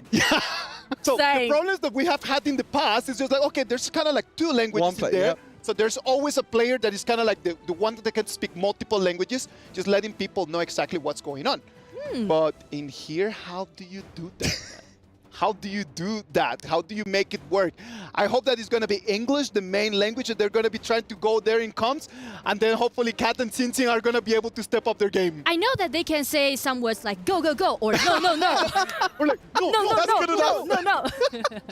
Let's go.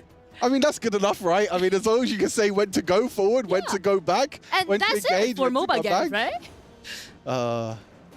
I mean, this is brilliant. I mean, we're seeing already the draft coming through. We have a few of the same heroes, but we have Yao, one of the actually new heroes to the global server. Yeah. Only came out a few months ago. We haven't seen him just yet in the global scene, but really, really cool hero that could be played in the jungle. I love the way that he can kind of go back in time sort of thing with his ultimate. So much mobility, so much damage potential. Yeah, but why we're seeing Ogren again? Oh, that's what I'm talking about.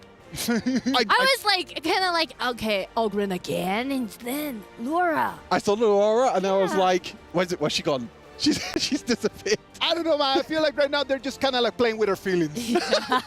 Everyone on the stage, everyone in the arena right now is just like, you can see the question marks just kind of like popping on top of their heads. They're like, okay, thank you.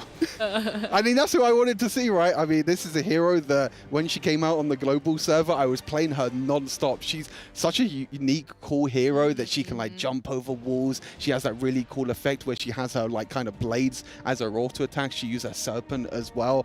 One of the coolest heroes, I think, that it just has the unique style, which I think is such a great thing with Honor of Kings. It's like all these heroes have so many unique abilities, so many unique designs to them as well, which makes it super fascinating, you know, for those who are new to Honor of Kings. You know, when you jump in, there's so much to explore. There's so much to play as well. And sometimes it can be a bit overwhelming, but as long as you just dive into it, you play the hero that you like the look of, then that could just release so much energy and just release so much happiness and passion about the game. It can be overwhelming for sure, man, but at the end of the day, as long as you have the passion for the game, like everything is just going to work out. Everything will work out as long as you have the passion for the game and then you really just try your very best just to learn all the heroes. Some of them are really hard. Some of them are really, really difficult. Nora, what do you think is I the could hardest? never learn Jing well. I could never. I don't know where I'm piloting the Jing, you know. I can never locate her in game. But instead, I'm a good Princess Frost player. Oh, you're a very good Princess Frost I'm really player, yeah? passionate about this hero, you know. Okay, Stuart, what do you think, man? What do you think is the hardest hero to play? I mean, I think there's quite a few. I mean, Dharma for me is quite difficult. I think trying to combo his abilities with trying to like, I mean, when you see like the pro players play Dharma right, they go for flashy plays, flashing in with the ultimate.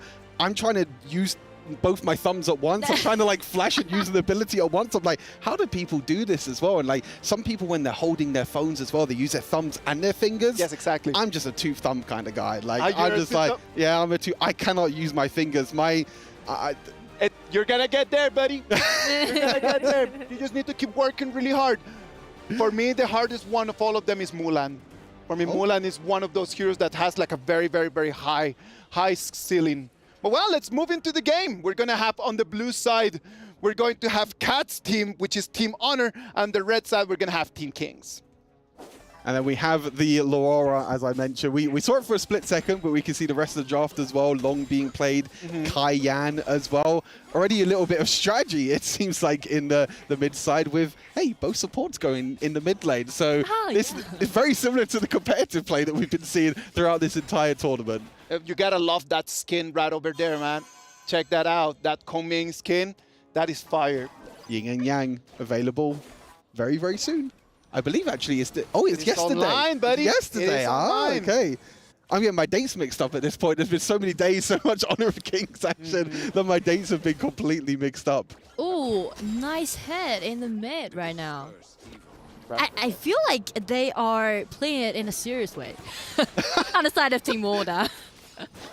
I mean, there's invades happening from Ray here. I mean, the knock-up as well from Arise. There's a little bit of a fight here where Kai Yan might get completely caught out. First blood for Yao in the mid side of the map. So that's going to be first blood going over to Team Kings. It's very much like a pushback since we can see Team Honor trying to make some invasions happen in game.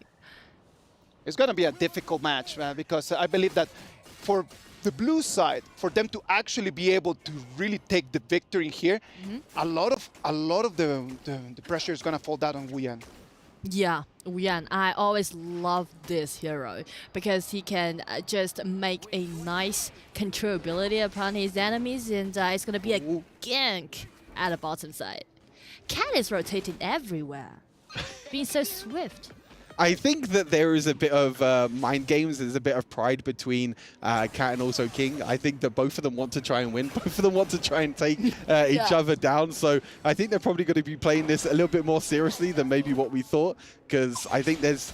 I mean, it's a show match at the end of the day, right? I mean, there's nothing really to play for except for the pride, but the pride is so important for these KPL players. There are points to be made, man. There are points to be made right over there, so for sure they're going to respect everyone's time, and they're just going to try to show their very best.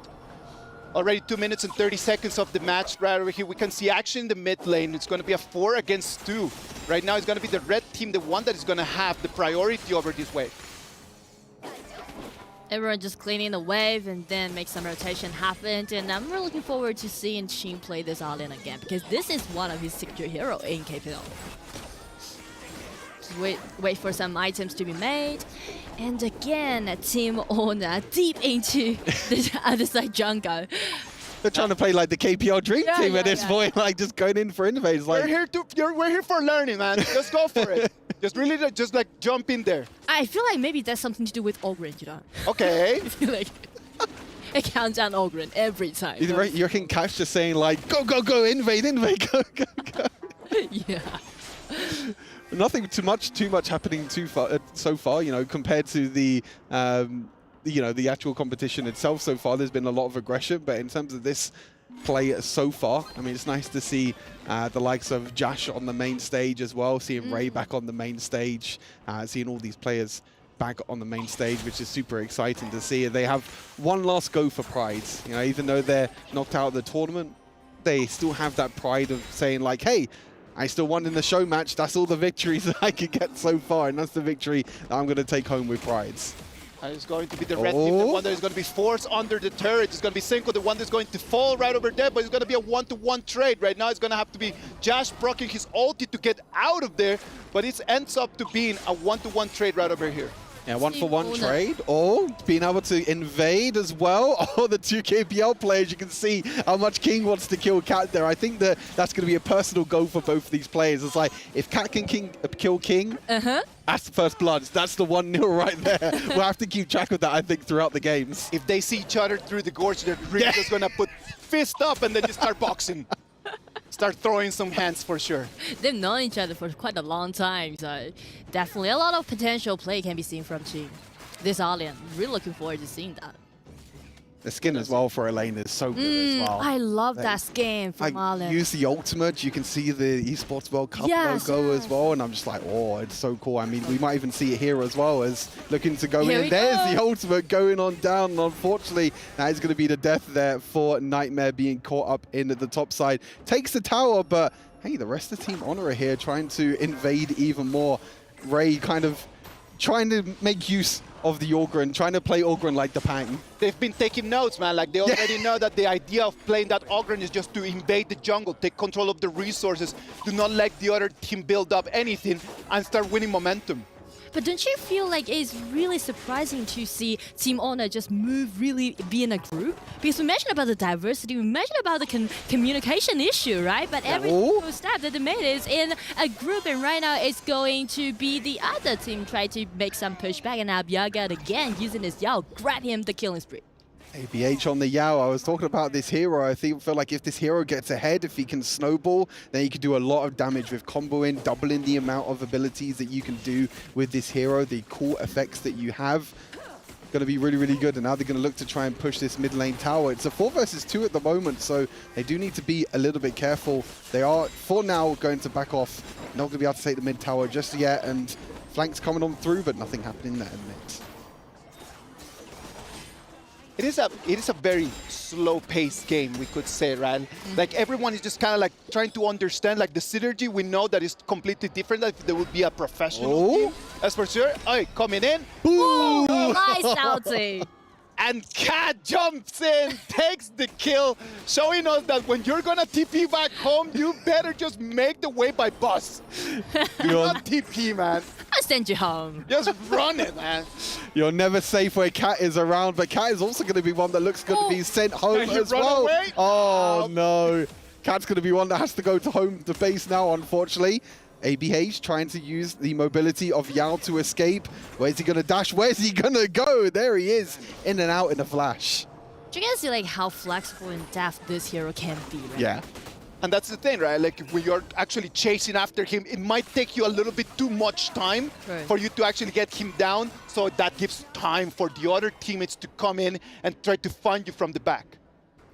It's so hilarious to see. So, I mean, it's great to see all these heroes that we haven't seen in the tournament, right? It actually shows so much, you know, so much of these other unique heroes, as I mentioned, like the Aurora, like the Yao as well, and the Kongming in the mid here being played by Cat. And then there's King on the other side. It's just like, yeah, I'm going to play my my signature hero. I'm going to play the Elaine, and I'm going to try my best to try and win this show match. And I'm just, really scrutinizing our monitors to see whether they're talking or not.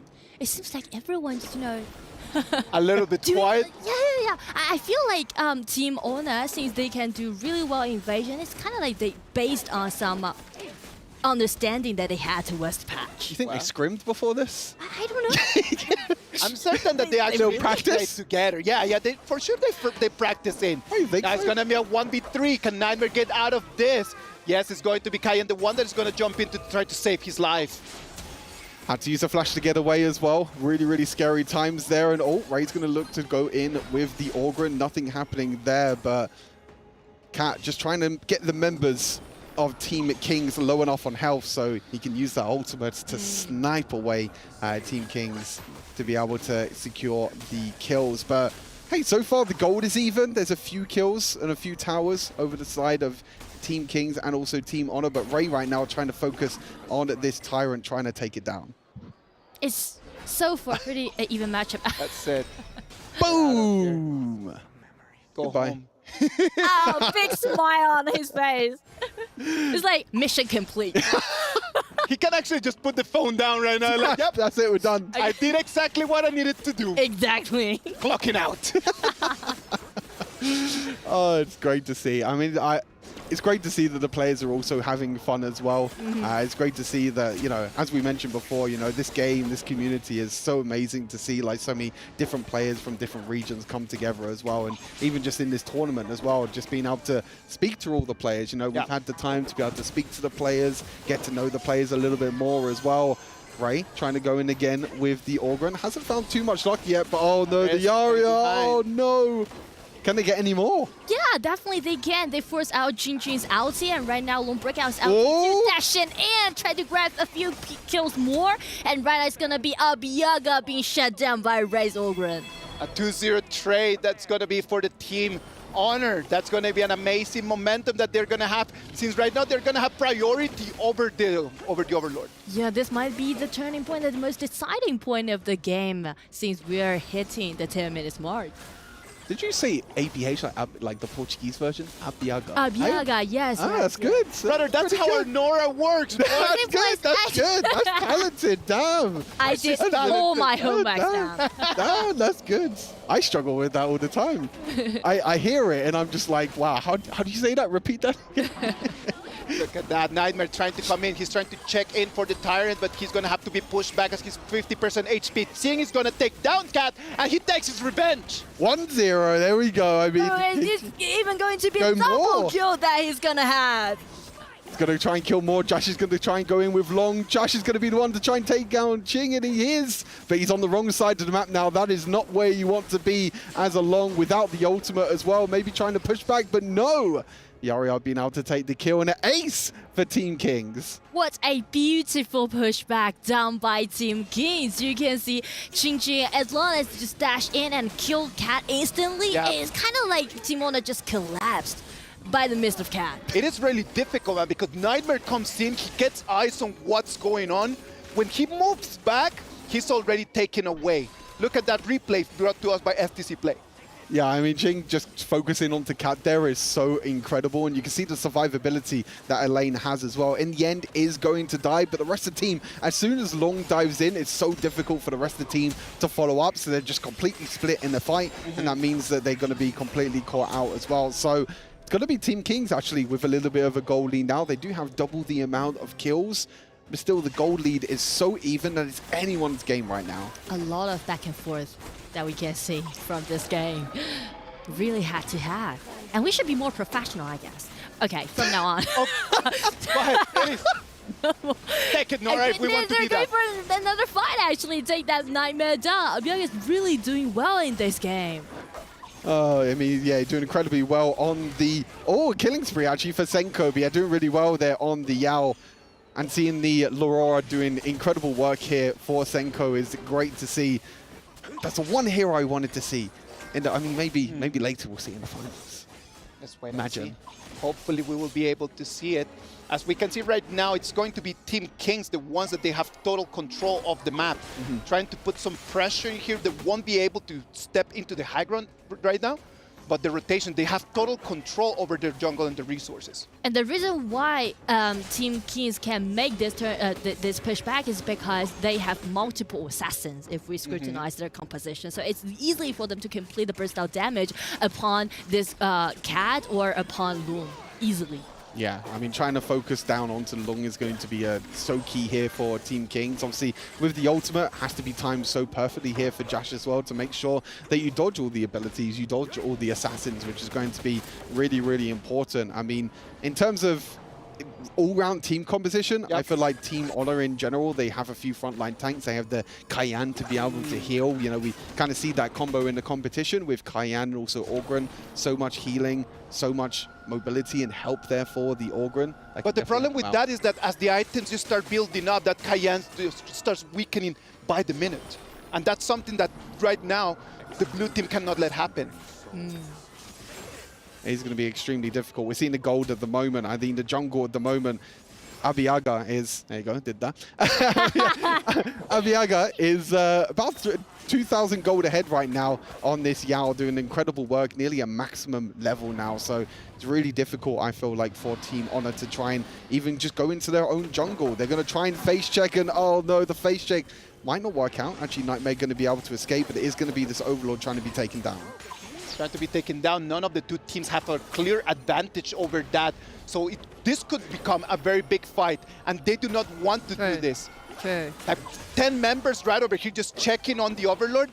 You do not want to engage right now. Go and clean the wave, please. Yes, and one thing I want to mention about is the positioning that Team Kings is having right now. I love how you say please. Just please, man, just don't do it.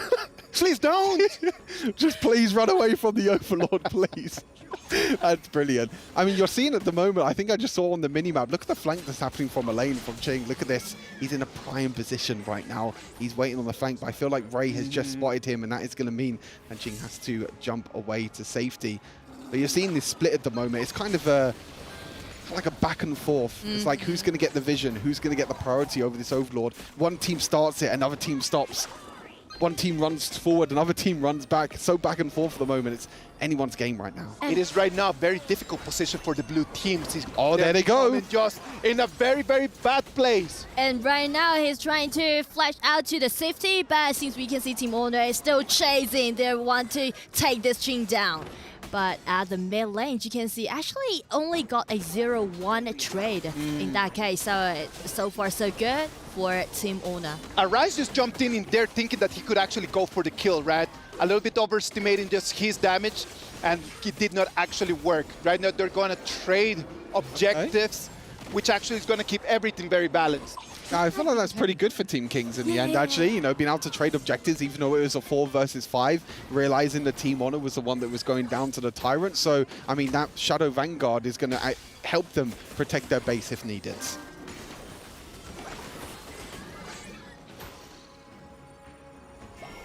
"16 minutes of the game." We have not had 16 minutes. We have not actually gone all the way to 20 yet, right? Have we ever seen a Tempest Dragon spawn so far? On the main stage, I believe that we have not seen one. That's true, actually. We've never gone past 20 minutes. Right? Do people even know what Tempest Dragon is now? Like, maybe people have forgotten. Let's wait and see. Over here, they want to fight. Nightmare is going to jump in, forcing Chinchin to repleague. Look at where Mai Shiranui is going. He's trying to find the place to try to come from behind. But Cat has been taken really, really close to Das, and that's the reason why we can see Team Kings closing, jumping in, and did that insta-kill upon the Cat, clean it away. Arise comes in from behind, pushing everyone, and all the Cat is going to Vanguards. fall. It's a 1-to-1 trade, but the turret is going to fall as well. All the Vanguards pushing into the bot side, taking the high ground tower is going to mean that Team Honor are going to be the ones that are on the back foot right now. They have to defend. With Cat down, it is a 1-for-1 trade, but Cat being one of the main carries for this team, it's going to be really difficult for them to try and defend this base. Arise, great movement, right? Like he saw how the blue team was just pushing too deep in there. And with that Maestro Inuit, you do not want just to allow him a little bit of an opening. True. And since the high ground tower is being an open window right now on the side of Team Kings, so I do believe they had a higher possibility to close out the game. But still, it's not that promising since Taiyan has been fully decked out, so I do believe the stability on the side of Team Honor can be much better than the other side. For the red team right now, they just need to wait for the next 90 seconds just to go for that Overlord. If they can take that Overlord, they are going to have the priority for the Tempest Dragon. Exactly. Yeah, they're going to try and push into the bot side, but we might not even get that. The invade's going to come through, and the engage is going to come through from the lane, jumping straight onto the backline. Going to be taking a lot of damage, but Ray is actually the first one to be taken down, and it's going to be Team Kings, the one engaging. Going forward, it's actually going to be the Resurrect there for Ching being able to get the extra revive back in, but this pressure in the bot side means that Team Honor needs to jump back and get back to base. I mean, that was so tough to deal with Ching's Lian as he just used his ulti, jumping in. He's just harassed a lot and buy a lot of time for the rest of his teammates. I feel like it's like the zone control, right? Yes, of the exactly. lane brings, like the ultimate when it comes on through, the huge, massive AoE damage that brings, it means the Team Honor have to retreat. Very bad news for them, man, because right now the priority is 30 seconds until we're going to go here from this Overlord. Nightmare is going to be found over there by ABH. It's going to be a 1 against 3. It's going to be a 1 against 4. It's going to be Nightmare going back home. Back home, back to base, unfortunately. That does mean we have 15 seconds until it spawns. That means we're going to be potentially seeing the next objectives going over to Team Kings. And we only got 1 minute left to see the Tempest Dragon spawn. Finally. The first Tempest Dragon ever be on the stage. The Tempest Dragon had already just done just the luggage and just prepared the suitcase and prepared to just head back home. I mean, like, to and they be honest, forced him to come out and do some extra work. Now, hold up, let's cancel your flight. You're coming back with us. Dragging them back to the gorge. Cancel the flight, we're going back. Yeah, like, to be honest, we thought that we may see like some new heroes, some unique heroes, but we never thought about seeing the Tempest Dragon spawn in this show match. You know what we need right now? You don't be perfect. Just to zoom in on the Tempest Dragon and just like an actual Good effect idea. of like the Tempest Dragon spawn in as like, hey guys, I'm back. You forgot about me? Here I am. I was here all along. There he is. The big boy himself, the Tempest Dragon. Whoever really takes this Tempest Dragon, for those who don't know that are watching this, it's like kind of the end game buff, really. Yes. It gives you so much extra damage, and it allows you to spawn then Tempest Vanguards in every single lane, which is going to be so crucial. And both teams at the moment looking to try and get that control, that priority around that Tempest Dragon. And because of the high ground tower advantage that the red team has, so definitely they get the vision control around this camp.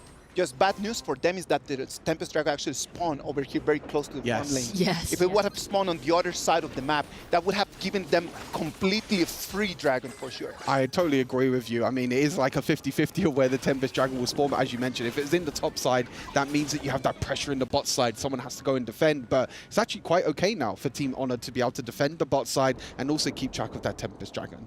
And for the sake of doing that, actually Qing will rotate to the top frequently and try to make them have the winning lane on the top. Let's wait and see. They want to start this. They're just going to put it out, luring the dragon a little bit out there. Ray got eyes on what's going on, just transmitted that information, 50%. Ray's going to try to jump in. Can he take that? It's not going to happen because Josh is going to take first a rise down. ABH is take control of the Tempest Dragon. He already got the killing spree and the rest of the teammates just follow up with him, but Ty and Breakhouse ulti and try to bring his enemies back. But right now you can see Alian chasing them down 1 versus 2 again. It's going to be Qing being super unstoppable. He's making his name in game. Cat is the last hope that they have just to keep this game alive, but the super minions are already with The Winions are going to end the game. They don't even need the Winions in the end. They're hitting each other. Everyone on Team Honor is down, and Team Kings win. win with the owner and win against the team owner. Lovely performance. Congratulations to Team Kings taking the first victory in this best of 2. It was such an interesting match. Thank you everyone for bringing us the first Tempest Dragon that we have seen in this whole tournament. So great to see. So many unique heroes that we haven't seen before. So many amazing plays as well. Again, we thought, we didn't really know what to expect from this, but it was such a fun game to watch. And like you said, still got one to go. I like it. I do like it because we see so many things in one single match. So I'm really just looking forward to seeing the next one. Yeah, the next one's going to be super exciting. What heroes are we going to get? Are we going to get another Tempest Dragon? Back-to-back Tempest Dragon? Maybe. Is it possible? Back-to-back? That would be really nice, man. I'd love that. Yeah, why not, man? Let's just keep bringing all the Tempest Dragons here, man. Like, what about if we do this, man? Like, what about if we just really calm down a little bit and then just try to analyze this game? But first, before we start analyzing, let us get an interview over there on the stage. Let's check on the stage right now and see who do we have over there.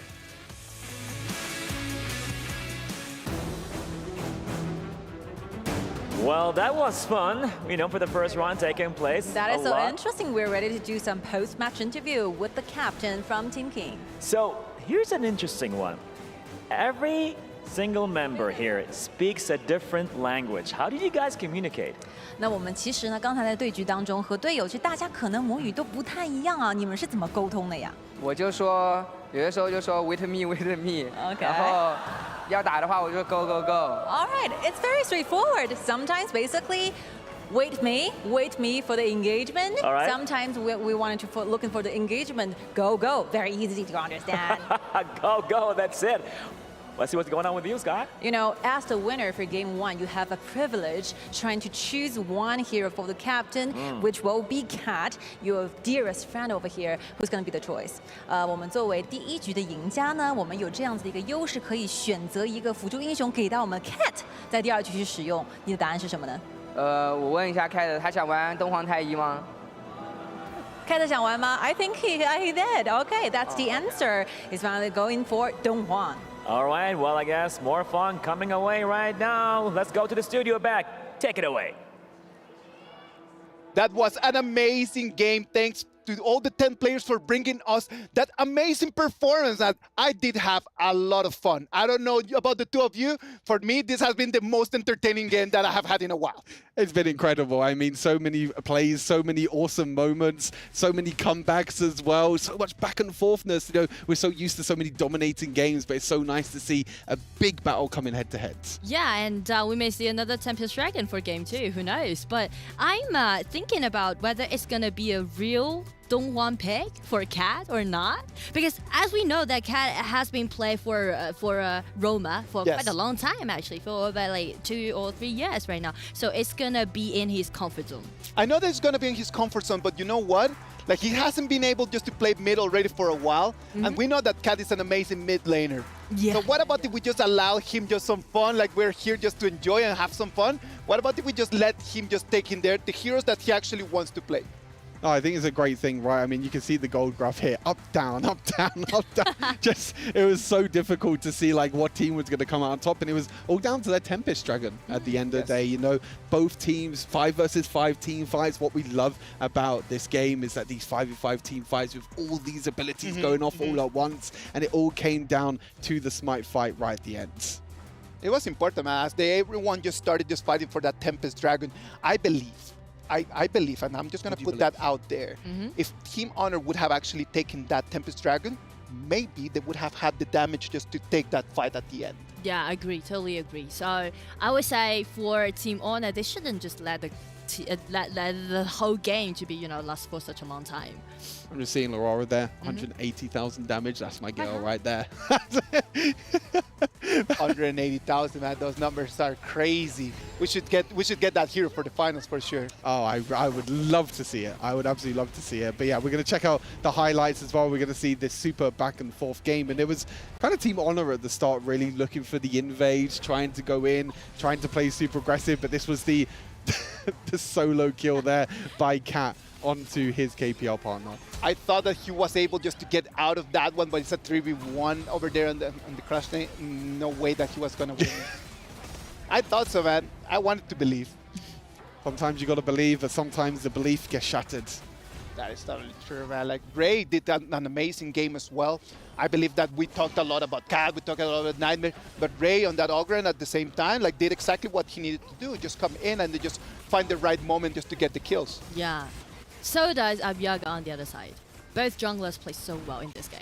Yeah, Check this one, killing spree. Yeah, Abyaga doing incredibly well on the Yao. Another really, really cool and unique hero. And this was the end here. It was Cat. It was as soon as the game ends, you know, these two players are just like, yep, that's it. 2-1 to me in kills and 1-0 for me in the series.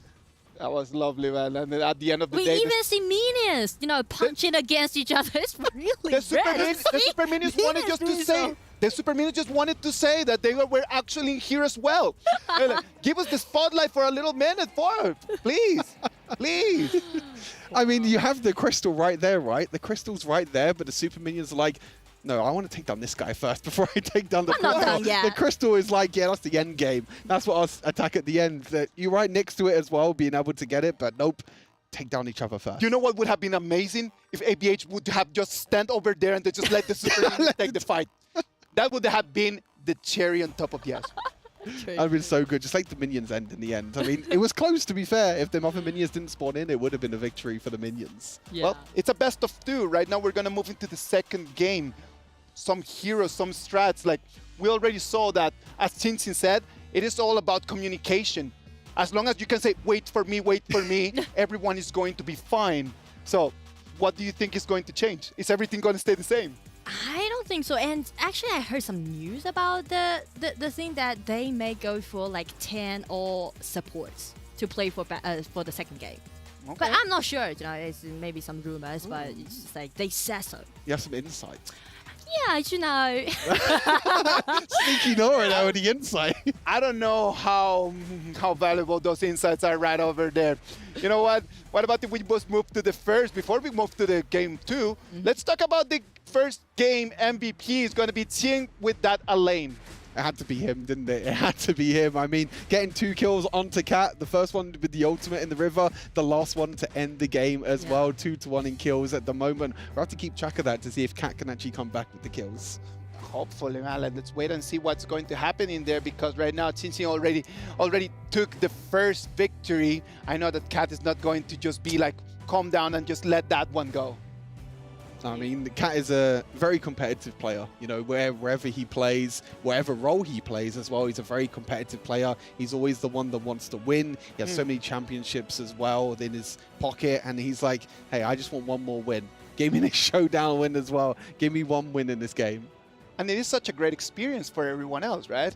Because for the likes of Nightmare, for the likes of Ray, for Josh as well, for Alyssa, just coming in and just being able just to take on that experience.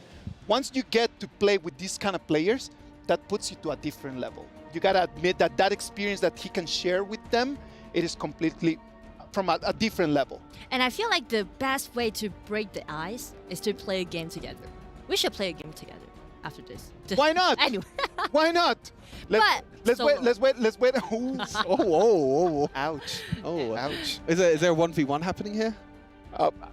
Well, let's go. We're gonna have let's go. Isaac does not want that 1v1. Team Honor is gonna be on the red. We already have the first round of the picks and the bans happening. Oh, there's a Chow? Do we get Cal Fuzi? Cat and Fuzi? Maybe. Oh, it could be a possibility. Jiang Yu, the pocket pick over in the Brazil region as well. We've already seen this pick once already in the tournament. A lot of normal picks right now. I want to see some more spice. Give me some more. I want to add some more spice. Spice it up. To my food. Yeah, but I do believe. But I feel like we can see a lot of melee fights happen in this game. Yeah.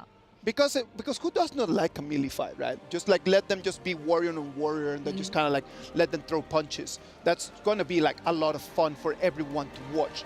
On this side, like the Tatsia, are we seeing a Tatsia Fuzi, or do you think there's going to be a Tatsia with something else? Oh, that's going to be boring if they go so.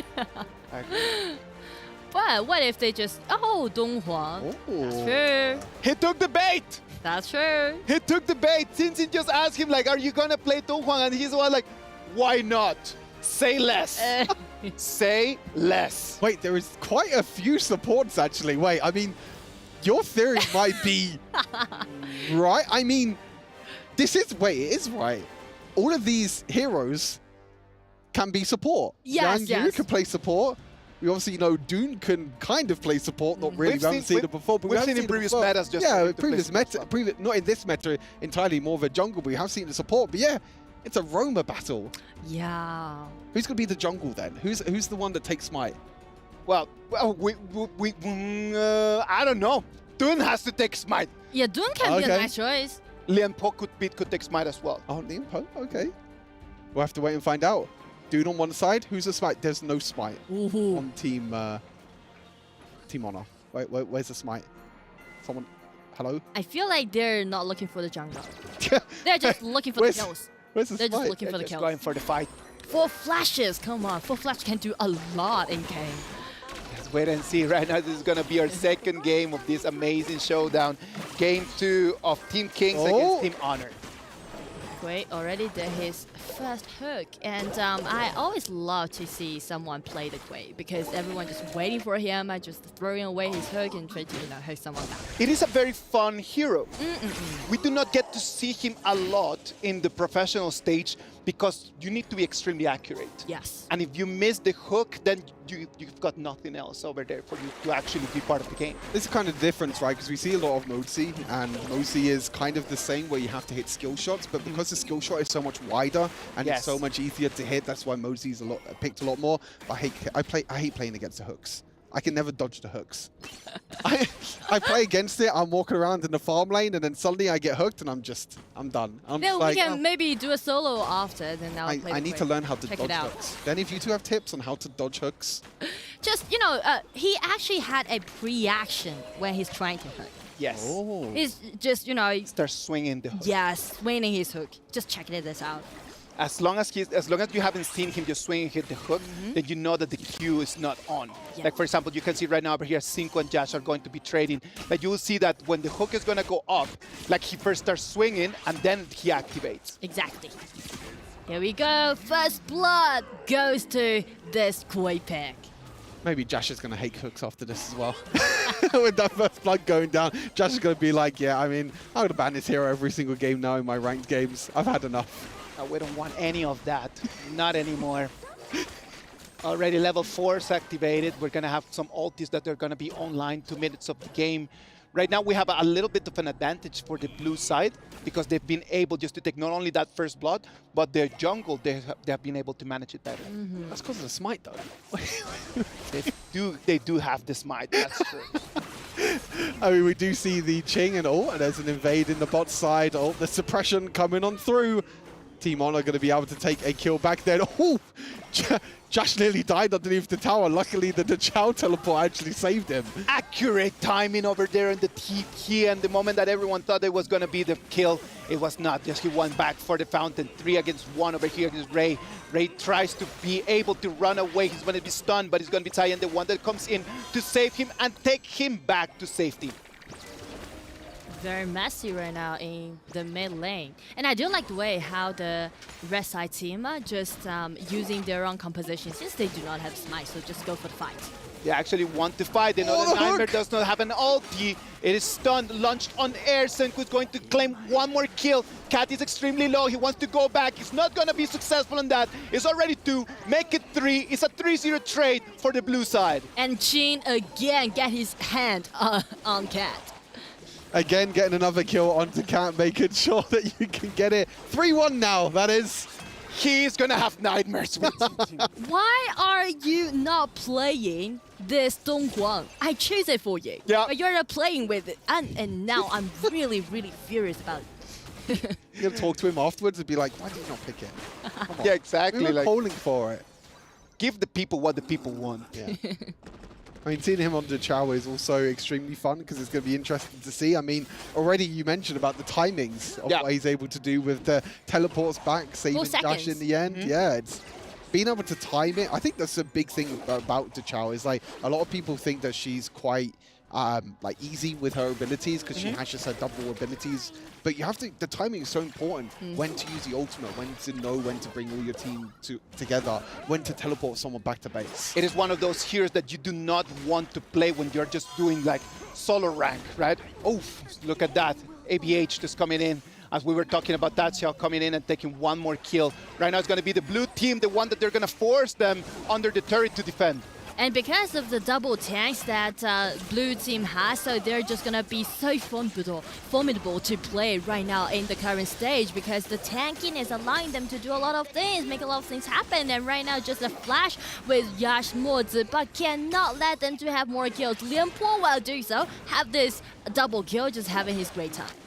This does not look good for Team Honor, does it? This does not look good. The whole of the jungle is getting taken away time and time again. The Smite not coming on through. I mean, I guess they don't really have a jungler, do they, really? But, I mean, yes, exactly. In terms of the draft, Team Kings has done a pretty good job. They have the support, but they have the Dune that can play jungle. They have the Lianpo that can play in the Clash lane. They have a really, really good all-round composition with roamers. Yeah, and they even got the Dolia, right? Double ulti all the time. Yeah. I believe that right now, that Smite might just be a little bit of the difference that the blue side just needed just to take the victory, man. Because it's going to take such a long time for the red team just to take on those resources. Yeah, we see the replay here as well. You can see the Josh trying to flash in with the Moza, trying to use the ultimate to lock down the rest of the members. But unfortunately, there's just too much tankiness as well on the side of Team Kings. You can see the players having a lot of fun there on the stage. Yeah, definitely. He's playing the Quay, you know, the most fun hero to Exactly. If you look again! Nice shot. Love that. Just come in, come here. Get in here. Now it's going to be a 1v1. We have ABH and Ray throwing punches. Ray's trying to run for his life, but it's not going to be chased after. And it's going to be Chin play with this Duen, outie in. Nice lock and nice knockup come up with this Lianpo Yash alone, being in such a chaotic engagement. There's no way for him to get out. No way for them to do. Senku, as you could see, just waiting for Cat to get into the TP tunnel. He's not going to allow that, and the turret is going to fall. Tier 1 tower in the mid lane's going to fall. I feel like when Senku goes back to his teammates over on Kagendra, he's going to be like, hey guys, I got a new strategy. I got a new strat.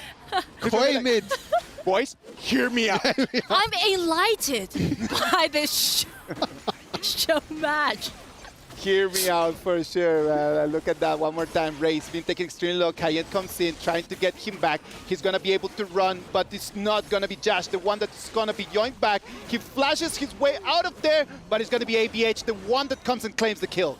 I like the way how they just complete the combo, the double knockup, and another hook again, hooking back. It's gonna be nightmare suffer from this hooker. Senku's just piling points to take the MVP of this game. He wants the MVP, doesn't he? At least one MVP for this game. Doing an incredible job. Might not be getting the kills, but it's setting up so much plays. Look at Jing right now as well. Every single time Arise is giving the ultimate back to Jing, another hook hits. Does this guy miss? Wow! This guy completely understood the assignment. Yeah! The assignment was come and entertain us, and we are very entertained. He was just like, it's really in his confidence. Yes, I feel like he's not good at playing this Quay, but kind of, it might be his future signature hero anyway. Look at that. The accuracy that he's got. Chow ultimate comes in. Is anyone going to come and save? No. Cat's actually going to go back to base and come back to the 5, but there's not going to be enough damage there, unfortunately. As you can see, the player cams there in the bottom left-hand corner. Everyone's smiling. Everyone having a lot of fun as well. Even if it is a 6,000 gold lead right now for Team Kings. Both teams having a lot of fun trying to make sure that they can get some kills on the boards. Totally right about that, man. Look at that already. We're going to make it to the 9 minutes mark. It does look like the Team Blue is going to take the victory because it's just that Tun and Lianpo. That makes a gigantic difference. Yes, the combo. I think that the combo right over there is the one that makes the difference. Accuracy about this Quay is just incredibly accurate. How did you do that? Just by practicing. I'm telling you, man, I'm just telling all the fans over there, all the people, all the viewers that are watching our stream, get online and go and play. After you finish watching the games, just get in there and just stretch your fingers and get yourself out. Practice makes perfect, or as Kin says, L means learning. L means learning. Thank you very much, Kin. Kin is always with us, even when he's not in the broadcast. But you can see that it's actually Ching the one going in again. Another reset on the ultimate. The Dolia showing the power there. And ABH, even as a jungler playing in the Clash lane, playing that Lian Po, a double kill in the end. I love how Arise is like just feeding Ching. It's of like, course. No one is. Before the game, Arise is like, okay, team, none of you are getting the ultimate instead of Ching. Ching is the only one that gets the ultimate, and hey, it's working out for them. And it's most likely that Xin did not understand that because he does not kind of speak that. I hope that someone just translated that for him, but I know that he completely understood the task as he's just getting his ulti again and again and again all the time. He's like, ah, that's what you meant. Ah, I see. But to be honest, that's the best thing that why I love Dolia so much, because whenever I play this Dolia, I feel like I'm the queen of the team. Yes, because everyone just begging me to. You get to decide people's fate. You get to decide people's fate with that. Yeah. Sorry, Josh. So frustrated. Sorry, not sorry. Sorry about that, man. Look at that. The yoink comes in. Nightmare's being pushed back. So 1 against 2, he's going to fall. Right now, they've got the power play, and they do have minions to take this turret down. I don't think they're going to have nightmares about Ching after this. They're just going to have nightmares about another time and time again. The Quay is going to appear at his nightmare. Yep. Exactly. Quay's going to hook in the nightmares. And He does not miss! He does not miss! That's crazy! If you're watching this and you need a support, sign this boy! Sign him right now! He is accurate! He even stole away the blue buff! He stole away. Love that guy. It's like, Ching, this is not yours. I need the mana. I need more hooks. I need to land I more need a hooks. cooldown. We might need a hook hit percentage in this game. How many hooks were hit and how many hooks were landed? Because honestly, I feel like he's like 80% at least hit rate. We're gonna be need to do the math. He's literally like around 80%, man. We should do the maths after this. Write it down. But yeah, Team Kings right now completely dominating in kills, completely dominating in map control as well. We just have to wait. Just wait 8 more minutes. I want to see the Tempest Dragon. I already miss it. I think that they cannot stall that much, man. Like this Overlord right over here is going to dictate the end of this game, as there's no way for the red team to clean the wave. Like for them cleaning wave just depends on Cat. And that is very difficult because he's being hooked out by Senku. And he even tried to use a flash to get away, but you can see Limpo won't let that happen. But thanks to his allies, they saved Cat from such a severe situation. Shadow Vanguard going to be spawned in the bottom side of the map. They're going to try and push out multiple lanes here to see what they can do. Vanguards are on their way. Yep. I feel like this is the time for the blue team trying to close out the game. They need to push right now. Let's wait and see what's going to happen over here. The farm lane. Tier 2 turret is going to fall. Right now, they're going to put their eyes on the high ground. Let's wait and see. They've got 5 members already in position, just waiting for the call. Vanguards arriving at the high ground tower. Here comes Abiyaga jumping in with no hesitation and just force everyone getting back. Let his ally to take this high ground tower down. Another hook getting Sayan back, but the burst of damage is not that kind of sufficient. But here comes the tanks again jumping in and grounded by the double ulti again. Ching jumping in. It's gonna be an unstoppable performance. They're trying to close out the game. The Vanguard still surviving out there. It's really hard for the red side team trying to figure this out. It's gonna be Ching again soaking in so much damage, but he was shut down by Cat with a 1-3 trade. Totally enough for the blue side team to get the crystal down, and it's going to be a double kill. To be such a credit, give over to this Quay Senko. What can Ray do right now in front of 4 members of the blue side? He's gonna be the last hope. The Vanguards come in, the super minions come in, he's surrounded, he's defeated, he's sent back. The blue team goes for the crystal, and they're gonna be the winners of our best of 2. Are they? Yes, they are! Team Kings being able to win our show match for today. 2-0 in the end. The hooks were just too good. I mean, what can you do when you're being hooked time and time again? It's so difficult to try and dodge, so difficult to get away, but credit to all 10 players. I think they put on an amazing show. It was super fun to watch and super fun to cast. It was amazing. I loved every second of that. And Nora, your information was actually correct. Yeah. We did see 10 support. Yes. When you just mentioned it on air at the first time, I was like, what is this kid talking about? And you were completely right. You're always on point, Nora. Do you have a prediction for the grand final now? Well, I would say I was Nora's spoiled. the chosen one now. I won't spoil that, okay? Yeah, just keep it to yourself by the moment. Yeah. Keep it to yourself by the moment, and then later on we'll get an interview with Exactly. Later on, after it happens, like all the predictions and everything have to come in. But yeah, in the end, 10 roamers, smite diff, I think it was in the end, wasn't it? I think just giving Ching this Dune, just running around like an absolute maniac in the end, stealing all the jungle camps, getting double ultimates every single time was way too difficult for Team Honor to try and deal with. But good games, good games. Yeah. Entertaining. They were extremely entertaining. Thank you very much to everyone for just giving us this amazing show, man. Like, because we gotta remember this is a celebration, and this game just put us in the right mood for just what is coming. Yep. We're gonna have the grand final just right after this, and just being able just to crack a laugh and then just enjoy time with friends before we get into the real high stress. It's gonna be lovely. Yeah, it's going to be an incredible job, but interview is going to be coming up on stage. Let's hear from the winners on Team Kings. Well, that was fun. Yes, Guy? That is extremely interesting, entertaining. Okay, so I have a question for Kat, because you promised us you are letting him going down, right? What happens? What went wrong actually in the game? 我们赛前放狠话的时候呢，很有自信，然后呢，在对局当中也都没有拿下来，出现了什么问题呢？ Bad pick， 选得不好。Oh, bad counter pick. How do you guys communicate using different languages? 这个问题跟刚才青青一样啊，因为我们其实讲的语言都不太一样。你们在对局当中2局下来是怎么沟通的呀？其实我偶尔能参与到他们当中一点沟通，就是大多数的时候就是在沉默。然后这一次我学会了一个就是暴君可以叫做 yellow， 因为它是一个黄色的。我才他们在游戏里 yellow， 我后面才懂在说暴君。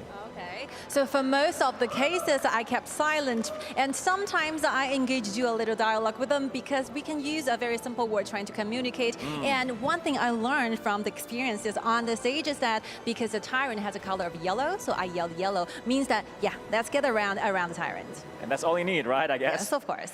Now, with the Chin Chin? winner, he said you're going to go down, but actually you went up. You won. So what was your advantage? 来，青青呢，这2场的这个表演赛打得非常漂亮，都获胜了。你觉得你们获胜的关键是什么呢？就是我觉得我们感觉打得很团结吧，我看他们打的。 We work as a team, we work with perfect unity together. Perfect unity. Well, congratulations for the fun show match. And now, ladies and gentlemen, we're going to head it over to the studio. Let's go. Welcome back. Thank you very much to them. It was an amazing performance, best of 2. It was really, really, really nice. I had a good time. Same. Yeah, it was extremely fun. I mean, we got to see some heroes that we haven't seen in the main tournament so far. Hooks being hit left, right, and center. It was absolutely incredible match to watch. It was really nice, and right now we're going to start moving into the grand final. The grand final is going to have LGD Gaming against KPL Dream Team. But before we move into the final, what about if we just have a quick break, and right after that, we're going to bring you the grand final of our tournament. Yalla.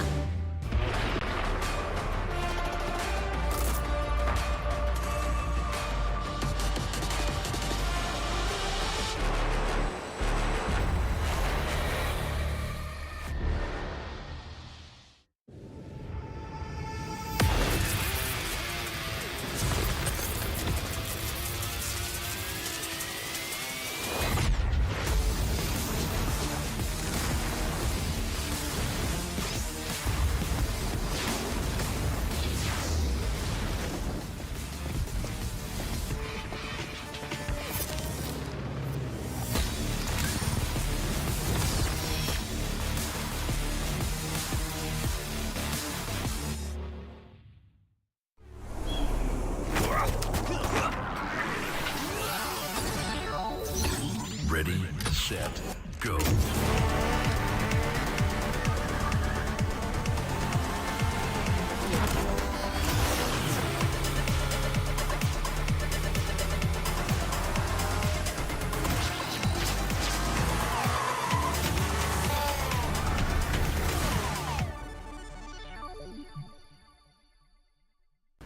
لحظات البداية عاشت معنا. كنا نحسبها وقت للتسلية بس. نحسبها بس ذكريات. عبود أعطي أختك اليد يا ولد. ابتكرنا فيها ابتكارات، وإذا بغينا قلبناها خرافات. كنا نحسبها بس لمة وصحبة وسهرات. انتبه نوب ترى نوب. لكن كنا نشوف عالم ما حد يشوفه. ليت يشغل وقته بشيء يفيده. الله عليك على اليد سود. عالم كبر وعاش فينا. عالم الحماس فيه يوصلك كل مرة لحلم أصعب، بس ما يصعب عليك. بارد معك وين ما تروح.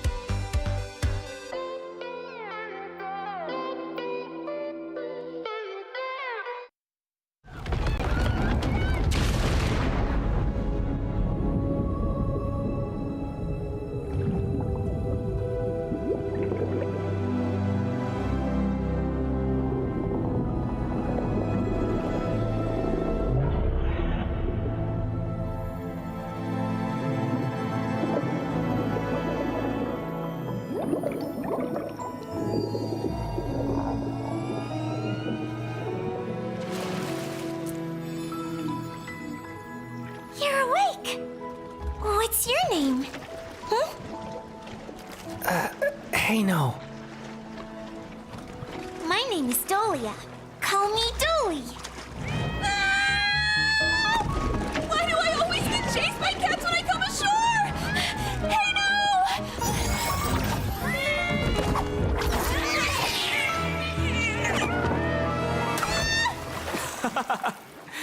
You're a high priestess of the Merfolk clan, and you're still afraid of cats?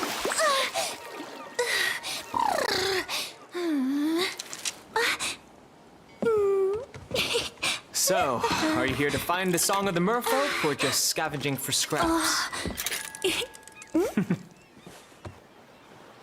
What scraps? These are clues.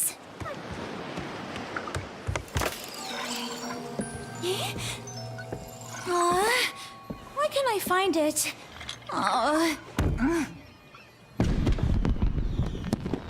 Who set off the fireworks? Be careful! Tonight has to be perfect!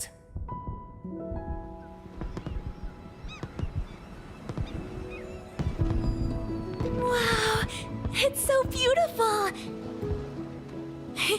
Let's go watch the fireworks tonight. Well? As long as you don't wander off. I connected your conch to my threads of fate, so I can find you even if you get lost.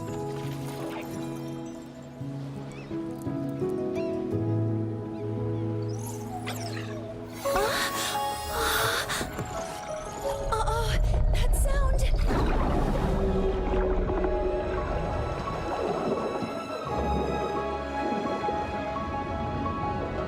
The Abyssal Beast? Yes, the pollution has caused its awakening. But I haven't found my song yet. Is there no other way to stop it? Only the emotional memories in the Song of the Merfolk can soothe the beast. but I've looked everywhere, and I haven't found a single note.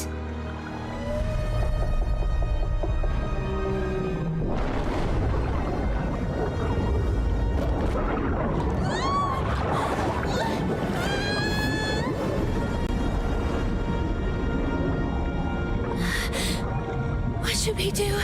We're out of time.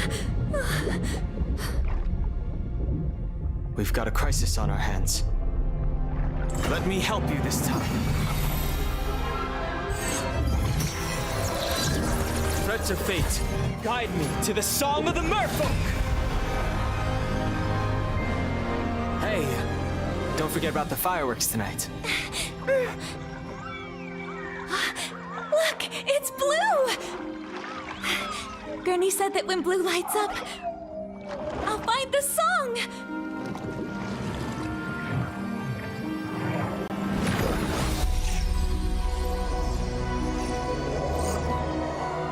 Hey, no, where are we? The threads of fate have taken us to another dimension of time and space. We might find the answers we seek.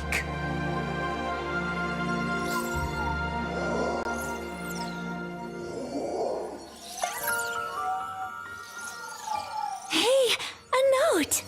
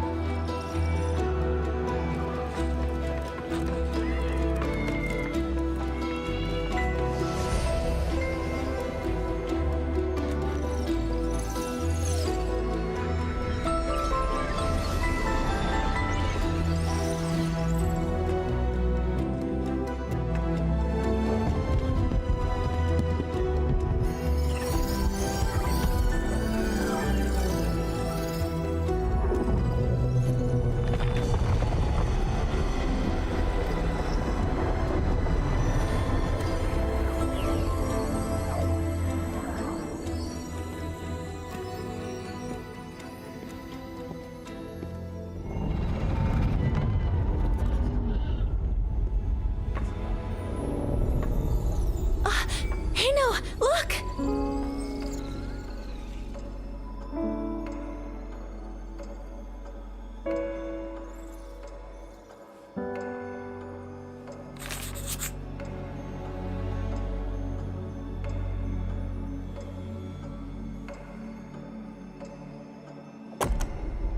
Did he spend his whole life writing this song?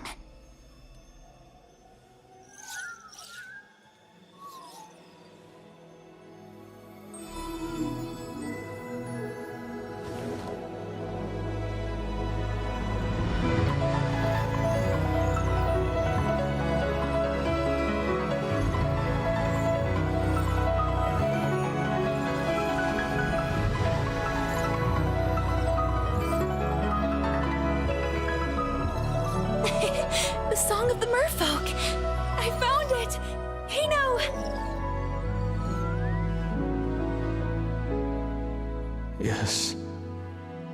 The song of the merfolk. After all these years, I finally remember now. What do you mean by remember? That note. The one I spent my whole life searching for. It's you, Dolia.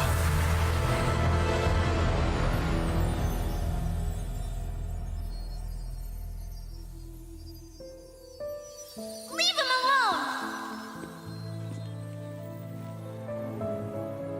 Help me! Don't be afraid. I'll teach you how to swim. This is for you. When it lights up, I'll be there for you. Help! You can't stop chasing me! Hey! Get away from her! La la la la. La la la la. For our people, it symbolizes being together forever. Let's go watch the fireworks tonight. I never thought that. The price of calming the beast would be giving up our most precious memories. Hey, no. That man. Was that you? If I sing the song of the merfolk, Then our memories of each other will be lost. then I won't sing it. Hey, no, I don't want to forget you.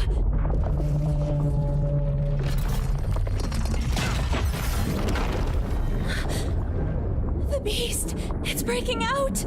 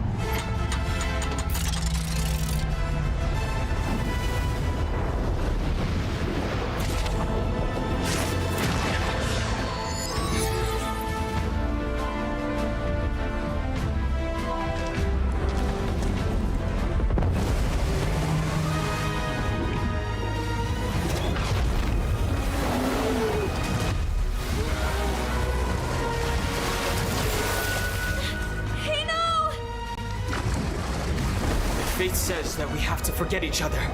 Then I won't do it!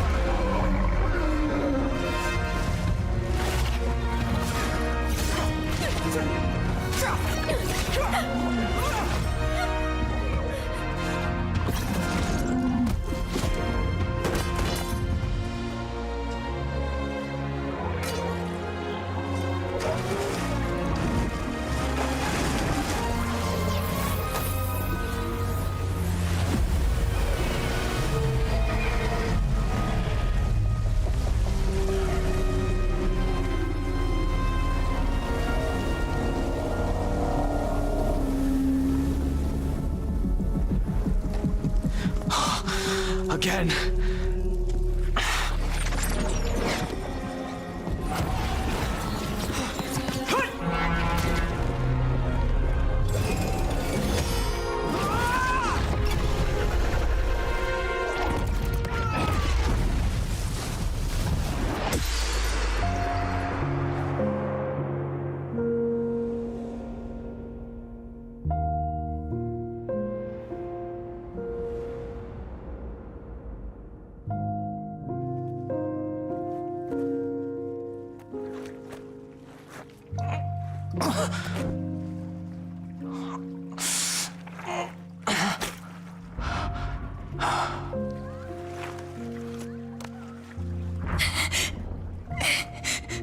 Is there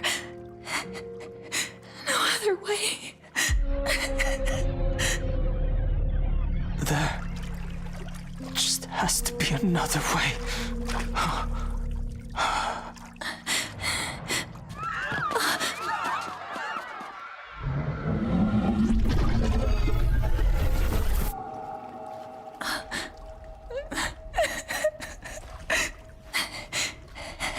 I'm sorry. Hey, no. I don't think. I just can't make it tonight.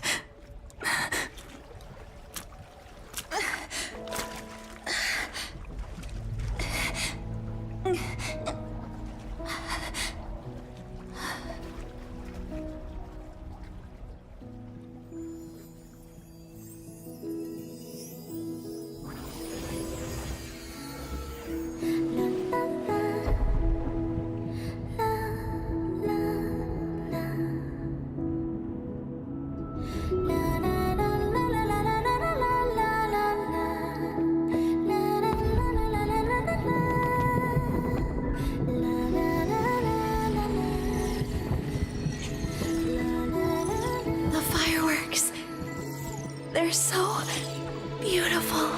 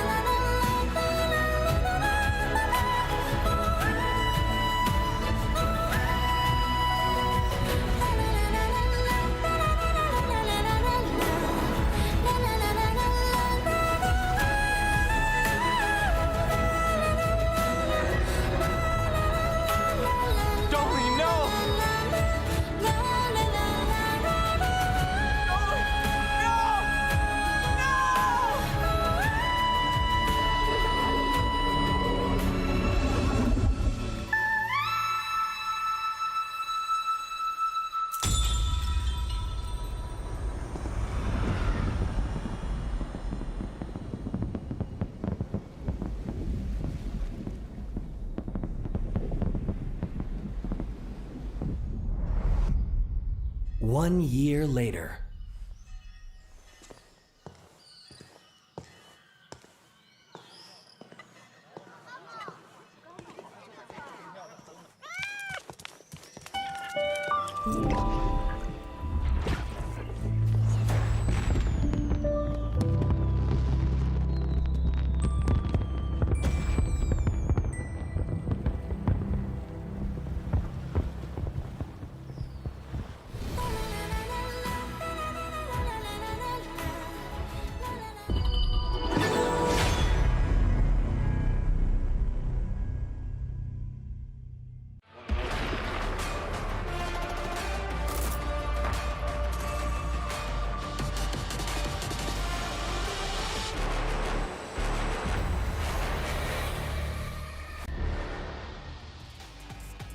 The championship in-game mode kicked off yesterday.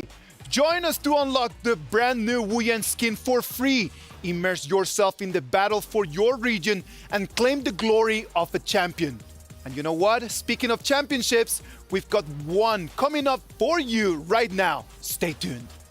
Welcome everyone. This year, we have an exhilarating journey with a series of international events. In March, we held the Honor of Kings Invitational S1 in Turkey, followed by the Honor of Kings Invitational S2 in Malaysia in July. Now, we are about to commence the grand final of the Honor of Kings Invitational Midseason here in Saudi Arabia. As we wrap up this season, let's turn our attention to the most prestigious event of the year, the 2024 Honor of Kings Championship. In October 2024, Honor of Kings Championship will be held in Indonesia, promising an unforgettable showdown. Witness 16 top teams from around the globe, including Indonesia, the Philippines, Malaysia, Myanmar, Turkey, Brazil, the Middle East, North Africa, America, Europe, the Pacific, and beyond. Competitors will battle it out for a $1 million USD prize pool. Expect intense matches, jaw-dropping surprises, and special mystery guest event on the final day. We are set to experience unparalleled excitement and competition as the very best teams give it their all to be crowned champion. We hope everyone can fully enjoy the thrilling events in 2024 and support your favorite teams and players. Stay tuned for more updates.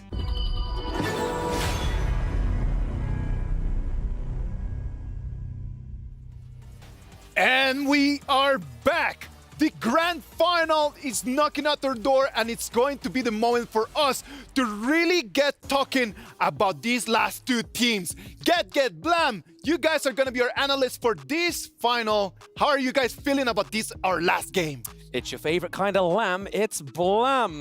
Didn't quite hit the same as Kindo Foos there, but joining me is Get. How are we feeling going into this grand final? Super excited to be here. Also, it's going to be the finals. This is the match I've been waiting for. And 5-0, respectively, both in their Team A and Team B. So this match is going to be crazy. It's going to be amazing. Let's look at the bracket right over there, and let's just talk a little bit about the road that they have had to take in order to make it to this grand final. LGT Gaming on one side, 5-0, perfect run. Then they took Loops, then they took VKS, and right now they made it to the grand final. on the other side. The KPL Dream Team has set the standard of how this game needs to be played. 5-0 in the group stage, then they came in, took Impunity, took AG Global, and right now they're waiting to see if they can go with the amazing perfect road all the way to grab that trophy. Absolutely. I mean, LGD Gaming in the Season 2 Invitational managed to beat Loops, beat them again in the Mid-Season Invitational, and even took the first seed of the Brazilian region as well in this tournament, and it's been flawless. That's right. On the other side, on the KPL Dream Team, they've been doing so well, having a perfect run as well. So going up against LGD Gaming, that's going to be a heavy contender. Also, they're pretty much ready for this. Yes. Yeah. We flew all the way here to Riyadh. And right now, the EWC Finals, man, like it is just like the Esports World Cup. What else? What else does it get bigger than this? I don't know. And just the honor of just being called a champion here to get that crown, it's gotta be something from a different world, isn't it? Absolutely, it's the Esports World Cup. It's such a grand stage. I mean, the first day we all arrived here and actually got to Boulevard Street, and it was just huge and just almost overwhelming, even just for us. So the players, right, they must feel completely like crazy. Definitely. This is going to be a history in the making. Whoever wins is going to have their name etched in those medals, and that's going to be a really honor for all the players in the world here in EWC. You know what? Like, they have been doing a lot of preparations for this grand final, and we know that they had some scrimmages before, and they had some offline scrimmages, and I'm gonna tell you, the result is not what everyone is expecting. It was actually a 2-2. Oh. It was not that stomp that we have seen from the KPL Dream Team just having on all the other teams, but it was actually a draw. What can that tell us right now as we are moving into the game? I mean, it's got a lot to say, really. I mean, both of them having flawless runs up until the Mid-Season Invitational Grand Finals. So I honestly expect nothing less than a very even matchup. But scrims, is the result of that really going to be something important for us to actually check on? Definitely, it's going to be super important. I feel like LGD Gaming be the team they are. They're really high contender. Also, I heard they did not go into Game 5. Maybe just not to break either team's spirit, but I feel like KPL Dream Team, they have different players that can switch in. So the strategy might be changing here on the KPL Dream Team side since they got more players. Scrims are different just to complete real official games, right? Because at the end of the day, you could actually use those scrims just to try some different strats, just to try to just go and try some different heroes. But right now, with the result out there, the KPL Dream Team does not look that invincible. Wouldn't you say that as well, Blam? Absolutely. I mean, I casted the game against VKS with LGD Gaming, absolutely just having a massive stomp. Like, when they picked the pay pick, the aggression, it was so good. Like, honestly, short matches, I think that's what we're going to be heading for, but it's going to be big brawls early game. Definitely. I feel like the same way. I feel like they already learned the fundamentals of the game. I feel like they like their students learning the Kung Fu, and their master already taught them everything in the books. So it's really up to the players. Who can make the faster rotation? Who can make those faster gank? Who can make those like extra step ahead? Every second is going to count in this final game. I love the way that you just pointed right out there, man. It's going to be the master against the student. Because all of us, we've been taking notes from the KPL Dream Team. And right now, the student, LGD Gaming in this sense, can they actually beat the master to become the new top dog? I think they've got something hidden in their pockets, really. I mean, they've showed us different sides of them all the way through Season 2, all the way to Mid-Season Invitational. I honestly think that what we've seen so far is not all. It is a constant evolution with LGD Gaming, right? Like, because as you have the opportunity just to cast a lot of the games from Season 2, you've seen them just come in and go in and then just sometimes not being that easy for them just to end the matches early in the game. It might just sometimes just stall. But the momentum that they've had in the previous 3 days and today shows us that they're ready for this grand final. Absolutely. I mean, even the added addition of the Esports World Cup, crushing keys, that's going to add an even more of an aggressive element to it. Like, yo, we've got so many keys crushed already. We want to crush more. We want that KPL one. Getting the KPL Dream Team key, what would that mean for LGD Gaming? I feel like it's going to be their dream to crush the KPL Dream Team. And that's going to be an honor. I mean, even to take 1 point away from KPL Dream Team is huge to LGD Gaming. So I feel like they're neck to neck. I mean, they've been practicing for a long time. The scrim is there. The stats are there. And you can see that LGD Gaming going really, really well. So I'm hoping they can actually stand up to the KPL Dream Team. I sincerely believe that LGD Gaming right now is not only fighting for them, but they're fighting for all the other teams that they have lost against the KPL Dream Team. If we came here as 12, and at the beginning it was just an everyone against everyone, this match, for me, it really feels like LGD Gaming has the hopes of all the other 10 teams just to come in and try to get a victory against the KPL Dream Team. So they're not only fighting for themselves, they're not only fighting for their fans, they're fighting for all the other teams in this tournament. Yes, and just looking here, you can see obviously the keys smashing on the screen as well. And this is what I was on about, just seeing not only the victor getting to be able to hold that crush key, just imagine the emotions from the teams, especially like the likes of AG Global as well, as you can see it there, KPL Dream Team holding that baby. Yeah, definitely. KPL Dream Team looking that medal, looking really, really good. Also, crushing other keys is going to be one of their objectives. And also, crushing LGD Gaming definitely is going to be one of their highlight moments in this EWC. This EWC has introduced the idea of these keys. And these keys has been an important part of how the trophy is going to work. If you still don't know how the trophy works, we've prepared a video for you to get up to date. Esports World Cup is a unique tournament and will have a very unique trophy system, consisting of keys, game trophies, the Club Championship trophy, and the totem. Introducing the key. This symbolizes a participant's right to compete in Riyadh. Each team or player will receive a personalized key consisting of the inner key and the outer frame. Winning a competition earns you a game trophy.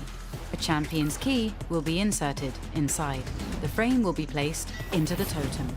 A physical block on display in Riyadh, serving as a progress bar of the Esports World Cup. The totem will remain in Riyadh as a chronicle of the Esports World Cup history. Those who get eliminated throughout the competition must give up their keys and see them crushed. Their broken keys will be tossed into the totem and encased in resin, symbolizing those that tried to win but fell short.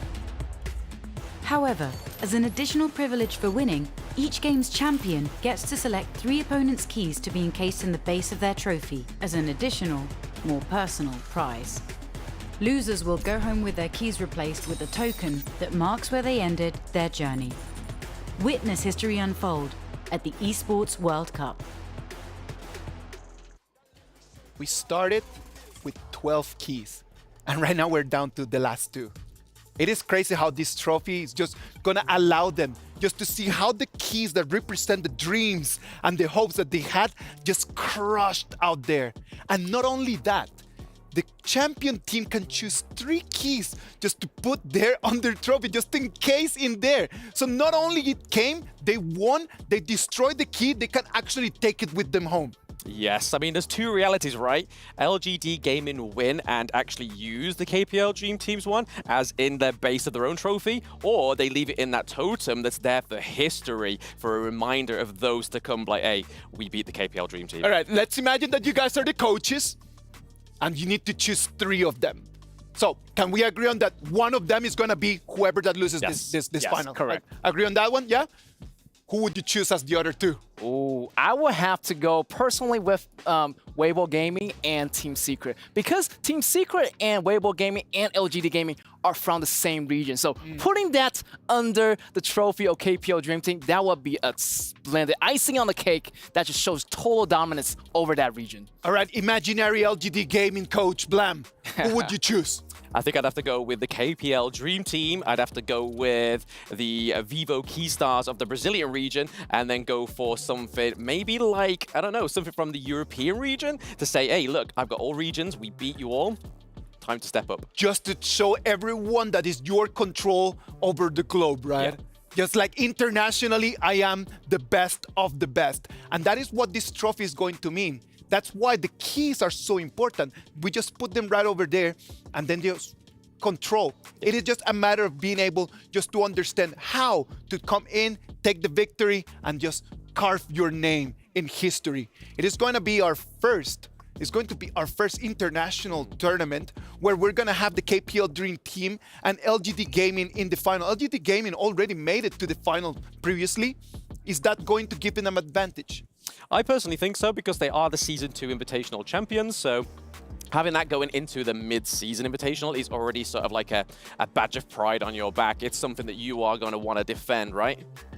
Yes, also KPL Dream Team came a long way and they've been playing this game forever and nothing is granted, everything is going to be learned. So they already been learning the game of the flow. So compared to LGD Gaming, I feel like KPL Dream Team is going to peak a little bit on top here. Let's wait and see what's going to happen over there, man. You know, one of the things that I really love about competition, when they get to see each other eye to eye, just in front of each other and then get to tell them exactly what they feel about them. And No Fear had an opportunity just to face each other and they hear what they had to say about each other. It's the grand finals, guys. It's going to be none other than No Fear Roma of KPL Dream Team alongside with LGD Gaming Roma alongside with me. And they will have to acknowledge each other's strength now. I want to listen from the KPL Dream Team side first. No Fear, what do you have to acknowledge the strength of Jer? 好，大家好，我是 KPL 梦之队的吴伟。虽然老干爹很强，但我们也没输过。今天肯定会在每条路都会针对你们的。 Wow, basically, he introducing himself as No Fear. And even though they know that they are strong, but they're nothing weak as well. But we're going to have to wait in the game. Now, Ja, what do you have to say to KPL Dream Team No Fear? Hello， 大家好，我是 LGD 哲。梦之队虽然很强，没输过，但我们也没输过。 Okay, he's basically saying they never lost, but we never lost drop any games too. So we're going to have to wait and see. But can we have a bit of handshake for both of you? That's going to be a grand final. See you guys in the game. The battle of the Invincibles. Both of them have had a perfect run since day one up until right now. I believe that after game one of them is going to lose their first small match. Absolutely. I mean, that handshake there was iconic. It was kind of like a boxing match where they both was just standing each other like this. It was like, it's about to go down, right? Yeah, this is going to be the battles of titans. You can see like both of them super confident, and that's going to be a reaction to them. Both of them not even losing a single match is going to be a banger. This match is going to be great. It's a matter of respect, right? Like, I don't believe that they do not have any fear in between them. Like, there's no fear. KPL Dream Team do not fear LGD Gaming as well. But respect in between the two of them, that is for sure. They know that in front they have a very, very, very strong animal that if the moment that they make a mistake, it could just really come for their necks. Absolutely. I mean, when we was going into the knockout stages and we saw AG Global start to actually pick up, we was like, oh, this is like KPL Dream Team Light. It's like they started to adapt some of their strategies, some of their picks, but then still got demolished. Other than that game one where we saw Snow on the Mulan, that was the only hope. But then after that, it was boom, boom, done. Whereas LGD Gaming are going to know that that's something more to be done. Yeah, exactly. I feel like KPL Dream Team, they're getting the game going on. You can see a lot of patterns from day 1 to day 4 already. So LGD game already been prepped for this, but also KPL Dream Team has been prepping as well. And I feel like the coaches are going to be really in for this one. I feel like the BP is going to be super important and really down to the fundamental of the game. Pretty much. It is going to be an amazing performance, man. It's going to be on. We know that the crowd has flown from everywhere around the world coming here to Saudi Arabia. And let's go to Solari right now. That is over there with the crowd. Hello and welcome to the Amazon Arena. I am Solari and I'm reporting live from the center of all the action because right here, right now, we are having the grand final of the Honor of Kings Invitational mid-season. We have two teams who had to fight through so much action throughout these couple of days. They had to play through the semifinals today, crushing their opponents, quite literally crushing their keys. You might have seen that one, but right now they're going to be playing against each other. They are playing against each other already. That is, of course, LGD Gaming and KPL Dream Team. Both of the teams are having so many fans in the audience right now, and I'm pretty sure that the players can feel the energy from their fans flowing all the way to this stage. But soon, we'll find out which of these teams is going to be crowned as our champion, and we can't wait to see who it's going to be. It is on right now. We are 1 minute away from everything. Boys, STC Play predictions. Who do you think is going to take the trophy? I've already said it, and I'll still stick by it. LGD Gaming. For me, KPL Dream Team all the way, and they've been showing everyone who's the final boss, and this is going to be the day to show it. We've been writing an amazing story. Since we started here on day one with the best of ones, to the best of threes, to the best of fives, it has been a really, really big story, man. The two of them are going to have the end and final chapter written over there on the stage. Feelings? Absolutely. I mean, I haven't been able to actually sit on the stand when LGD Gaming have actually played, but earlier I was sat there when KPL Dream Team played against AG Global, and their fans are something else. Yeah, definitely. I had a really, really lucky day where I met the fans of the KPL. Everybody just standing up, waiting for them to show up. Same thing for LGD Gaming. They have a lot of fans as well inside the stadium, and you can hear the roars and chant are coming in from the Amazon Arena right now. You know what? What about if we just move on? It is time. Ladies and gentlemen, the Honor of Kings Invitational Mid-Season Grand Final is here. Two of them, the best of them, LGD Gaming, KPL Dream Team, fighting for the glory. What about if we send it to the Grand Finals? Let it going on.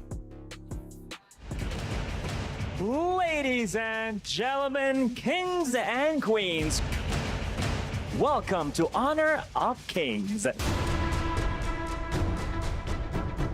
Welcome to the Honor of Kings Invitational's mid-season at the Esports World Cup Grand Finals. 12 teams faced off in the ultimate showdown, but now only 2 remain. Both teams have battled their way through countless challenges, showing unmatched skill and determination. In the end, there can only be one champion. One team will claim the trophy. Who will it be? We are ready. Are you? LGD Gaming. We will leave the trophy. Get ready for an epic battle as the quest of glory begins now.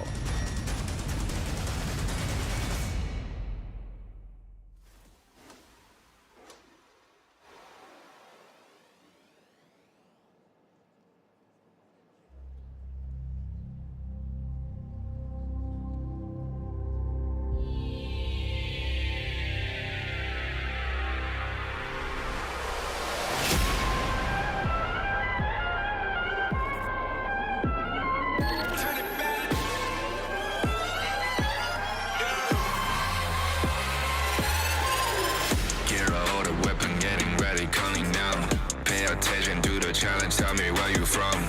Gotta be tough, gotta be strong, gotta be savage like animal. Every time you tryna push me down. Look at me, I'm invincible. Just let him know I can show you all the glory I own. Through the drunk cold, find a way through the petty time we did. Girl, live from how can we go? It ain't a way but turn it back. Storm is coming, tied up your cold. It's my kingdom, fire, going up. We the kings, it's our honor showtime.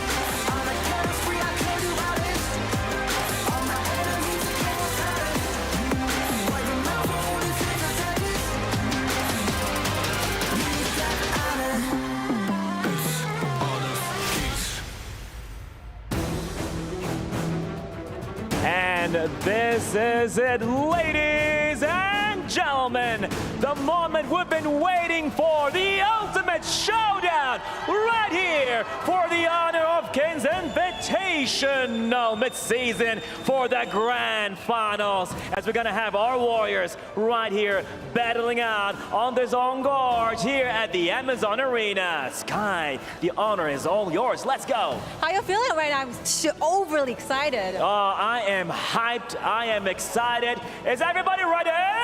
Are you ready for this?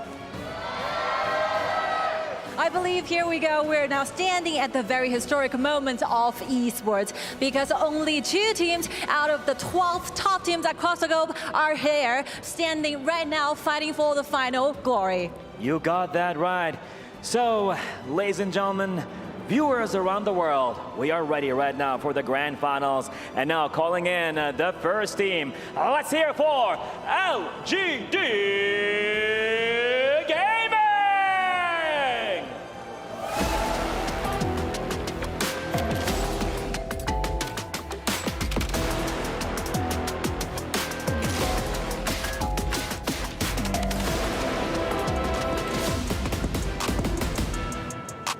they clawed their way to the summit, leaving a trail of legends in their wake. It is the moment of truth for them right here, to be here at the grand finals at the Esports World Cup, taking place right here in the Kingdom of Saudi Arabia, Riyadh. And now introducing our players, starting with the roamer, the unbreakable Ja. Farm lane, the relentless JR. Mid lane, the arcane Jahong. The jungler, the courageous Musan King. Clash lane, the fearless Siang. And this is it. Now Sky, let's go. Ladies and gentlemen, across the globe and the audiences here now in the arena, this is a moment that we'll be always waiting for a long time. Please welcome to the stage, all the way from China, KPL Dream Team!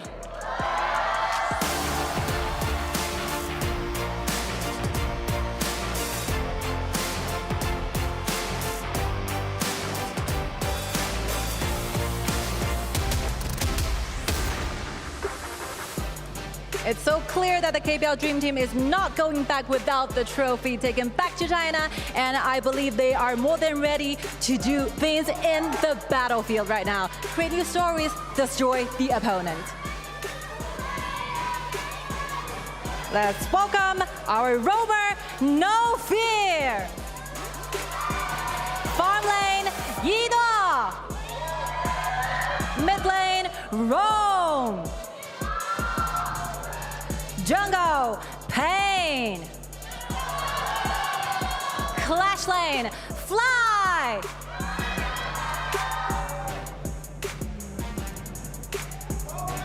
Well, ladies and gentlemen, this is it. The grand finals right here, the EWC Honor of Kings Invitational Midseason. But before we go away, before we hand it over, I think we want to hear the crowd one more time. What do you think, Sky? Please, one more time, let me hear you, let me hear my voices. 让我听到你们声音，好吗？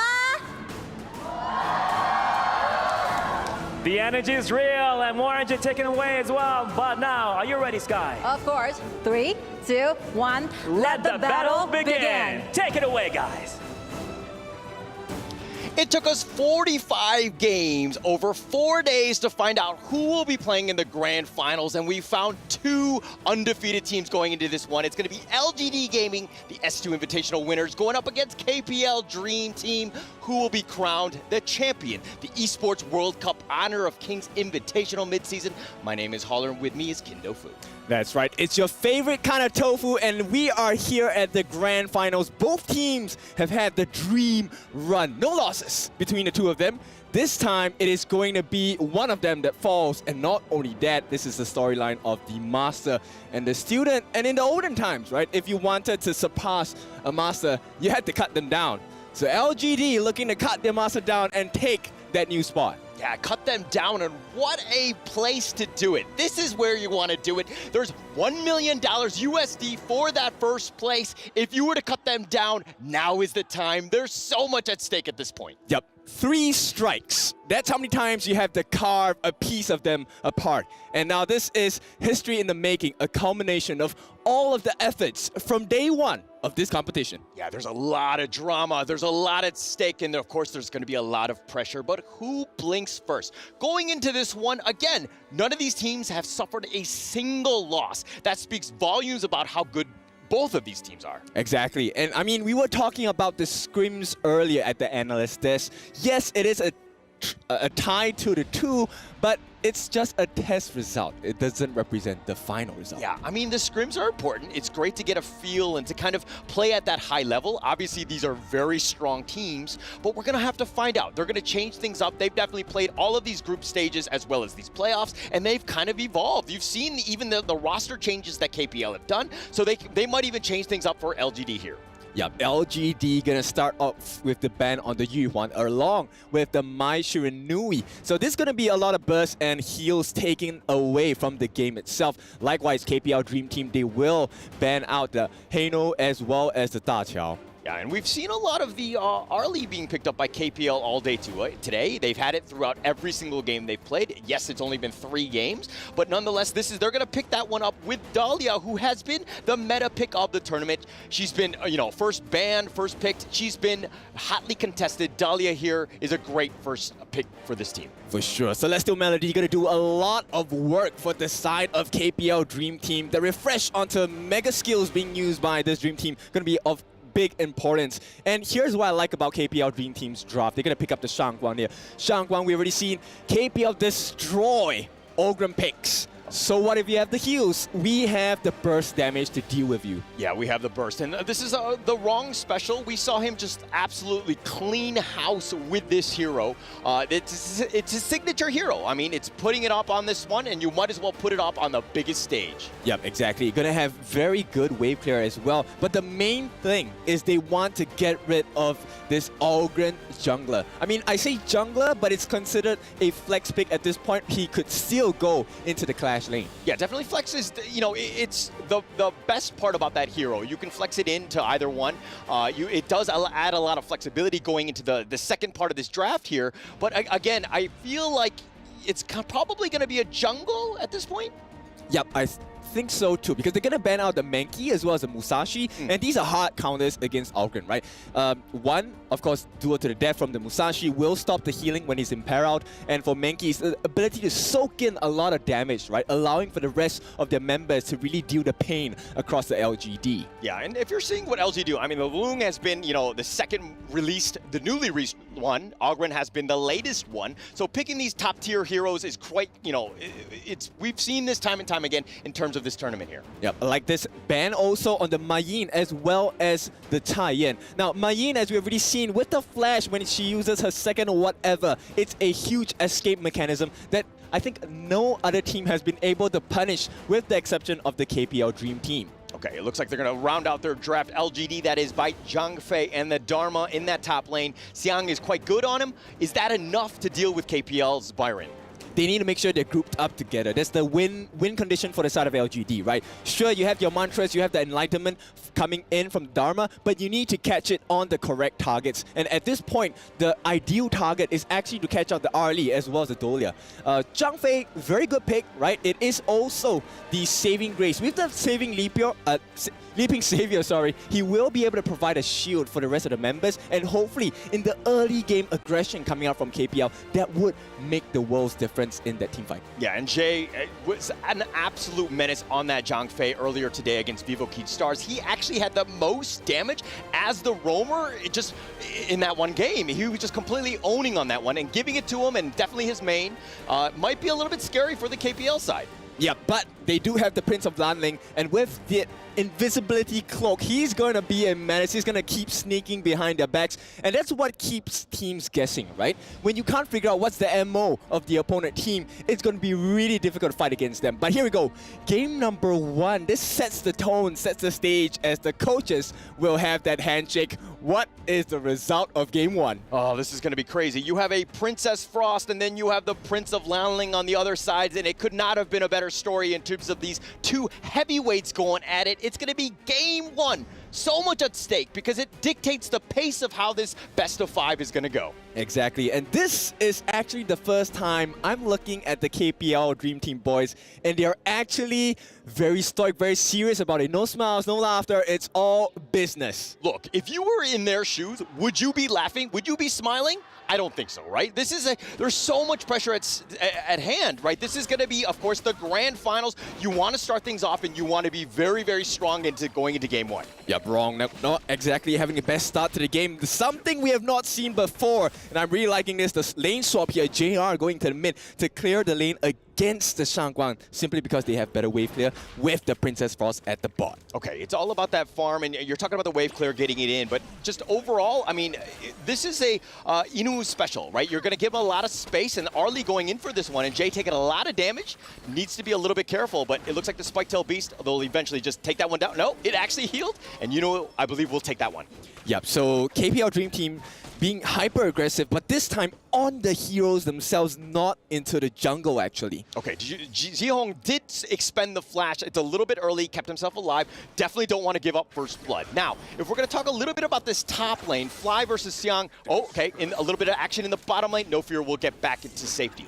Yep, this is exactly what they need to do, right? So instead of being the person having pressure applied to them, LGD Gaming needs to make the first move. And so far, it's working out. No deaths yet, but they're trailing in the gold department by a slight bit. Okay, and Xiang, it seems to be, oh, Musang King needs to be a little careful. He's going to actually look to turn this around. He does get the snatch, the launch up, but Wrong actually backs off. Musang King did have the heals. He's going to be fine. Yep, that Conductor of Souls saved his skin at that point. So once again, we're on the knife's edge, right, for both teams. KPL Dream Team, they're kind of feeling out the competition at this point. And LGD not giving an inch of space in their jungle as well. At KPL Dream Team, this is a little bit different from what we've seen in the other games, where they were very aggressive and they were kind of forcing it in. And HoK does go down, and he's going to be walking away scot-free with that finishing stroke. Yep, and this is going to be the wrong special, right? The finishing stroke going to give them the first blood, and you know for a fact, KPL Dream Team, if you give them an advantage, they will pull even further. Yeah, they're going to be pushing it out. Again, that map control, JR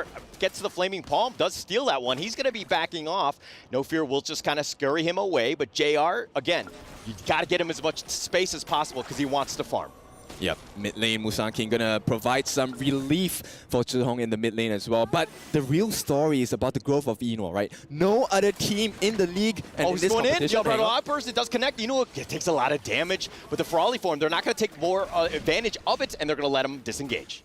Yeah, they need to continue doing this, right? They need to stop Eno's farm. Nobody has been able to stifle his growth, and it looks like LGD Gaming has been successfully doing so thus far.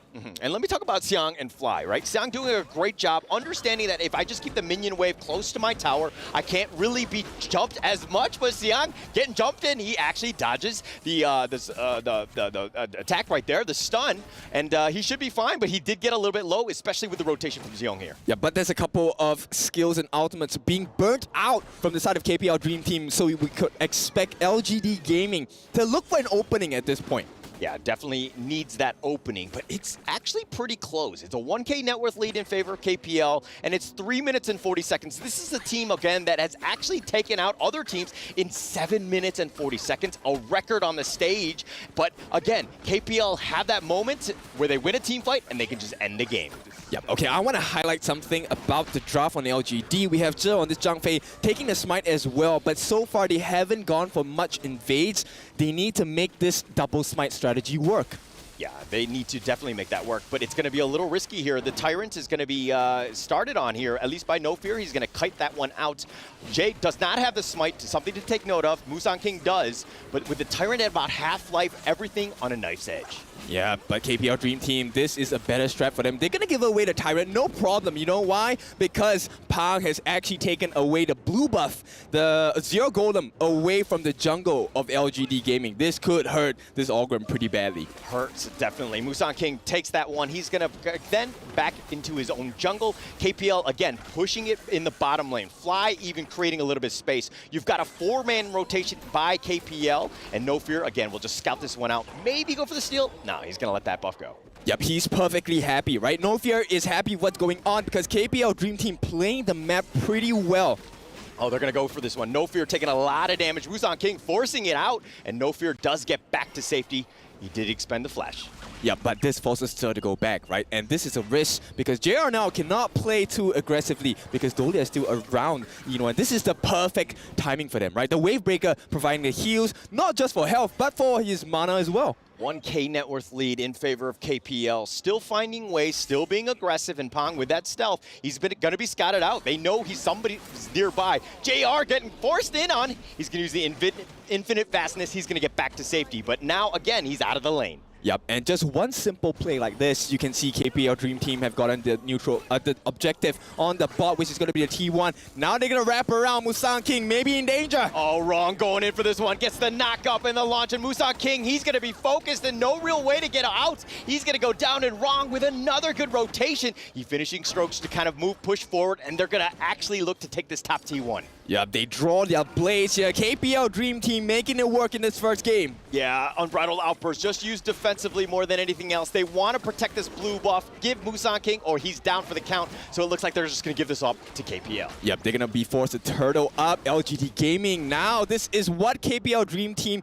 like to do and what they like to see. And so far, no team has recovered from this kind of gameplay from the side of KPL Dream Team yet. Yeah, they force the issue, and they actually make you play very defensively. And if you see what LGD are doing, they're scared. So they're actually starting to group up. And we've seen this time and time again. The pattern does not work.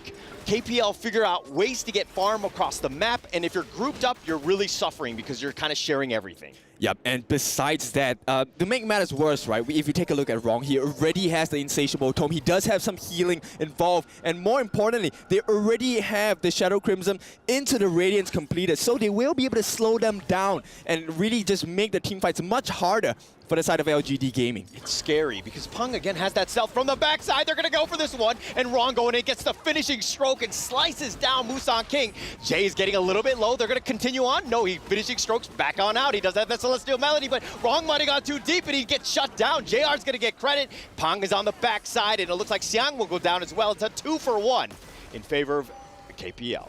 Yeah, KPL Dream Team carving bit by bit across the entirety of maps for the side of LGD Gaming. Thus far, they've taken one tier 1, one tier 2 across the bot, and all tier 1s are actually down. Yeah, one thing I like about KPL is that team fight was happening, but Yinoo was actually pushing in the bottom lane. They've taken the bottom T2, and they've given him so much space to continue farm. He will take them over the edge into the just finishing off this game. Yep, this is a very suffocating kind of gameplay, right, from KPL Dream Team. How do you fight against this? Because at this point, LGD not only are they down by 4,000 gold, they're also lacking in the EXP department as well. Yeah, and look, watch what No Fear's doing here. He scouts it out. There's no way he actually goes for this steal, but he's showing across like the rest of his team that actually there's 4 members looking to take this Crimson Golem, and so you have all the space elsewhere. Yep, they have the information. They also have the gold lead. Eno now at 6,400 gold, close to 2,000 gold ahead his counterpart JR.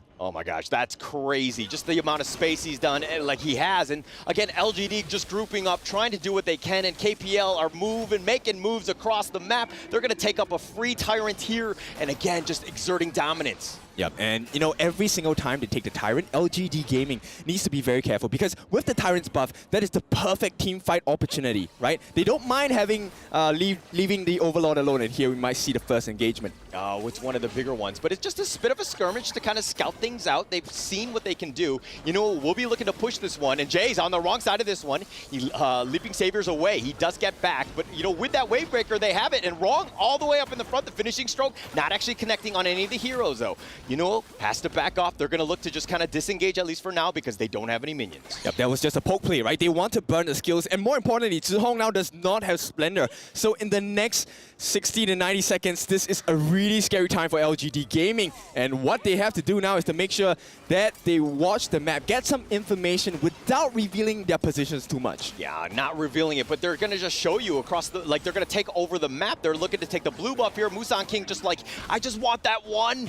Not able to get it, he's going to have to back off. And again, Musan King is really suffering right now. Yep, it doesn't matter who they give the buff to, as long as it is not in the hands of Musan King. And this is exactly the game plan of KPL Dream Team, right? Let's just suffocate them, make life extremely difficult. And so far, it's getting hard to breathe for LGD Gaming. Peng, level 13, they're going to go for this one, and Xiang gets caught out. Jay tried to save him with a Leaping Savior. It looks like he's going to go down on Unbridled Outburst just to try to delay things, but he's down as well. And again, Musan King, level 12, Peng, level 13. So tough. Yep, and the map is fully open for the side of KPL Dream Team as we hit the 10-minute mark. The Masters are at work. The shadow versions of all the neutral objectives are up.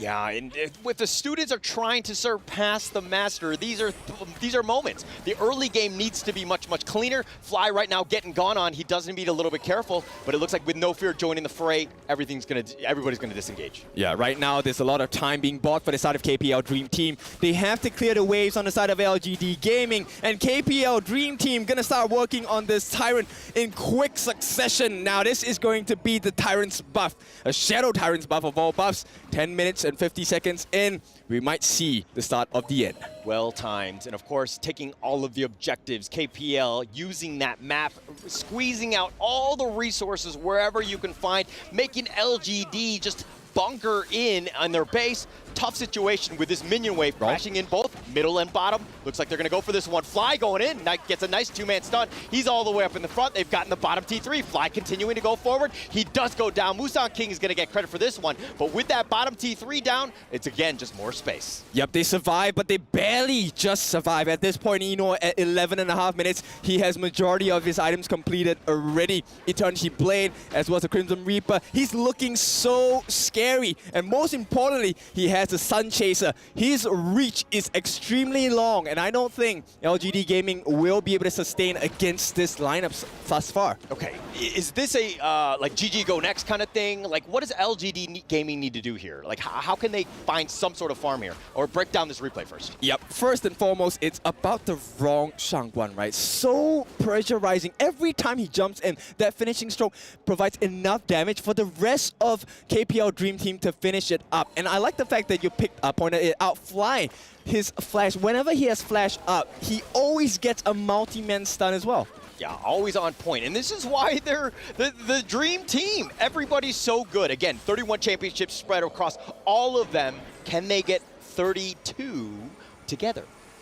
I'm pretty sure they can. Right now, Shadow Tyrant going to be, Shadow Overlord going to be taken away from the side of KPL Dream Team. It's going to start flying down the top lane, and right now it's just about buying time. Yeah, Inu has been capped out level 15 already. Pang is as well, and both of them are going in for this one. Wrong with that finishing stroke, just gets out, but he's going to be careful. He does go down. Xiang will take credit for this one, and that's a bit of a win, but Musang King taking a lot of damage. He gets whittled. Inu on the backside, just so much damage. The infinite fastness just trying to get him back to safety. He's gonna try to run. He is fine. They do have 4 members, but again, that middle T3 is down. No fear, needs to be careful, and it looks like they're gonna disengage at this point. Yep, KPL Dream Team, they might have pushed a little too far. They have lost Wrong, which is going to be a huge dwindle in the amount of damage they're able to output, right? Granted, they have Eno as well, but with JR hitting level 14, going to be level 15, this is going to be a scary time for KPL Dream Team. They need to close this game, and they need to close it fast. Yeah, and I mean, Wrong just playing a little bit too close to the vest, so to speak, a little dangerously. He did get caught out.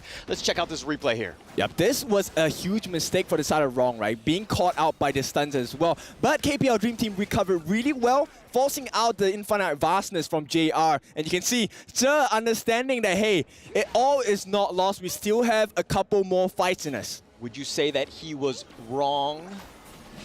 I'll show myself out this. He was wrong to move in at that timing, but, you know, he does have some things up his sleeve. The Cuirass of Savagery, along with that breakthrough rope, the Pierce is going to be insane coming in from the side of KPL Dream Team. A lot of damage, all the items that you need, everything that you would want at this point. I mean, this net worth lead is pretty sizable. 8K, LGD, all they can do is just do donuts around their crystal, trying to stay alive, but again, another Tyrant. Yep. No Fear is the person that I'm going to have my eyes on because the Celestial Melody is going to be the win condition. One of the, actually the most important win condition for the side of KPL Dream Team. All he needs to do is make sure Wrong gets that double finishing stroke. They should be able to end the game at that particular juncture. So are you just going to wait for the minion wave and just push is what KPL seems to be doing at this point?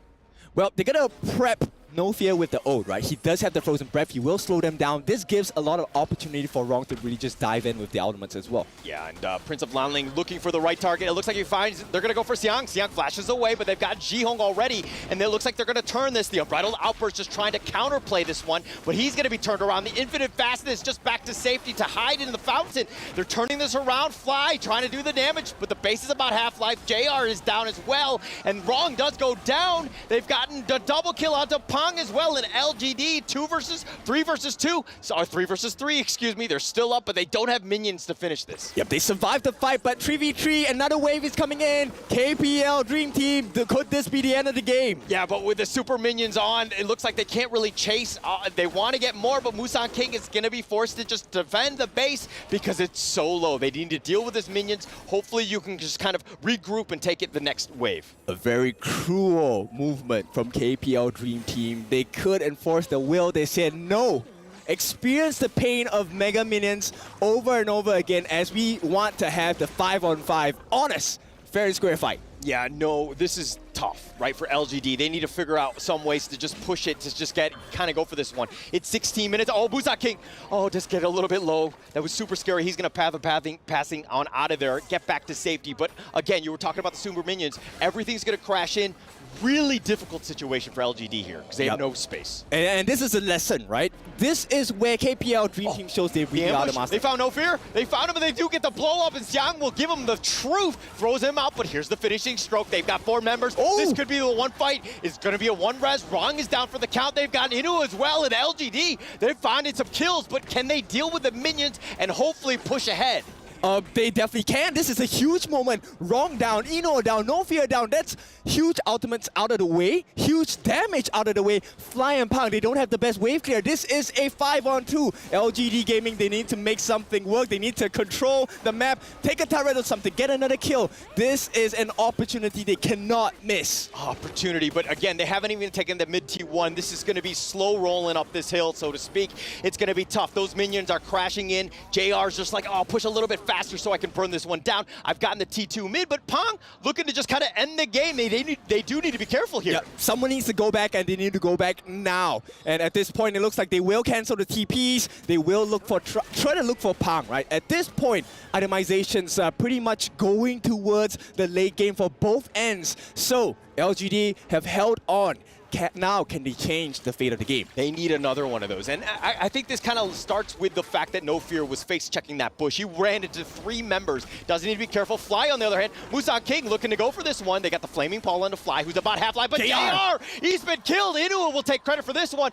40 seconds. This is an eternity. They have no damage right now. LGD in a world of hurt. Yep, this is the longest 35 seconds LGD Gaming will ever experience at this point. But it is game 1. KPL Dream Team, they know they need to be very calculative about this next move. It's just about the minions. Just go in, push together. You have a numbers advantage, and it looks like they're going to go for this one. Musan King taking a lot. He's going to have to out-heal this. He's trying to, but the finishing stroke, No Fear is already down. Unbridled Outburst is going to be used as well on the backside, and they've got a double kill, and Musan King, he's going to go down. He's going to revive. Jihong is down for the count, but the base Pong doesn't need to be careful. He's being focused in, but Xiang gets killed, and it looks like Jay, the one last hope. He's going to try to res, but they're going to take the base. They're going to focus this one in, and KPL will take game 1.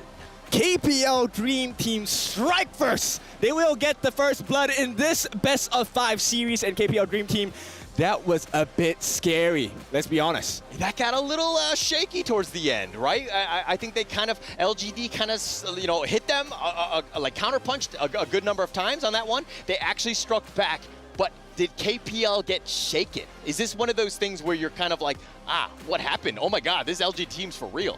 No, I don't think so. I think KPL finally feel we have a worthy opponent. And for LGD Gaming, this is the time to prove a point, right? We have the substance, we have the quality, and we will take you all the way before you ever get to have your hands on the trophy. Yeah, and I love the fact that how LGD did not give up. That looked really, really bad, but let's see what the panelists had to say about that one.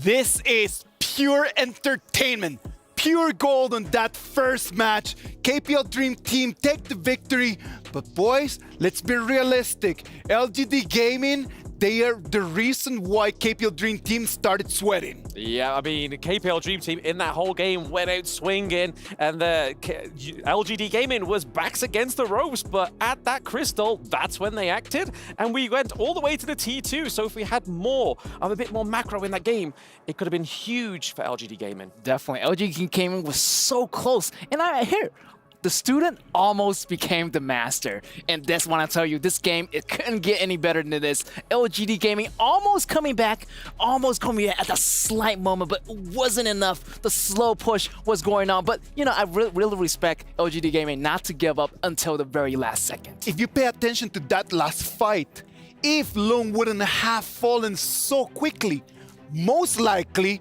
we could have seen a Tempest Dragon, because they were defending extremely well. But in the 5v4, it was just too hard for LGD Gaming to protect their crystal.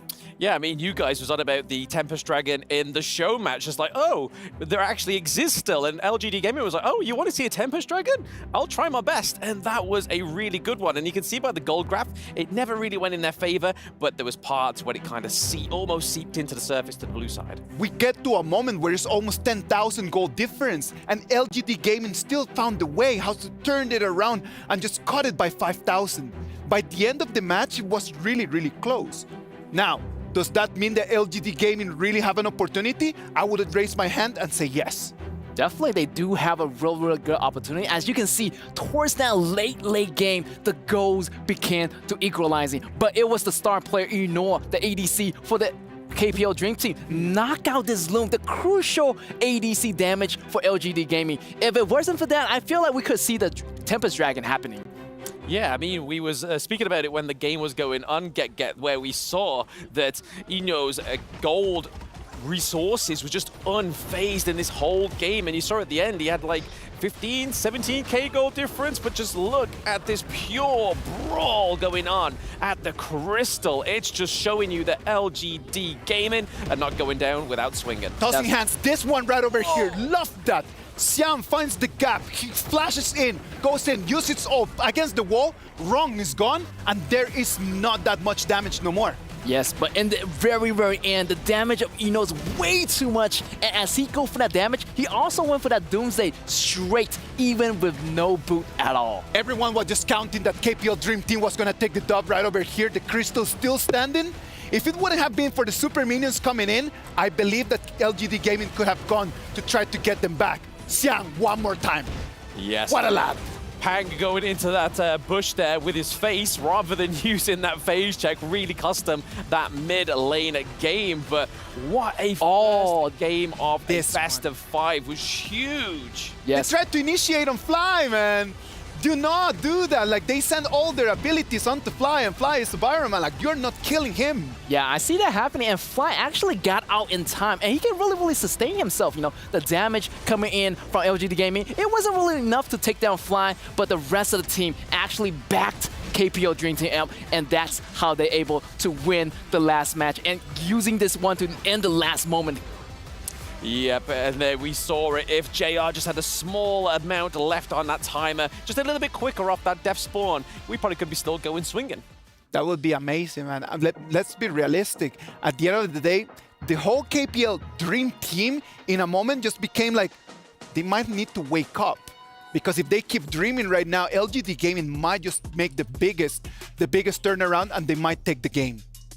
Yes, it seems that way. I mean, it's all happened in that draft. I mean, we was talking about it. We were hoping for the Kaiser to come through onto the side of the KPL Dream Team, and then Prince of Langlin came out of nowhere. It was like, whoa, okay. Yeah. In my mind, I was like, wait a minute. Kaiser would be a better choice, but I feel like in their mind, I feel like Prince of Langlin does provide better vision control. Also, on top of that, you have Dulia providing the melody. Also, you know, creating that distance control. So much vision on the side of KPL Dream Team. Maybe that's going to be their, you know, one strategy that to try in that match. Absolutely. We're gonna have to wait, man. Like, Prince of Langlin was such a great pick. I loved it. I enjoyed a lot. And we're gonna talk a lot about what's the reason of that Prince of Langlin. First of all, let's talk about the MVP. The MVP for this game is going to be the one and only Inuo on that Arlie. Arlie, a meta pick on Inuo. That's a gigantic monster. Yeah, I mean, everybody was so focused with taking the Lung pick, and then we still have that Ali comfort pick. It's still very, very strong within this meta, and you know what, just showing you on this map 1 how strong Ali still is. Yeah, everybody just is like busy with all the distraction that's going on. You know, Prince Alani providing the vision, also Dulia, so they all forgot about how strong Ino is with this Ali meta pick, and in the end, that was the game-winning kill, getting this Lone and getting them to victory for the side of KPL Dream Team. Yes, and with Ali as well, I mean, when we have Inua on Ali, he's able to just use those abilities to block those incoming range attacks as well, right? And who perfectly more to have that than the player that was introduced with this player, hero, sorry, that got a pentakill on their first try as well. LGD Gaming still has it, man. I still count them in the battle. At the beginning, I was a little bit hesitant about just even mentioning the opportunity that they have. After this first game, I do believe that I could actually see them winning game 2. Yeah, for me, I feel like they're actually making history. They're the longest team standing going up against KPO Dream Team. I mean, some other team would just like last less than 10 minutes, but they're going on for like 15 minutes, even 16 minutes, even almost making a comeback here. So LGD Gaming definitely in the zone today. They're the champions of our Season 2, man. Like, they're the champions for a reason. You might have a lot of these titles and everything, but I have a crown of my own as well. Yep, if they can't do it, who can? Because like you said there, Isaac, that they are our champions of Season 2 Invitational. And just going over those little bits of stats there, the team fight rate between both of these teams was very, very even. It was very even. An electrifying game 1 we just had between LGD Gaming and KPL Dream Team. KPL Dream Team 1-0. This was not a big victory, but it's still a dub. What about if we just take a little break and we'll be back right over here with you.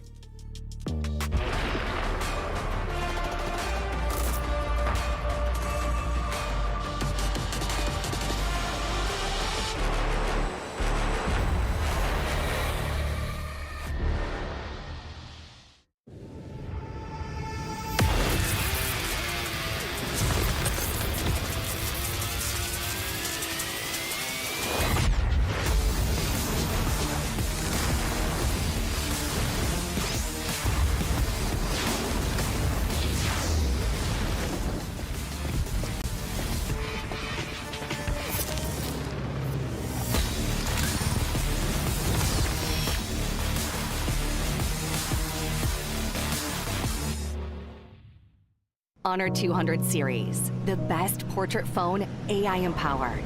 Studio level, AI portrait camera, 3 hardcore portrait modes.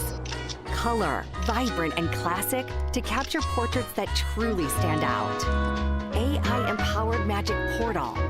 Snapdragon 8S Gen 3 AI chipset. 5,200 milliampere per hours silicon carbon battery, 100 watt, Honor Supercharge. This is Honor 200 series. You ever wondered how a Hollywood movie is shot? On a Sony. You review it on a Sony. And how do you make that sound epic? You record it on a Sony. Lunch break on a Sony. So why wouldn't you watch it on a Bravia by Sony? Have you got what it takes to get to the top? It doesn't matter how high you climb. To reach the top, even the biggest champ needs a break. So you can recharge, dive back in, and dominate.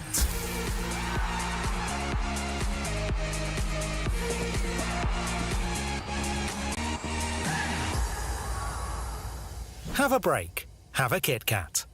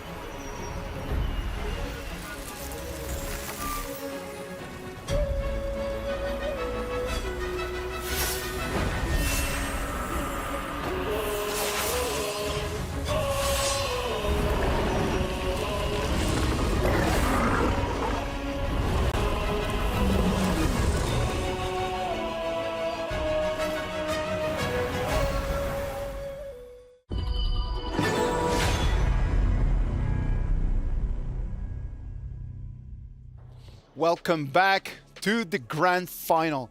This is gonna be our game 2 of this best of 5. KPL Dream Team taking that first victory, but LGD Gaming really pushing them and trying to push a little bit to see if they could actually take that victory. We were talking about Prince of Landlin before we went to the break. Why is that Prince of Landlin such an important pick? What do you guys think? For me, I feel like they just want to finish the job really, really quickly. Since they have Lone, it's going to be a really, really hard character to catch. So they just want to burst down with the pre-damage coming from Wrong and having the burst, Landing one went in there going with the burst damage and having maybe Eno and the rest of the crew just finish the job. Yeah, and I mean, it also gives them extra vision, right? So his passive is able to just be like, yo, here's some more vision, and you get a lot more of an overall picture on your screen as well. So you can kind of shot call with playing the Prince of Landling as well. The more information that you have, the easier that this game becomes, isn't it? Because the more vision that you have, the more information that you pass on, the better the communication in the team, the stronger that you become for sure. Yeah. Also, there's a crucial point where Pan actually switched the Tyrants for the blue buff at the 4-minute mark, which is really, really good. Actually playing on the pace of their own game instead of, getting into that Tyrant role. They got the blue buff and they went around at the 4 minutes mark and to get Musan King down first. So that was the first rhythm of the game, getting that tempo off just right. Just trying to find the cues, right? Like you get a little bit of an advantage, just trying to see that cue and really go for the fight, go for the kill straight to the neck. Yes, it definitely seems that way with the Prince of Landling, and that's why it really took us off guard with the draft as well. We were hoping for a Kaiser, hoping for something tankier, but we noticed within his itemization as well, he had a few defensive items, so that really enabled him to have a little bit more sustain as well. I was very excited at the beginning of the day for this grand final, and right now I'm even more excited. I am really looking forward for this second game. So what about if we just send it to the Amazon Arena where all the players are ready, and let's wait and see what's going to happen. KPL Dream Team strike first, get first blood, and they have LGD in an unfamiliar position as they lost their first game on the international stage. Yeah, but this margin of error was so small. All it took was just one mistake by the Lung, right? He stepped a little bit too far out, got bursted, and that was the only reason why LGD Gaming lost that first game. They were on equal pars. Guys, let's not sugarcoat it. I think KPL, they need to stop giving so many chances to the side of LGD Gaming. Okay, I think you're a little Pollyanna in the sense that KPL was not in full control. I thought that they had a much better early game. Yes, they did mix up kind of in that mid game where they let LGD get back in the game. They do need to be careful in terms of closing out the games. I think that's super important for KPL, and it's almost uncharacteristic of this team. Yeah, but this is showing that LGD Gaming is learning much faster and much more as well. So KPL Dream Team, they're still the monsters that we expect them to be. First pick, no change, it's going to be the Dolia. Yeah, it's going to be the Dolia, and that's going to be again, the most contested hero throughout the entire tournament. Very strong, and it adds so much flexibility in terms of what you want to draft and throughout.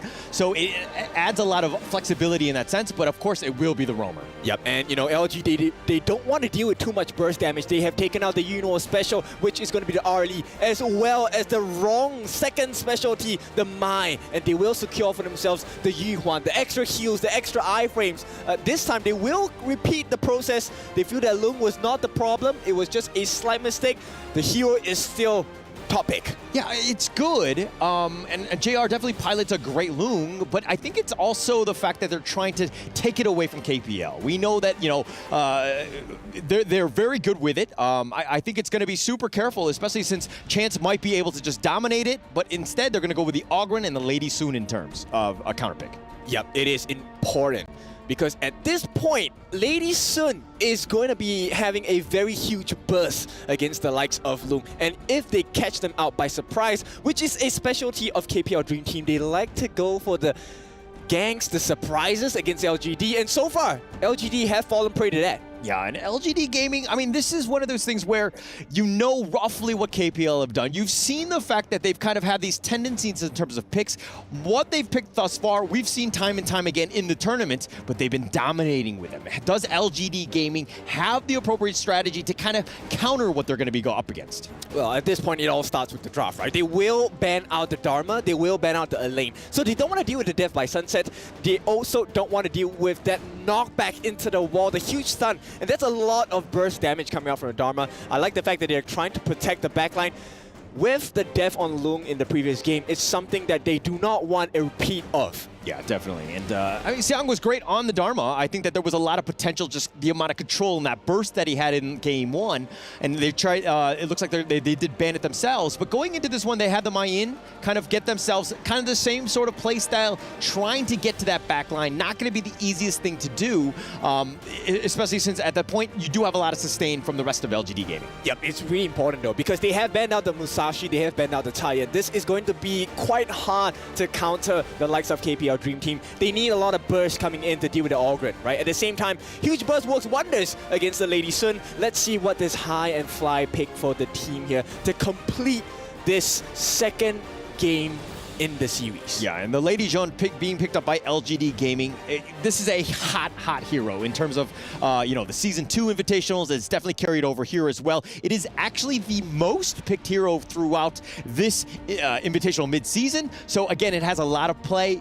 We want to see it in the mid lane. It's going to do quite well. But again, Soonbin kind of rounding out that draft. I like this. This gives them the silence, right? With the time lapse, it will delay the composition and combinations coming out from KPL Dream Team. But once again, they allow the wrong Shangguang. And we've already seen, right? All it takes is one wrong move and it will end the game, right? What kind of wrong? You decide for yourself. But we will head into the second game as the coaches will shake their hands as well.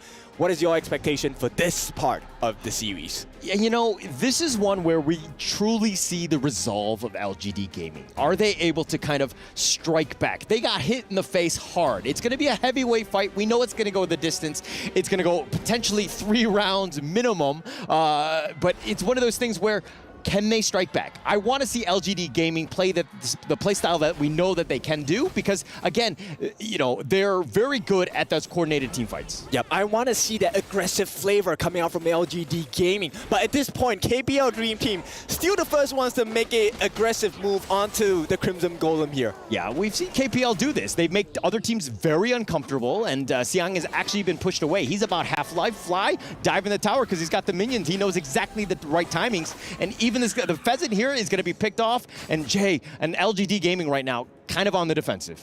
Yep, Xiang actually had to burn out his flash. That's not a very good sign. This is how potent KPL Fly is, right? He's so strong. He makes you use things you don't want to right at the start of the game. Yeah, right at the start. I mean, when those cooldowns are off, I mean, it's tough. But if we're looking in the bottom lane, Rong is playing in the bottom lane. Jeong is countered with the Lady Jean as well. So the mid lane has gone to the bottom lane, huh?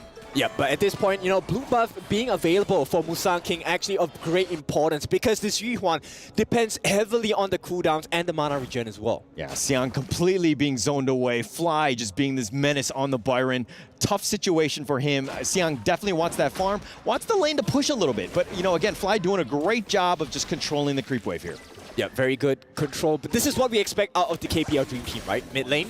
High looking to maybe go in. Musang King eating a lot of that one. He's gonna get on out of there. Yep, it's perfectly fine. They will get the chance to reset here. No fear, eating up the time bomb. It's important that they don't die here, Musang King. Oh, so uncomfortable. Musang King just trying to get him away. Does get the stun on the High, though. High will back off, but this Ogren just a menace, just has the vision, sees everything, and takes everything away from LGD Gaming. Yeah, pressure cooker here. They might be in a bad position because LGD Gaming now, they know that the Crimson buff is up. Yeah, they know it's up, but they're going to look to go. Xiang gets the whatever, pulls him back, does a little bit of damage. He's going to back off. Had the backup of Musang King, but it looks like they want the Crimson. High takes that one out. The Unending Sorrow from Musang King in that top lane, and it looks like they're going to disengage here. Oh, yep. They're going to just stake around there with a bait, and through that all, the stasis is going to keep him alive, at least for now, but he does go down, and High is going to get first blood, the worst hero you want to give. Yep, KPL Dream Team, they make it work thus far. They still want to keep it going, though. Yeah, and this is very different what we saw from the last one in the sense of KPL Dream Team gave a lot of respect. They played a little bit more standard, but now they're making things very uncomfortable for LGD Gaming, and they need to react. Yeah, but LGD Gaming, you know, this is not the ideal situation, but I think they have kind of adapted. They will play the long game, right? They have the stamina to outlast KPL Dream Team. They've shown shades of that in game 1. Right now, can they just finish it in game number 2? Yeah, but they're suffering right now. This net worth lead, 1.2, 1.5, it's starting to jump. KPL is actually just making some waves in the bottom lane, forcing them back. Ji-Hong, all he can do is really watch here. Not really much he can do.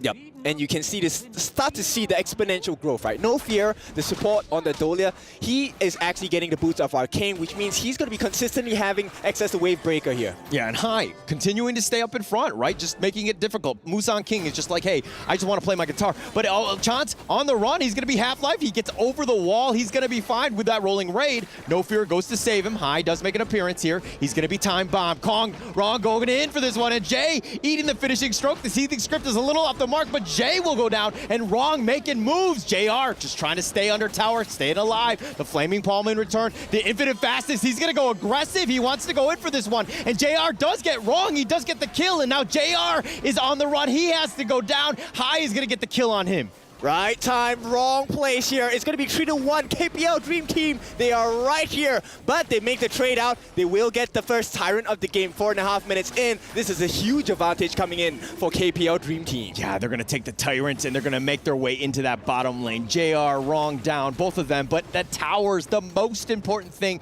All of this push, this pressure, LGD Gaming, all they want to do is get as much farm as possible and hopefully keep this T1 mid up as long as possible to give them that space. Yep, but just the one kill, it's not enough just yet. KPL, no fear. He's going to try and make life difficult. Oh, looking to take this Azure Golem away. Just difficult. Just everything is contested. Nothing is easy, making it tough for Musang King to get that farm. He will take this one, which is huge for him on the EU1. Yep, so at this point, KPL Dream Team, they have a very strong map control. Take a look at the growth of the items as well. Axe of Torment already completed on this Lady Sun, going for the Master Sword next for sure. And once again, Wrong, already having that insatiable tomb. He does have the lifesteal. He will have the damage as well. Yeah, and Wrong, he's out there like King Kong. I mean, he's got it. He's exactly what you want as a mid laner on the Shangguan. Just doing so much damage, no fear. The Ode pushing almost everyone back. Does need to be a little bit careful, but on the bottom side, there was a little bit of damage. Oh, the finishing stroke. Oh, keeping him alive. And Wrong, I thought he was going to go down. He's playing with fire, so to speak, high over the wall. They're going to back up. But again, LGD Gaming sticking together, trying to get as much farm as possible. Yep, Celestial Melody used to refresh the Wrong ultimate here, the finishing stroke. So at any point of time, KPL should be ready to take another fight against LGD Gaming. And as it stands now, LGD Gaming, they haven't figured out what's the counterplay here. How do we play the map, right? They're going to try with Xiang pushing down on the waves on the bot lane. It's so weird because LGD Gaming usually is the aggressor. They're the ones with the pickoffs, and they're just completely reactive. JR just throwing out the ride, the win, infinite fastness. He's going to beep on out of there. He's going to be fine, but he does lose the T2, and it looks like they're going to go all in defense. That top T2 is down. Yep, they're just buying time here, right? They don't really want to fight. They're going to have to give away. That's the price of having safety here. The Crimson Golem going to go into the hands of the KPL Dream Team. But Xiang is making the dream, keeping the dream alive, going to take the T1 on the bot. Now, the question is, can he survive that impending gank coming in? Yeah, and Xiang is doing a good job. This is what you want to do. When you're getting pressured in one place or in one lane, it was the top lane in this case, Xiang did a great job of pushing that bottom lane. But again, you know, Hai going in for this one. He's looking to take the Azure Golem. Musang King looking to counter. Does have the Mournful Temple. They throw this out. The Time Bomb could potentially slow, but Fly gets over the wall with that Storm Strike. Ji-Hong so low. Oh, but the heals keeping them alive. LGD Gaming survived this one. They survived, but they're not in good shape here. Oh, no. Wrong going in, finishing stroke. Not hitting the right ones. He's going to be time bomb for his troubles. He's going to back off. The Ocean of Tears just creating a little bit of space, but that T1 mid is now down. Yep, they've burned absolutely everything. Only Chance has the ultimate along with Xiang as well, so they don't want to continue fighting, but it's a horrible position to be in. Musang King, yes, he does have his smite, but what good is that now? There's nothing left in the jungle. Yeah, not really much you can do. This is actually very difficult for him. I mean, he's a level behind. Hai is starting to just kind of exert his dominance, pushing it out, controlling the map, and he's been on the LGD Gaming side almost this entire game. Yep, and you can see the difference, right? Those small little things that they have done have now shown up. They've reaped what they sowed. It's a 4,000 goal lead at the 7 and 8 minute mark. Okay, but LGD Gaming came back in game one. I do believe this is a potential for what they can, they can get back in the game. They just need to get some pickoffs. It started with the last game in terms of getting no fear, but they're looking to go. Jay getting a little bit low. Xiang is all the way up at the front. Doesn't need to be careful. He gets killed. Hai is going to take him down. And Hai continuing to focus it in and unending sorrow, keeping Musang King alive. They're going to back off, but Chance takes that top T3. They're going to continue to fight. They're focusing in on Musang King, who's trying to back off. The Ocean of Tears right up onto him. Fly gets back to safety, and they're going to take this mid T2. Yep, they needed a trade. KPL Dream Team said no. They take everything for free here. Nobody dies on the side of KPL Dream Team. They get themselves a kill. They get themselves a tier 3 at the top. And once again, they are in full control of the game. Taking everything, all of the objectives, all of the enemy jungle. LGD Gaming are starving. They're starving children, so to speak. Not that level, but Jay looking to go in. The time bomb onto No Fear. You wave breakers back to safety, and again, KPL just disengage. Yep, and this is a very happy position, right, for this side of KPL. Look at that. Double objectives. Not only that, No Fear, as the squishiest member on the team, is able to soak in so much damage. And Hai, of course, compliments to him. He's going to complete his Giant's Grip if he wasn't tanky before. KPL Dream Team going to be very beefy now. 3 level difference. Hai and Musang King. Okay, now it's just 2, but Musang King is in a world of hurt. He is suffering. He needs his XP. Not able to do anything right now because, again, KPL Dream Team just putting so much pressure in, giving no space. Yep, Wrong gets the breakthrough rope. KPL Chance gets the Eternity Blade. The power spike is really a 4-1. This next blow could be very heavy. Yeah, the next big team fight, they got to be super careful. LGD Gaming just dealing with his Vanguard, trying to slow it down. They need some space. They need some time. With that top T3 down, it's going to be pushing. LGD Gaming right now just need to slowly whittle away, try to get some farm and slow this game down. And it's exactly this kind of gameplay, right? So Path of Passing allows Hai to come in, sneak a peek. At the same time, No Fear just camping at the sides. They give them enough vision. They know that they're safe. They can take this neutral objective. They're not going to be punished for it once again. Yeah, KPL will take both objectives at the same time.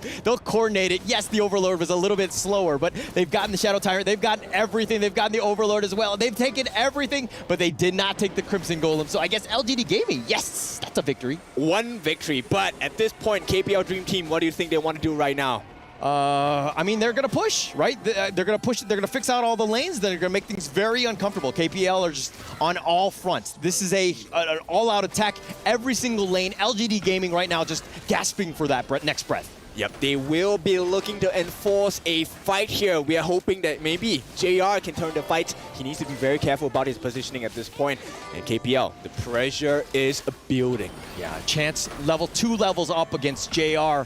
Not a great situation. They're trying to defend here. Wrong looking to go in for this one, but the stasis keeping Xiong alive, at least for now. Wrong, though, he's going to be focused. He's going to go, looks like he will die. That's another 33 seconds. Hai, on the other hand, he's up in front. He's going to eat the infinite vastness. JR's all the way up in the front. Doesn't actually get the right target. He's going to go down. He's going to be killed. Musang King now. They're going to have to just back up and heal, but the base is wide open. This is scary. Xiang pushes him back. He does get that kill, so that's going to be a bit of a win. They've gotten 3 kills and only JR down. So LGD Gaming hold at least for now. Yep, they hold on, but once again, it's the same story of game 1. This time, can they really turn it around? Right, they actually get the kill. Once again, same exact story. Wrong dies first. Chance and No Fear are going to be cleaned up afterwards. Hai and Fly, the 2-team duo, going to be left alive once again. Yes, I mean, they got those 3 kills. It was a 3-1 trade, but LGD Gaming have really gotten nothing out of it. All they've done is just delay the inevitable in the sense of just dealing with those Vanguards, but they haven't taken any objectives. This is a tough spot for LGD Gaming. Yep, they're going to lose their Azure Golem as well. Hai, he already has a Blood Rage. And how do you deal with that, right? The extra life, the extra shields coming out.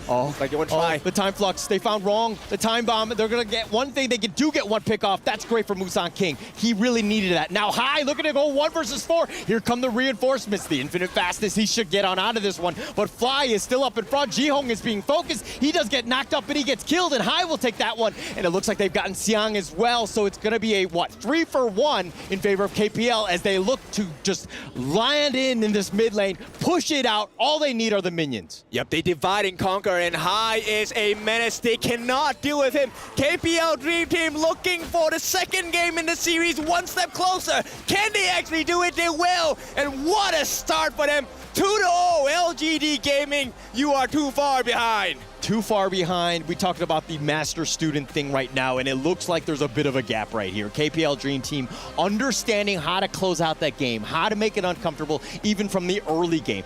Tough situation for LGD Gaming. They have not been able to find any answers of how they can get back in this game.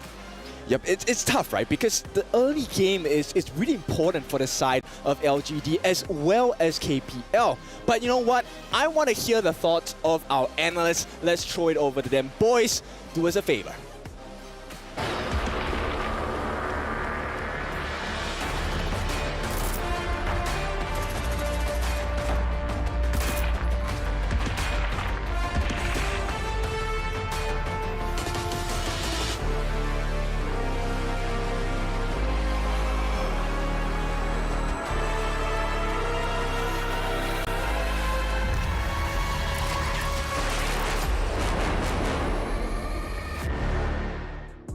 The KPL Dream Team sealing the deal right now. It's already a 2-0 advantage.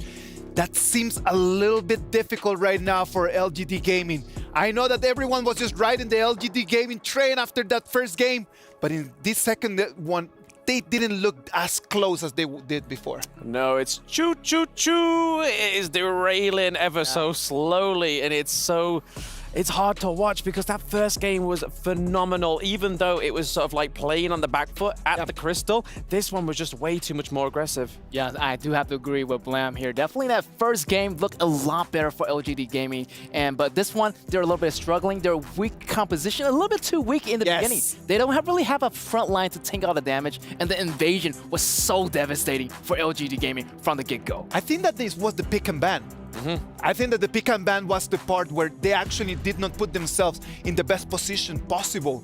Like if you analyze the composition, there's like how many magical damage coming in from LGD Gaming. It's just only magical damage coming in from your side. Like the Ogran is just gonna be doing whatever that he wants. There's nothing that he needs to be worried about. Yes, and when there's plenty of magic damage to come through, there's only one thing you can do is kind of just build that magic defense. And to be honest, under the Ogren's itemization, there is only the boots that's offering the magic defense, which really just shows Ogren's power just to be so sustainable within these fights and how great of a pick he is. No, I just believe that there was no damage that could actually make that problem. Like you see in the last fight right over there, the way that Ogren just jumps in, not caring about anything. Wrong is already gone, but they don't mind. They know that they can still win the fight. Yes, also I love the opening of KPL Dream Team, putting Ron at the bottom against Lady Jun, and that was a fabulous beginning. And the ball just kept on rolling. You know, Ron got so much burst damage in the very beginning, and it really pays off. Look at here, Hai is doing all the tanking while Ron is doing all the killing. Yes, there is a killing floor on the Gorge against LGD Gaming, and it is KPL, the Dream Team, that is serving up that service. But again, I noticed in Game 2, the only time that LGD Gaming come back is when they're at the Crystal, which to me is a little bit too late and too much of a Hail Mary play. Let's just talk the things are the way they are. That might be a flag for us to actually just pay attention to. Does that mean that the KPL Dream Team, when they're close to the Crystal, they're not having an easy time just to seal the deal, just to close the game? Yeah, I feel like KPL Dream Team, when they get so close to winning, they might make more mistakes. I feel like LGD Gaming, when they're under pressure, when they got their back against the wall, they tended to do a lot better. Like it's easier for them to defend the Crystal than what it is just to fight in the Gorge. It seems that way, because I mean, if you look at KPL Dream Team, the way they play in, pre-4 minutes, they're always just keeping LGD Gaming at those T1s, and then as soon as that Tyrant goes down, they try and take one of those side lane T1 turrets. It's literally just replay of each game. Well, the MVP for this game, we had five perfect players from the team of KPL, but High on that Ogren is going to take the match MVP, a KDA of 5-0-3. That's right. This High was really aggressive in the beginning of the game. And you know High is going to be a really great jungler himself versus Pan as well. They're both really top jungler from the KPL Dream Team. And you can see here, in the very beginning, the first blood kickoff, and he just unstoppable at the very end, even getting the blood rage. So he's just like an extra man, extra life. He doesn't even need the revival here. You know what's the difficult part over there for LGD Gaming? That first level fight, like that first minute, what happens? Ogren jumps in, and then Mayin is the one that's not paying for this. Mayin didn't clean the wave. They were not all able to protect the jungle. And then Mayin, since that moment, it was just completely just living under the turret for 4 or 5 minutes, just because of that little fight.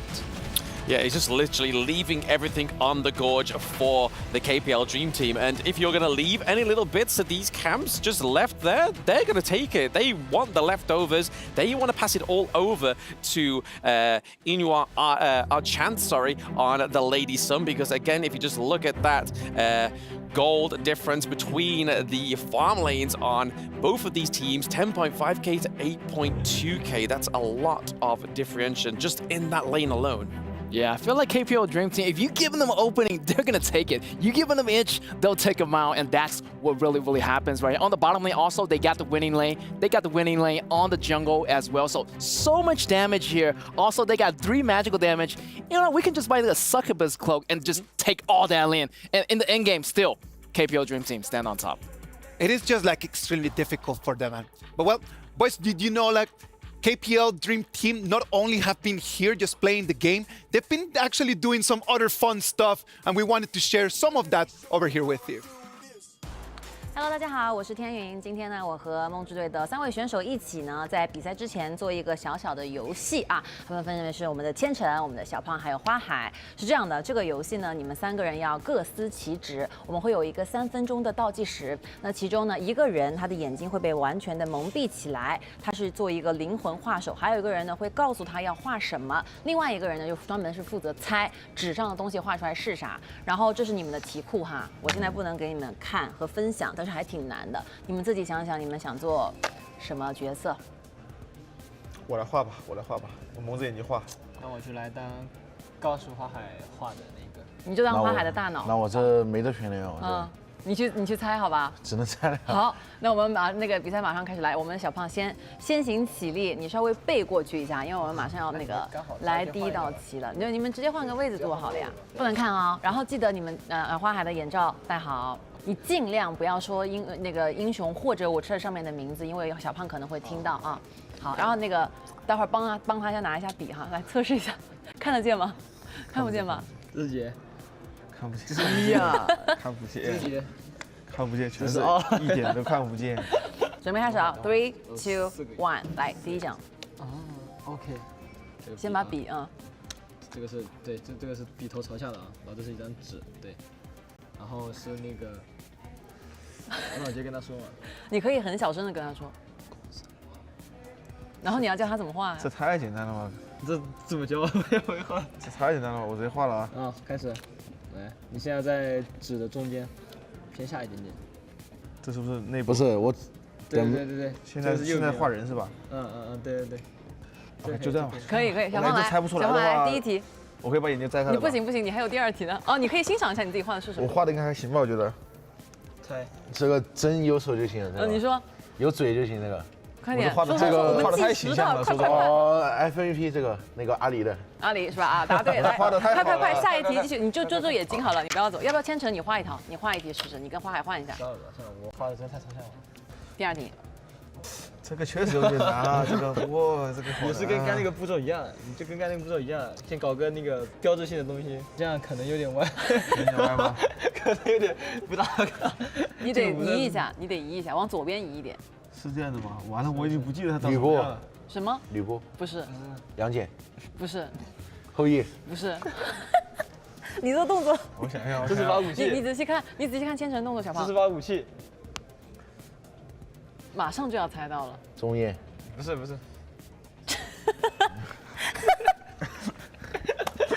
这是什么东西？招牌。我想想啊，好难画这个啊，或者你画名字的第一个字也可以啊。像什么？这个像什么？这像什么？我看一下。天上的星星。提示了。不画了，就这样了。很好了已经。不画了，就这样。你自己看天上的东西。你干猜吧。你干猜吧。后羿啊。他确实有太阳。猜吧。就是有太阳。你现在睁着眼睛画一个。我睁着眼睛画一个。他以前用过的名字，用过的游戏名，有那个英雄。云鹰。哎，对了，总算对了。哎呀，就是一开始我想画云鹰，就想画一个火箭枪嘛，然后这个他那个穗嘛，我记得他上面有那些穗嘛，然后有个环嘛，有个穗嘛，我想画，但是蒙着眼睛画成这样，然后这个话就想换一下男女特性嘛，就有头发长头发嘛，就女生嘛。这个花的女生的长头发是往上长的是吧？这个你看我头发是这样的吗？主要是云鹰的头发是这样的吧？你对得起云鹰吗？你看看他的眼睛，你在说话。他真往下长的。我们在最后来一轮，好吧？你们换一下角色。换一下吧。啊？哦，又来一个。哎，这个太简单了。创作。不是这什么 fly 什么东西啊？你这个是画了个武器是吧？你在画武器吗？嗯。你画两只腿。千层已经很明显了，这个。你画两只腿。花木兰。对。来下一个，来千层闭眼。雅典娜。好了，千层。刚才花木兰，你就给他画一朵花，画个那个更明显。他一只手拿什么？一只手拿什么？标志性的一些东西，你知道吗？把一些标志性。他一只手拿的是个那个嘛？这是啥？小胖画的什么东西都是一样的。不是。蒙恬。你又画了这腿。这跟蒙恬有什么关系？不是雅典娜的武器不是有个？哎你。是的。雅典娜。哎呀，快点，下一个，这题作废。我准备画个大盾牌。我准备来个这个的。不是画个大盾牌。作废，来下一把，来。不是。这个简单吧？这个有点难。画了个胡萝卜。是胡萝卜吧？我画了个胡萝卜吗？再看一下，绿色的。画了个圆，现在往上延伸了。你画东西是一样的。你画了个。你画两个爪子。画了个坏的胡萝卜。这个够了吧？就做的东西行不行？庄周，你画个人物吧。我就画个人吗？画个人也可以。庄周也不是，关羽也不是，还有做的。对。画好看点。这样子呀？不然容易被喷哥。蔡文姬。耶！白菜，那蔡文姬跟白菜不是菜啊。你一一解释。绿色的菜不就蔡文姬吗？你一一解释一下，你画的东西是什么？OK，这个 fly 嘛，代表英雄花木兰，然后我画了2个轻剑的那个双刀。说实话，还不如画朵花呢。然后中间还没画出来就猜出来了。啊，这个是你自己都忘记是什么英雄这个雅典娜，我刚把那个武器的柄给画出来，怪我，没有把它那个长。就是那种椭圆形的武器给搞出来。他不是拿长枪的吗？对啊，长枪椭圆。长枪跟盾牌啊。你这个胡萝卜，你说一下是什么东西？我是想画白菜的，胡萝卜哪有绿色的，对不对？我首先是拿了一支绿色的笔，然后我照着白菜的形状，然后画了它的叶子啥的，然后又是绿色的。确实。所以我想还真有萝卜是有萝卜，白萝卜就不是青的。那不是这一坨太绿了呀！旁边这一坨是啥？他准备画蔡文姬的脸了。我只能说很胡萝卜。是的。好，那我们今天玩了2轮，发现好像还是第一组对吧？花海，然后画的小胖猜的效果比较好。小胖这个，我这个简单，不是你简单。你的天赋不在画画上。主要就有些黑洞，他刚才直接把。雅典娜。不是花海那题，没有教我怎么画，你知道吗？我看不见，我不敢去乱下笔。你觉得教他怎么画？对你这种得心里有那个。不是，你得大概位置在哪？你自己得有个图，不然的话教画也画不了的。下次会更有经验的，好吧？是的，下次会。那么以上就是我们今天赛前的小游戏了，希望大家喜欢。我们一起赛场见吧，拜拜。拜拜。 That did look a lot of fun, man. That looked like a lot of fun. We gotta play that later. Yo, we gotta try that. I mean, I would be the one like kind of guessing maybe you are better at drawing, Blam. I'm not that good at drawing. I didn't inherit any good drawings from my parents, but I'd definitely give it a go. It would be good bants, as we would say in the Britain. Lads, we're gonna move into game 3. Right now it's do or die for LGD Gaming. They came in here with the goal to at least just take the 1 victory. This is not new for them. They've been 0-2.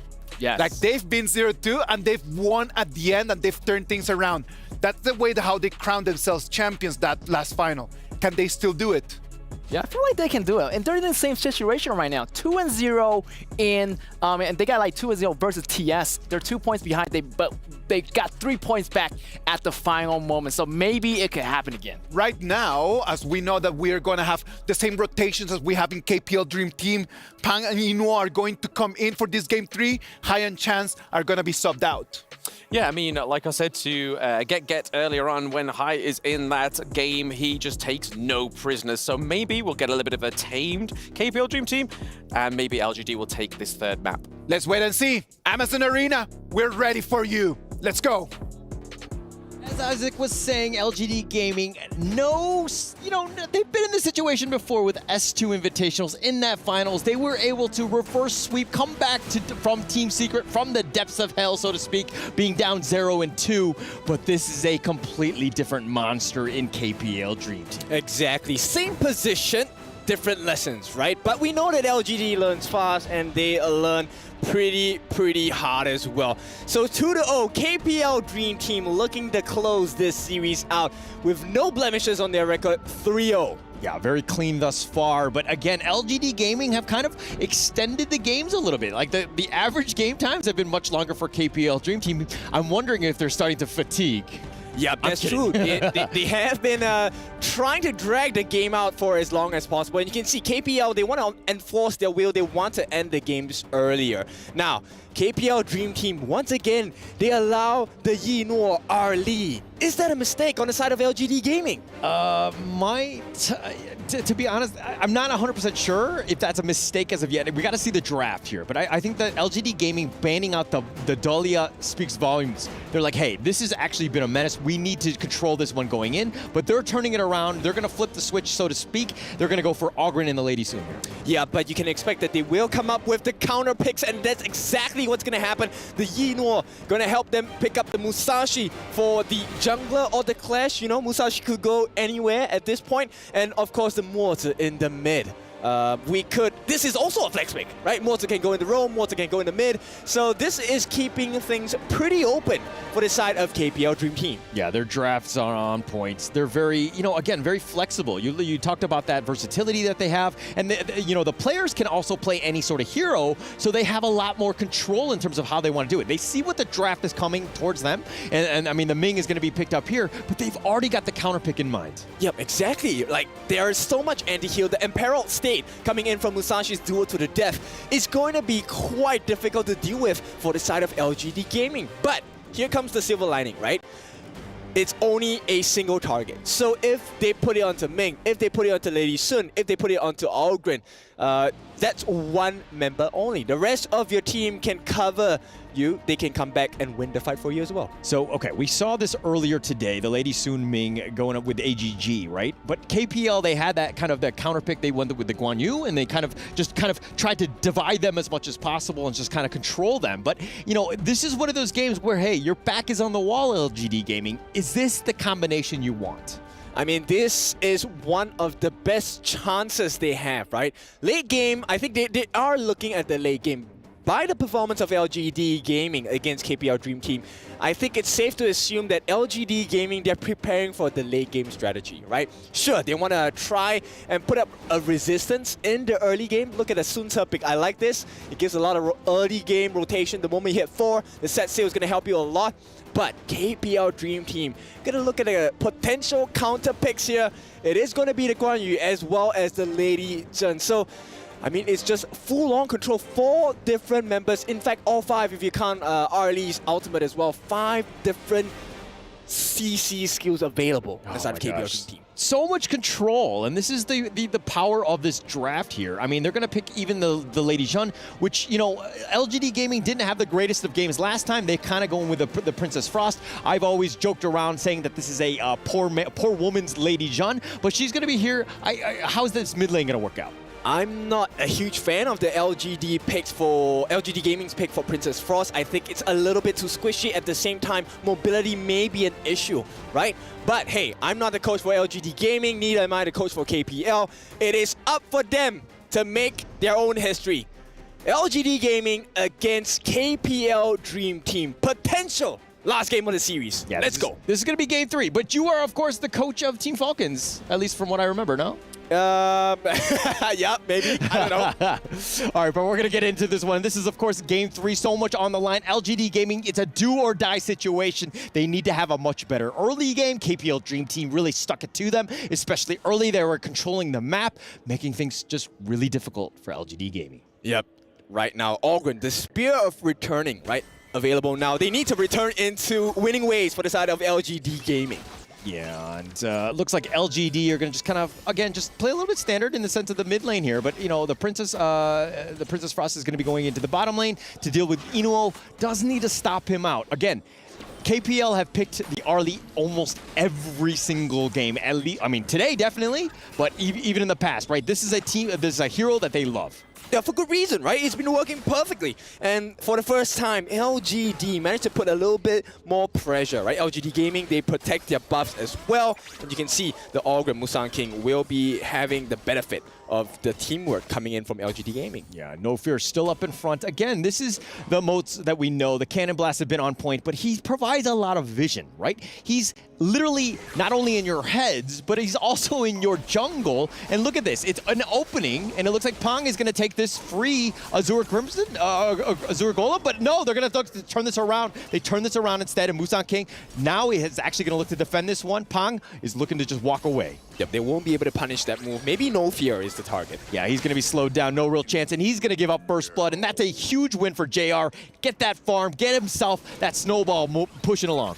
All right, and level 4 has been achieved by Xiang as well. Set Sail gonna start the first few rotations around the map. What are they looking for? I'm not sure just yet, but definitely controlling the map is of utmost importance right now. They're starting off much, much better. This is the LGD Gaming that we know of. They're gonna push ahead. They're gonna look to just kind of create a little bit of space. They've got a little bit of an advantage here. How do they play with a lead, which we haven't actually talked about throughout the entire day? Well, they need to make sure they get a kill, and this combination, scary combination, Razor Cavalry along with the duo to the death, that's going to be the last straw for Xiang here.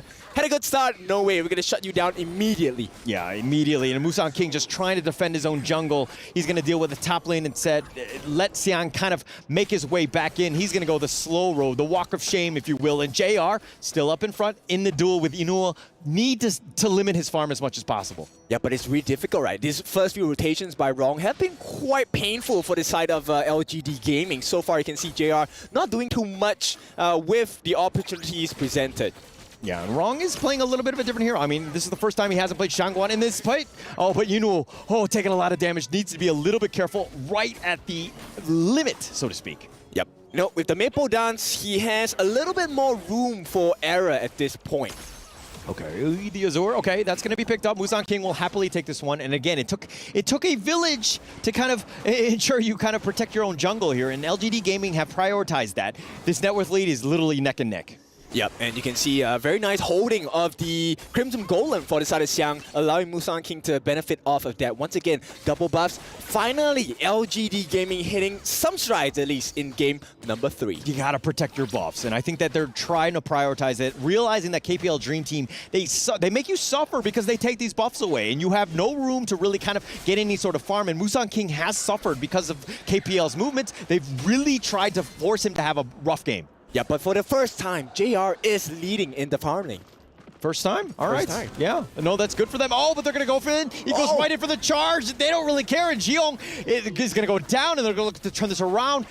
Jay is the last man standing, but really not much he can do. No damage. Set Sail looking to find some openings. Not going to happen. This will be a scouting Set Sail instead. Oh, he does connect. He did find the launch up onto No Fear, and that's going to create some space. They are going to take the Tyrant. That's a good objective, at least for LGD Gaming. Yep, I think a decent trade, right? You take your Tyrant, yes, you sell away too long for the moment, but as a mid lane, he's a Princess Frost, it's okay to let him be sold for a couple of times. Yeah, and Rong now making an appearance here, pushing out the bottom lane with Inuo. They're going to look to just put a little bit of pressure on that bottom T1. Tough situation. Again, JR needs that farm, needs that space. Did get first blood, but again, if you're not getting some space to farm, you're going to have a rough time. Yep, and perfect use of the teleportation portal. They will tank for the tower. power to allow Yinor to get that T1 on the bot. And this is so efficient coming in from KPL Dream Team. Yeah, and I like the fact that Fly has actually made a, the rotation. He's in the bottom lane. He's helped out with that bottom T1, but you've actually forced JR to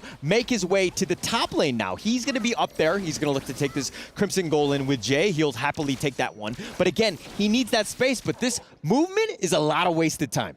Well, silver lining, JR, he does have pretty decent farm at this point. 5.5 minutes, we could be looking at an Eternity Blade coming out. Yeah, they're going to need that one. They're going to take that one, probably look to duel at that point. But again, no fear, still up in front, providing vision. Throwing out those cannon blasts, just being a nuisance. Yep, I'm just concerned about the defensive capabilities on the side of LGD Gaming because they're pretty tanky on the side of KPL Dream Team. Yeah, very tanky. And I mean, it seems like they're not really looking to take this fight here. Inuo is going to go portal to the bottom lane. He's going to be just pushing that one out. Fly, again, makes the rotation. He's going to take the top T1. And the Guan Yu, again, he's like a lane pusher. Yep, they're just melting the turrets down, right? A lot of structural damage, and most importantly, this leads into, map control. And KPL Dream Team, they can be so suffocating with it. Yeah, with that, I mean, Fly has actually had to make the rotations. He's a little bit behind in terms of levels with Xiang, who has just kind of been camping out in that lane. He's been sticking there. But again, Inuo will be pushing the bottom lane. How much farm can he get? It's pretty difficult at this point because I think LGD Gaming are going to start playing a little bit more safely. Okay, all right. It looks like they're going to go for the Azure Golem, just again, contest. Pong still up in front. It looks like he's going to just let them go. LGD Gaming do secure that one, though. Yep, it's all about the timing right now. KPL Dream Team, they have the prio on the lanes. The lanes are pushing in. So this is a perfect opportunity to look around the map. What else can we achieve? It could be a potential flank there by the KPL Clash Laner Fly. KPL not giving up the Crimson Golem. They're going to take that one, and they're just going to zone them away. Pong will be up in that one. Again, just he's got the level advantage. He's starting to kind of pull away. Musang King is looking to play a little bit riskier in terms of the invade, but he's going to actually back off. And some of those steps, I mean, it doesn't seem like much, but again, it's just wasted time. But as they're going in for this one, Pong on the backside, he's going to go 1 versus 4. He needs to be careful, but Musang King is in the duel. He's going to go down. Inuo showed up at the right time. Xiang now, Jay's going to be killed. And it looks like they're going to back off at this point, but they've gotten 3 kills, a double going the way of Fly. Yep, this is a painful one, but Fly, he's going to help the team complete. The rest, no fear, will not use the Cannon Blast, but JR taking a huge risk, though. A huge risk. He's going to step back, provided a lot of space. You've gotten the kills. And again, just more room to push wrong, just pushing it ahead. And they're going to look to take this T1 or at least put some chip damage on it. Yep, so you can see the benefit of this drop, right? KPL Dream Team, just a different class. 5 different members, 5 different control methods. They split the fight. Once again, LGD Gaming, they can't figure out what the win condition is against the likes of KPL Dream Team. Yeah, Fly just dive in the towers. Oh, look at the perfect. He just barely survives. Fly right there, just diving in between towers. It was like the Venn diagram. He does survive. But Musang King now, he's going to look. He just wants to get his own farm. He needs to get going. Literally 2 levels behind Pong at this point. Really, like a rough situation. Yep, and I was talking about them being a little bit tanky, right? But this is complemented by the damage as well. Savagery of Kiraso Savagery on the hands of this Guan Yu for Fly. And he's going to have the Blazing Cape shortly. Adding on to that, the additional armor pierce from the Meteor. Making a lot of damage, taking away a lot of life from the side of LGD Gaming already. Yeah, and look at Inuo. He's got the net worth advantage. He's taken over from JR, who had a slight edge going into the early game. Did have that, that first blood head start, so to speak, but now LGD on the defensive, basically just like trying to get as much farm as possible, whatever is littered around the map. Yeah, they're kind of being boxed in, right? And this is the perfect situation for the side of KPL Dream Team. Yeah, and it looks like the bottom lane is going to be pushed. Set Sail does connect onto 2, slowing it down, but the minions are looking to just kind of slowly make their way up. Yuan is going in for this one. No, he's going to list that back in. back out, excuse me, Fly in between, just pushing the lanes. Again, just creating space, and he's done a little bit of chip damage, at least in the top lane. Yep, it's all about sinking the waves once again for the side of KPL Dream Team. 5-1, not exactly a very heavy kill game for either side, right? But you can see the structural damage that KPL Dream Team have laid upon LGD Gaming, starting to show very huge cracks between the two. Okay, Honor of Kings is not about kills. I know it seems weird. It's all about objectives, and KPL Dream Team is playing the objective game to the T. They've kind of forced them out, and again, it's not about getting massive number of kills and to pad that KDA. It's about just taking all of the objectives and, again, taking the crystal in the end. Exactly, a very strong understanding from the side of KPL Dream Team. And of course, they want to make it perfect because this is the potential last game of the series. KPL Dream Team, they don't want to miss out. Don't you kind of feel like LGD Gaming are playing a little bit scared at this point? Yep, I mean, you can understand why, right? Because if they make a mistake, they get punished for it and they lose the game, it's game over. Yeah, and it looks like, you know, KPL imposing their will on the enemy team here as they take both objectives back-to-back, both the Shadow Overlord and the Shadow Tyrant. That's going to push an LGD Gaming right now, grasping at straws, trying to find themselves some sort of space, some sort of gap. But Xiong, oh, he flashes back. He's got the shield. Fly goes in, gets the charge, and he's going to knock him out. He's going to get the kill. Pong going deep. He doesn't care. He wants those kills, and now he's turning it on. And it looks like Busan King and Jay, the last two remaining, double kill with Pong, and they look like they're going to get more. JR is down for the count as well, and Musan King, he's getting pinballed between all four of them, and it looks like he's going to go, eventually he will fall. Yeah, but they're left with 3, and this could be number 3 for the side of KPL Dream Team. It all falls down onto Zhe, but what can he do against the likes of the members of KPL? He's going to try, it's not going to work as the Vanguard approaches. Aced! For the side of KPL Dream Team, it's looking like a closer here. And this is looking like it's going to be it. I mean, yes, Zihong, JR, Xiang back on the list. That Crystal, though, has taken so much damage already. The Vanguards are pushing, but it looks like KPL Dream Team are like, hey, we have plenty of time. We're up 8K. It's only 11 minutes. We're going to back off and just kill you in the next wave. We'll give you one last stand, and this has to count for the side of LGD Gaming. This is tournament life on the line. No blemishes so far for KPL Dream Team, and it looks like it's going to be kept that way. Yeah, it's looking to be kept that way. LGD Gaming here just trying to defend, push things out, slow it down. How do you do it when, you know, almost everyone from KPL Dream Team can jump on you. They can ambush you. They can find things out and just make, you know, again, they have a far superior team fight. Yep, and the range, the reach they have is extremely far.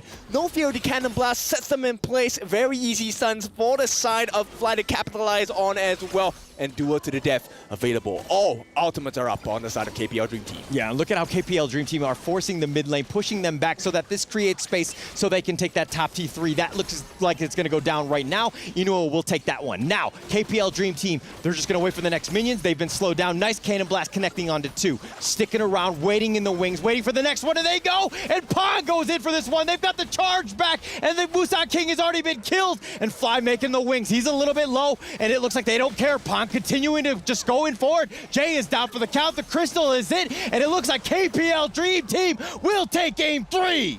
This is a masterclass coming in from the boys of KPL. That's why they call the Dream Team. No blemishes, no loss. They crush every single person, every single team, and now they're gonna crush LGD Gaming's key as they put both hands on that trophy. KPL Dream Team, this is exactly what we thought they were going to be. But again, did you expect them to like maybe lose a single game in this tournament? I mean, if there was any team to do it, it had to be LGD Gaming. But it's just a different class of players coming in from KPL's Dream Team. Yeah, and I mean, it's heartbreaking for LGD Gaming. Yes, they're second place, and yes, they're going to come home with a lot of money. But, you know, the KPL Dream Team, this is what they were built for. They have this all-star squad, and it looks like they're going to be walking into the trophy ceremony here. That's right. After all the days, the multiple hours, the multiple games, welcome everyone, the world champions. It's going to be the KPL Dream Team for the Honor of Kings Invitationals Mid-Season 2024. Put that key in, boys.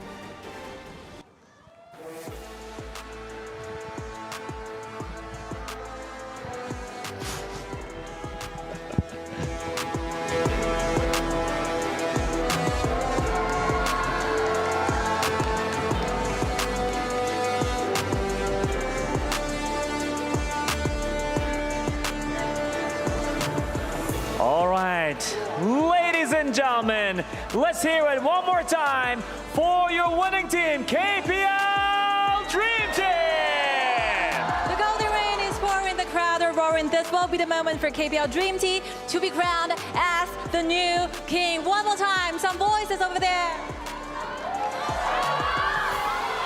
All right, thank you so much. Thank you so much for your amazing performance as well. Watch out for the stairs. Come join us on the stage, please, everyone. He was so happy he couldn't contain himself. It's okay, you're so thrilled. It's very slippery for us as well. All right, I believe this will be the time where we have some shared thoughts with the new world champion. Here we go, standing by the head coach from KPL Dream Team, Gamini. I believe this will be a very stressful journey for you. You shoulder a very huge responsibility as a head coach. So how do you think about the entire journey? What will be the things you want to say to your teammates? 成为我们 KPL 王者荣耀梦之队的主教练，相信对你来说是一个具有非常大的压力以及很多责任感的工作。这一整个旅程对你的感觉是什么？有什么想要分享的吗？我觉得我们能来到沙特是非常神奇的一件事情。我觉得沙特这边是非常的有意思，非常有趣，能够体验到这一次 EWC 的比赛，我觉得非常的开心。我们也很开心能够拿到这一次的冠军。 It's been a magical journey. Here we go. We're standing in Saudi Arabia, Riyadh. It's such an honor to standing right here because it's a massive international tournament. So we are very honored to be here, win the final champion for the entire team. Amazing, amazing. So I'm sure this has been a great journey for everybody. From the start, from the get-go, from the moment they knew they're going to come to Saudi Arabia for the Esports World Cup, up until now. Is there something that added to their character, to their personality? 这一次来到 EWC， 来到沙特，来到利雅得，对于你个人的性格，小胖，你觉得有任何的变化吗？我觉得有非常大的变化吧。我已经和我那个房间剩下4个人，在我心中，他们已经是和我好兄弟一辈子了，好吧？ All right. So I made such a deep bond with the other bros that stays at the same room in the hotel as we do, and I think we will be creating that bond forever, brotherhood. Amazing, amazing. Now, if I would have a question for every member here. Yes. When they go back to China, after winning this amazing tournament right here, if they're going to be asked, how was Saudi Arabia? How was Esports World Cup? If they can say it in one word, what would that be?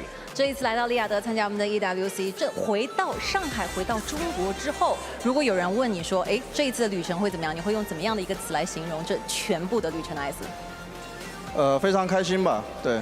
It's been a very thrilling and happy moment and journey, magical journey for all of us. Amazing. What about the others? What do they have to say? What do you want to say with the cheerful moment, Chance? 此刻是属于你们的时刻，有什么想要和各位分享的吗？千成。就特别开心吧，然后接下来也会继续努力，对，然后也谢谢你们，谢谢你们。 Thank you so much for the support, and I'm very happy to receive the kind of honor, and will try my better in the future next fly. So I believe that it has a very deeper meaning to you as well. Win this honor, so what do you feel like it? 我相信对于你的职业生涯来说，这样的一个冠军会有非常深刻的意义。你觉得它的意义是什么呢？ 它有很多吧，就包括这一次来到沙特，来到利雅得，整体也是感觉比较奇妙吧。然后也是为数不多的几次能够出国来到这边，进行一个当地的一个文化的交流的一个机会。然后这次的比赛的话，可能对我以后的职业生涯来说的话，有很大的帮助吧。然后包括也更深层次的接触了身边的顶尖的队员嘛。然后后面回去后面的话，好好总结一下，好好吸收一下这次经验。 All right, that's been a very rare and different experience for all of us because we never, like seldom, have the chance to go abroad, go overseas and to have the tournament. And it's such a magical journey for us because we get to feel different cultures, feel the varieties, and it will be such great opportunity for us trying to test our limits with other powerful team as well. So I appreciate everything. It's such a milestone in my professional career as an esports player. Amazing, amazing. And I'm sure everybody had an amazing experience here taking place right here at the EWC Amazon Arena. But now, Sky, we've been seeing a lot of this going on over here, and we've been seeing a lot of amazing moments. But one of these players and members will be crowned and will be called the MVP of the tournament. So, what do you think? Let's just with a few more seconds Sure, ready let's before go. the FMVP, please. Let's Because go. we have so many things going on with Of these course, amazing players. of Please course. share some thoughts. 欣荣跟我们分享一下这次的感觉好吗？此时此刻。感觉这是一个非常神圣的时刻吧。对，然后此次来到沙特旅行，感觉吸收到了很多东西，希望就是这次的回去就是能够好好备战，然后非常开心这次来到沙特旅行，来到沙特打比赛，对。It's become a while. I'm so happy to be here, and I will be trying my best when we come back to our home country, China. And I'm so thrilled to standing here, standing by me. You know how you feel right now. What's the thing you want to say? 你想表达什么呢？此刻？我想表达一个点，希望以后全世界各个战队跟选手欢迎来挑战我们。There's only one point for us. Let the world know we are the best. We are so welcoming to every Amazing. challenge in the upcoming Amazing. future. Welcome to Test Our Limits. All right, next up, 花海。What do you want to say? 你想跟我们分享什么呢？我觉得的话，因为这一次我是属于一个轮换的状态嘛，我觉得不管是首发还是替补，我们都是梦之队的一份子。然后我们身后代表的不仅是梦之队，还有我们整个 KPL 整个中国赛区。然后我们会越做越好，然后争取以后拿到更大的成就。对。We are, I mean, under rotations with Pan always, but I think that no matter we're on the roster or with a substitute, it doesn't matter because we represent KPL as a team. We represent as in the total our biggest power from Beautiful. KPL from China. Beautiful. The last but not least, no Not fear least, standing by let's me. go. What's your thought? 来吧，看我说啥？说说你的感想，跟全世界的观众有什么想要分享的呢？十分开心能来到沙特吧，然后感受 EWC 的文化，然后我觉得来到各个城市，就是各个国家嘛，然后能体验到这种文化是特别的开心，也希望我们自己的王者荣耀电竞啊，或者各方面的东西都能得到一个提升，也希望大家能来到中国一起来享受我们的文化。Welcome to China to experience different things, different cultures, and interesting cultures in our home country. And we are all very happy to be here. Very honored to be Amazing. at Saudi Arabia in Riyadh. Thank you for the inviting, EWC. Ladies and gentlemen, one more time, KPL Dream Team, everybody. And I believe, may I have the honor to announce you guys to the world the tournament MVP at the very last second. Can we hear some answers? Who's the FMVP? Who will it be? Louder. Louder, please. I heard a lot of different answers. I'm hearing a lot. What about here? Who do you think is the MVP? Well, So many different answers, and please, the world awaits for my announcement. Yes. It's been a super honor to be here, and please, ladies and gentlemen, and the audiences in the arena, let's hear it from the names of the tournament MVP. He is drum rolls. And Yiga! wow. Congratulations one more time, Ito. Please take a little bit step forward for a little bit interview, please. How you feel? MVP. 感觉怎么样呢？谢谢感谢我的队友吧，没有队友也没有成就我这个 MVP， 都是队友衬托的好然后我也会努力的。All right, I have to give the best gratitude and thank you for my teammates because without them, I couldn't make this so far. Amazing, amazing. Not only you're the MVP, not only get the appreciation, but do you know you just won as well $50,000 here. You know, 成为我们本届比赛的 MVP， 除了所有的荣誉，除了全世界知道我们是最强以外，你还会有属于你个人的$5万的 MVP 奖金，这样子丰厚的奖金，你打算怎么去使用呢？Let him think about it. It takes time. It takes time. Yeah. 我用来给大家发福利吧，到时候。All right, I'll bring the benefits to all of you for our supporters all around the world. Amazing. That's so generous. Totally. So I think you're gonna invite everybody for dinner. 你会请大家吃饭吗？那必须得请。Of course, definitely, with no doubt. Let's go, everybody. Let's go. That is an amazing thing taking place right here, ladies and gentlemen, the Esports World Cup for the honor of Kings. Invitational Midseason has been an amazing journey. What about you, Sky? How you feel about this so far? I think it's only the beginning of a new chapter. Totally, totally. Well, one more time, ladies and gentlemen, let's hear it for KPL Dream Team! Shout it out for KPL! Thank you so much for the ride. It's been beautiful and wonderful. Thank you so much. Beautiful energy. And now, back to you, amazing talents, to the studio. The Honor of Kings Invitational Mid-Season 2024 champion, the KPL Dream Team. Amazing and a perfect tournament. Did not lose even a small game. They came in, dominated, they saw, they conquered. Absolutely blemish-free for the KPL Dream Team. And some people expected it coming into this tournament. We expected a little bit more of a challenge from our teams. But like they did say in that winning interview, that they are welcome to more challenges throughout the rest of the world. So I think it's now our time to step up. Definitely. KPL Dream Team came in flawless victory, getting the FMVP for Ino at the end. So it's a spectacular ending here. I just can't get any happier than this. KPL Dream Team showing to the world that they're still the top dog of the game. Talking about Ino, in the moment that he just heard that it was gonna be 50K on that bag, like he didn't actually even realize that. He's like, 50K? Bet. Why not? I mean, who wouldn't love just to be standing there on stage and be like, hey, here's a free 50K? I'd be like, yeah, here it is. Definitely he's gonna treat us all to dinner, I feel like. Absolutely. That is lovely, man. And I believe that he deserves it, man. Like he was an amazing character over there. Always, every single time that he jumped into the game, he was always like the top player. It was always the core of the team. Like the KPL Dream Team, the 5 players, well, the 7 players that were able to participate in this tournament, all of them, they were amazing, but Ino kind of like stood out a little bit more than the rest. Yeah, feeling that first game, definitely think that a little bit shaky, but Ino came and saved the day, and he took away that low. That was pretty much a really dangerous game. Compared to the other 2 games, was a little bit easier for KPL Dream Team. Yes, I mean, we say it's easier, but for any other team in this tournament, it would have been pretty much neck and neck. But there was just so many times for LGD Gaming within that one where they were just literally backs against the wall, trying to just push out that KPL Dream Team for one more victory, but it just wasn't enough. The KPL Dream Team just came hard and has smashed LGD Gaming in a 3-0. That composition at the end for the KPL Dream Team, just amazing performance. Like the way that Fly played on Guan Yu, it was incredible, man. Like the way that he can just come from the sides.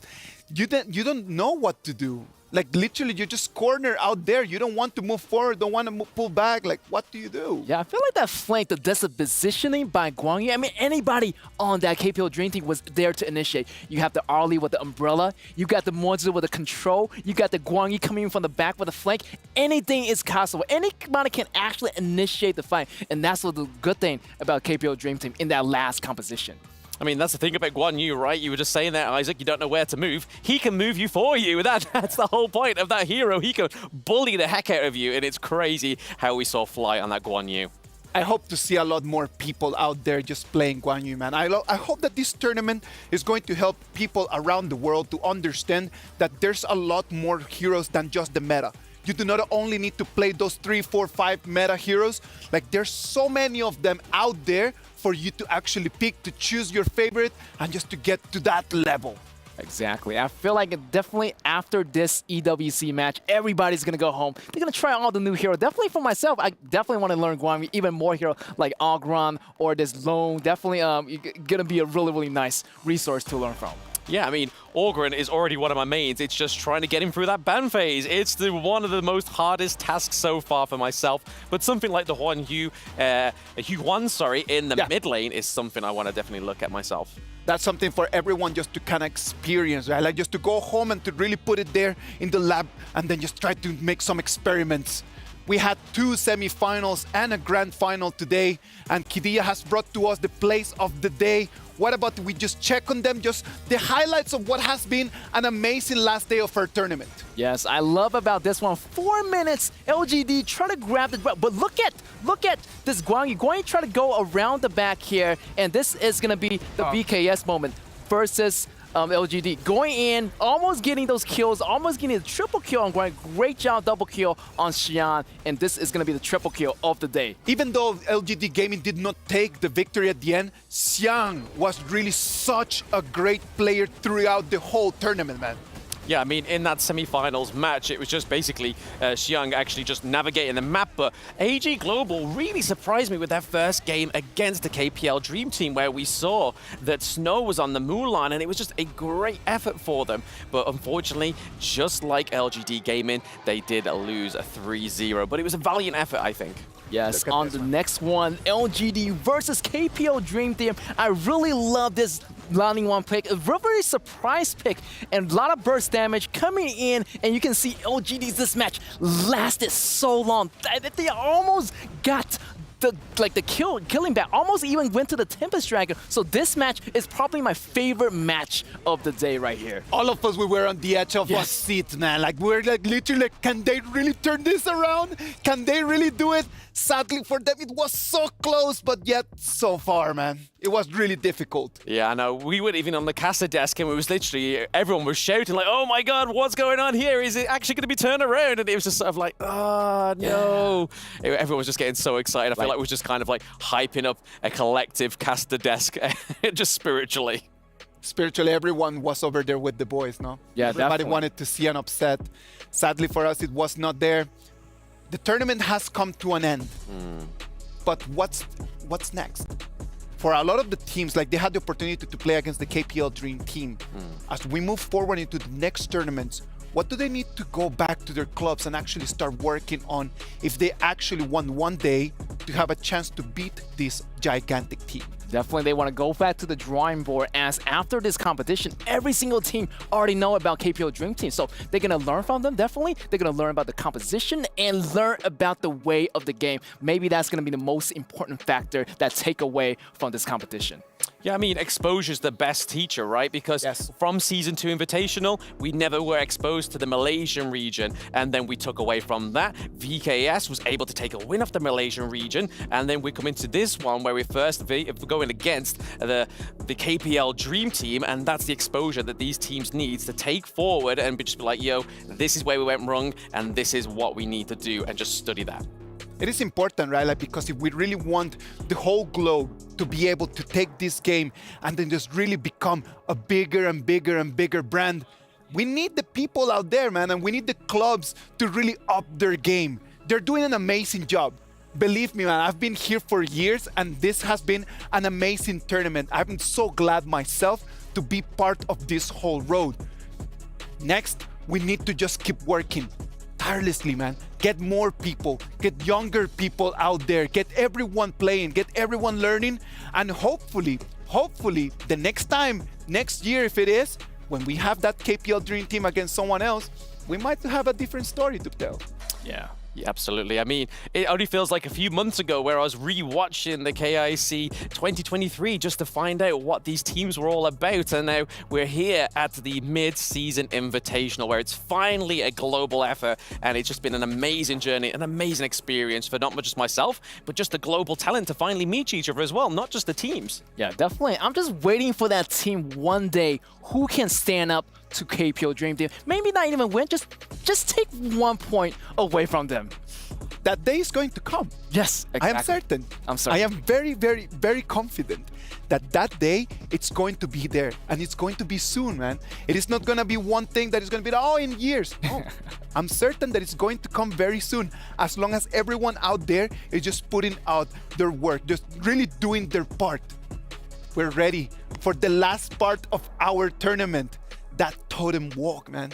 It is going to be right out there. It's going to be amazing just for us to be able to see the players making it all the way there to really carve their names in history. They've worked really hard all of these years just for this moment. And they're out there just really ready for this moment. Check it out.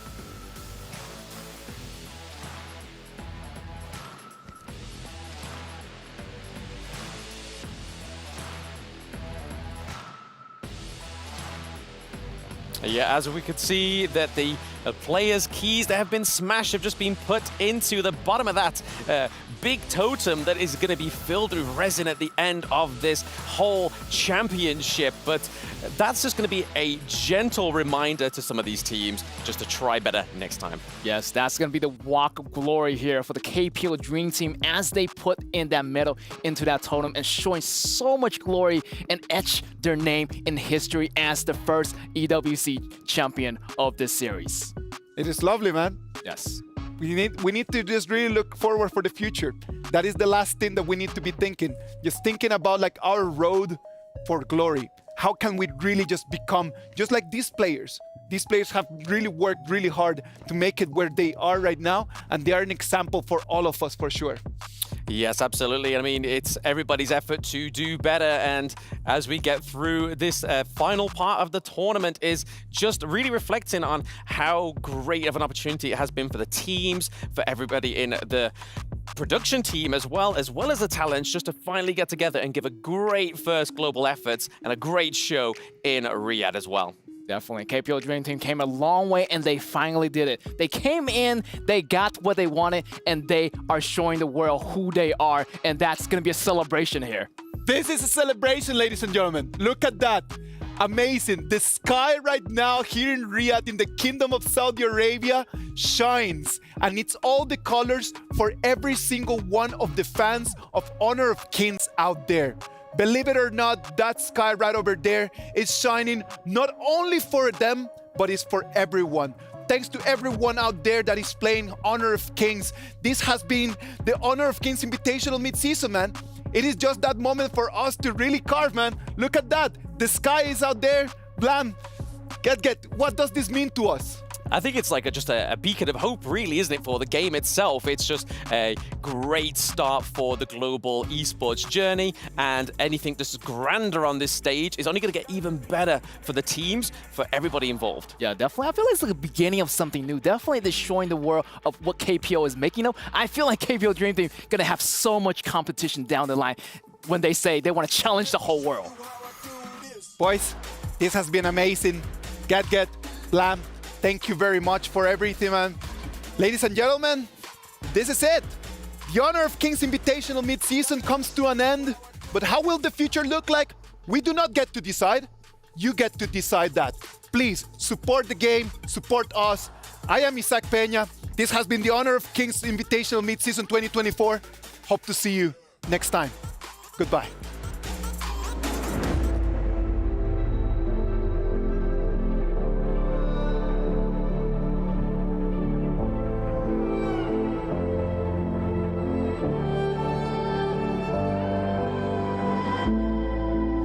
Strangers to the fallout, it's what got us here. Ever changing, some chameleon, blood, sweat, and tears.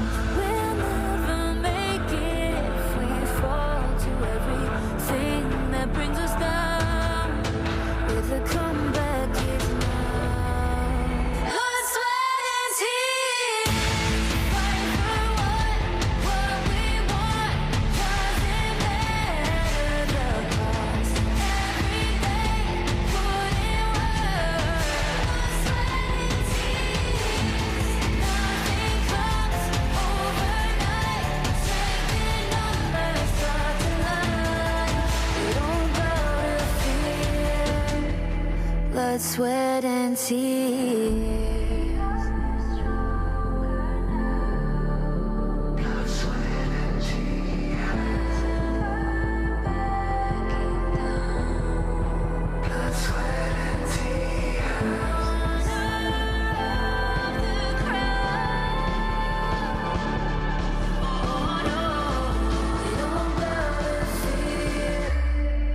Blood, sweat, and tears.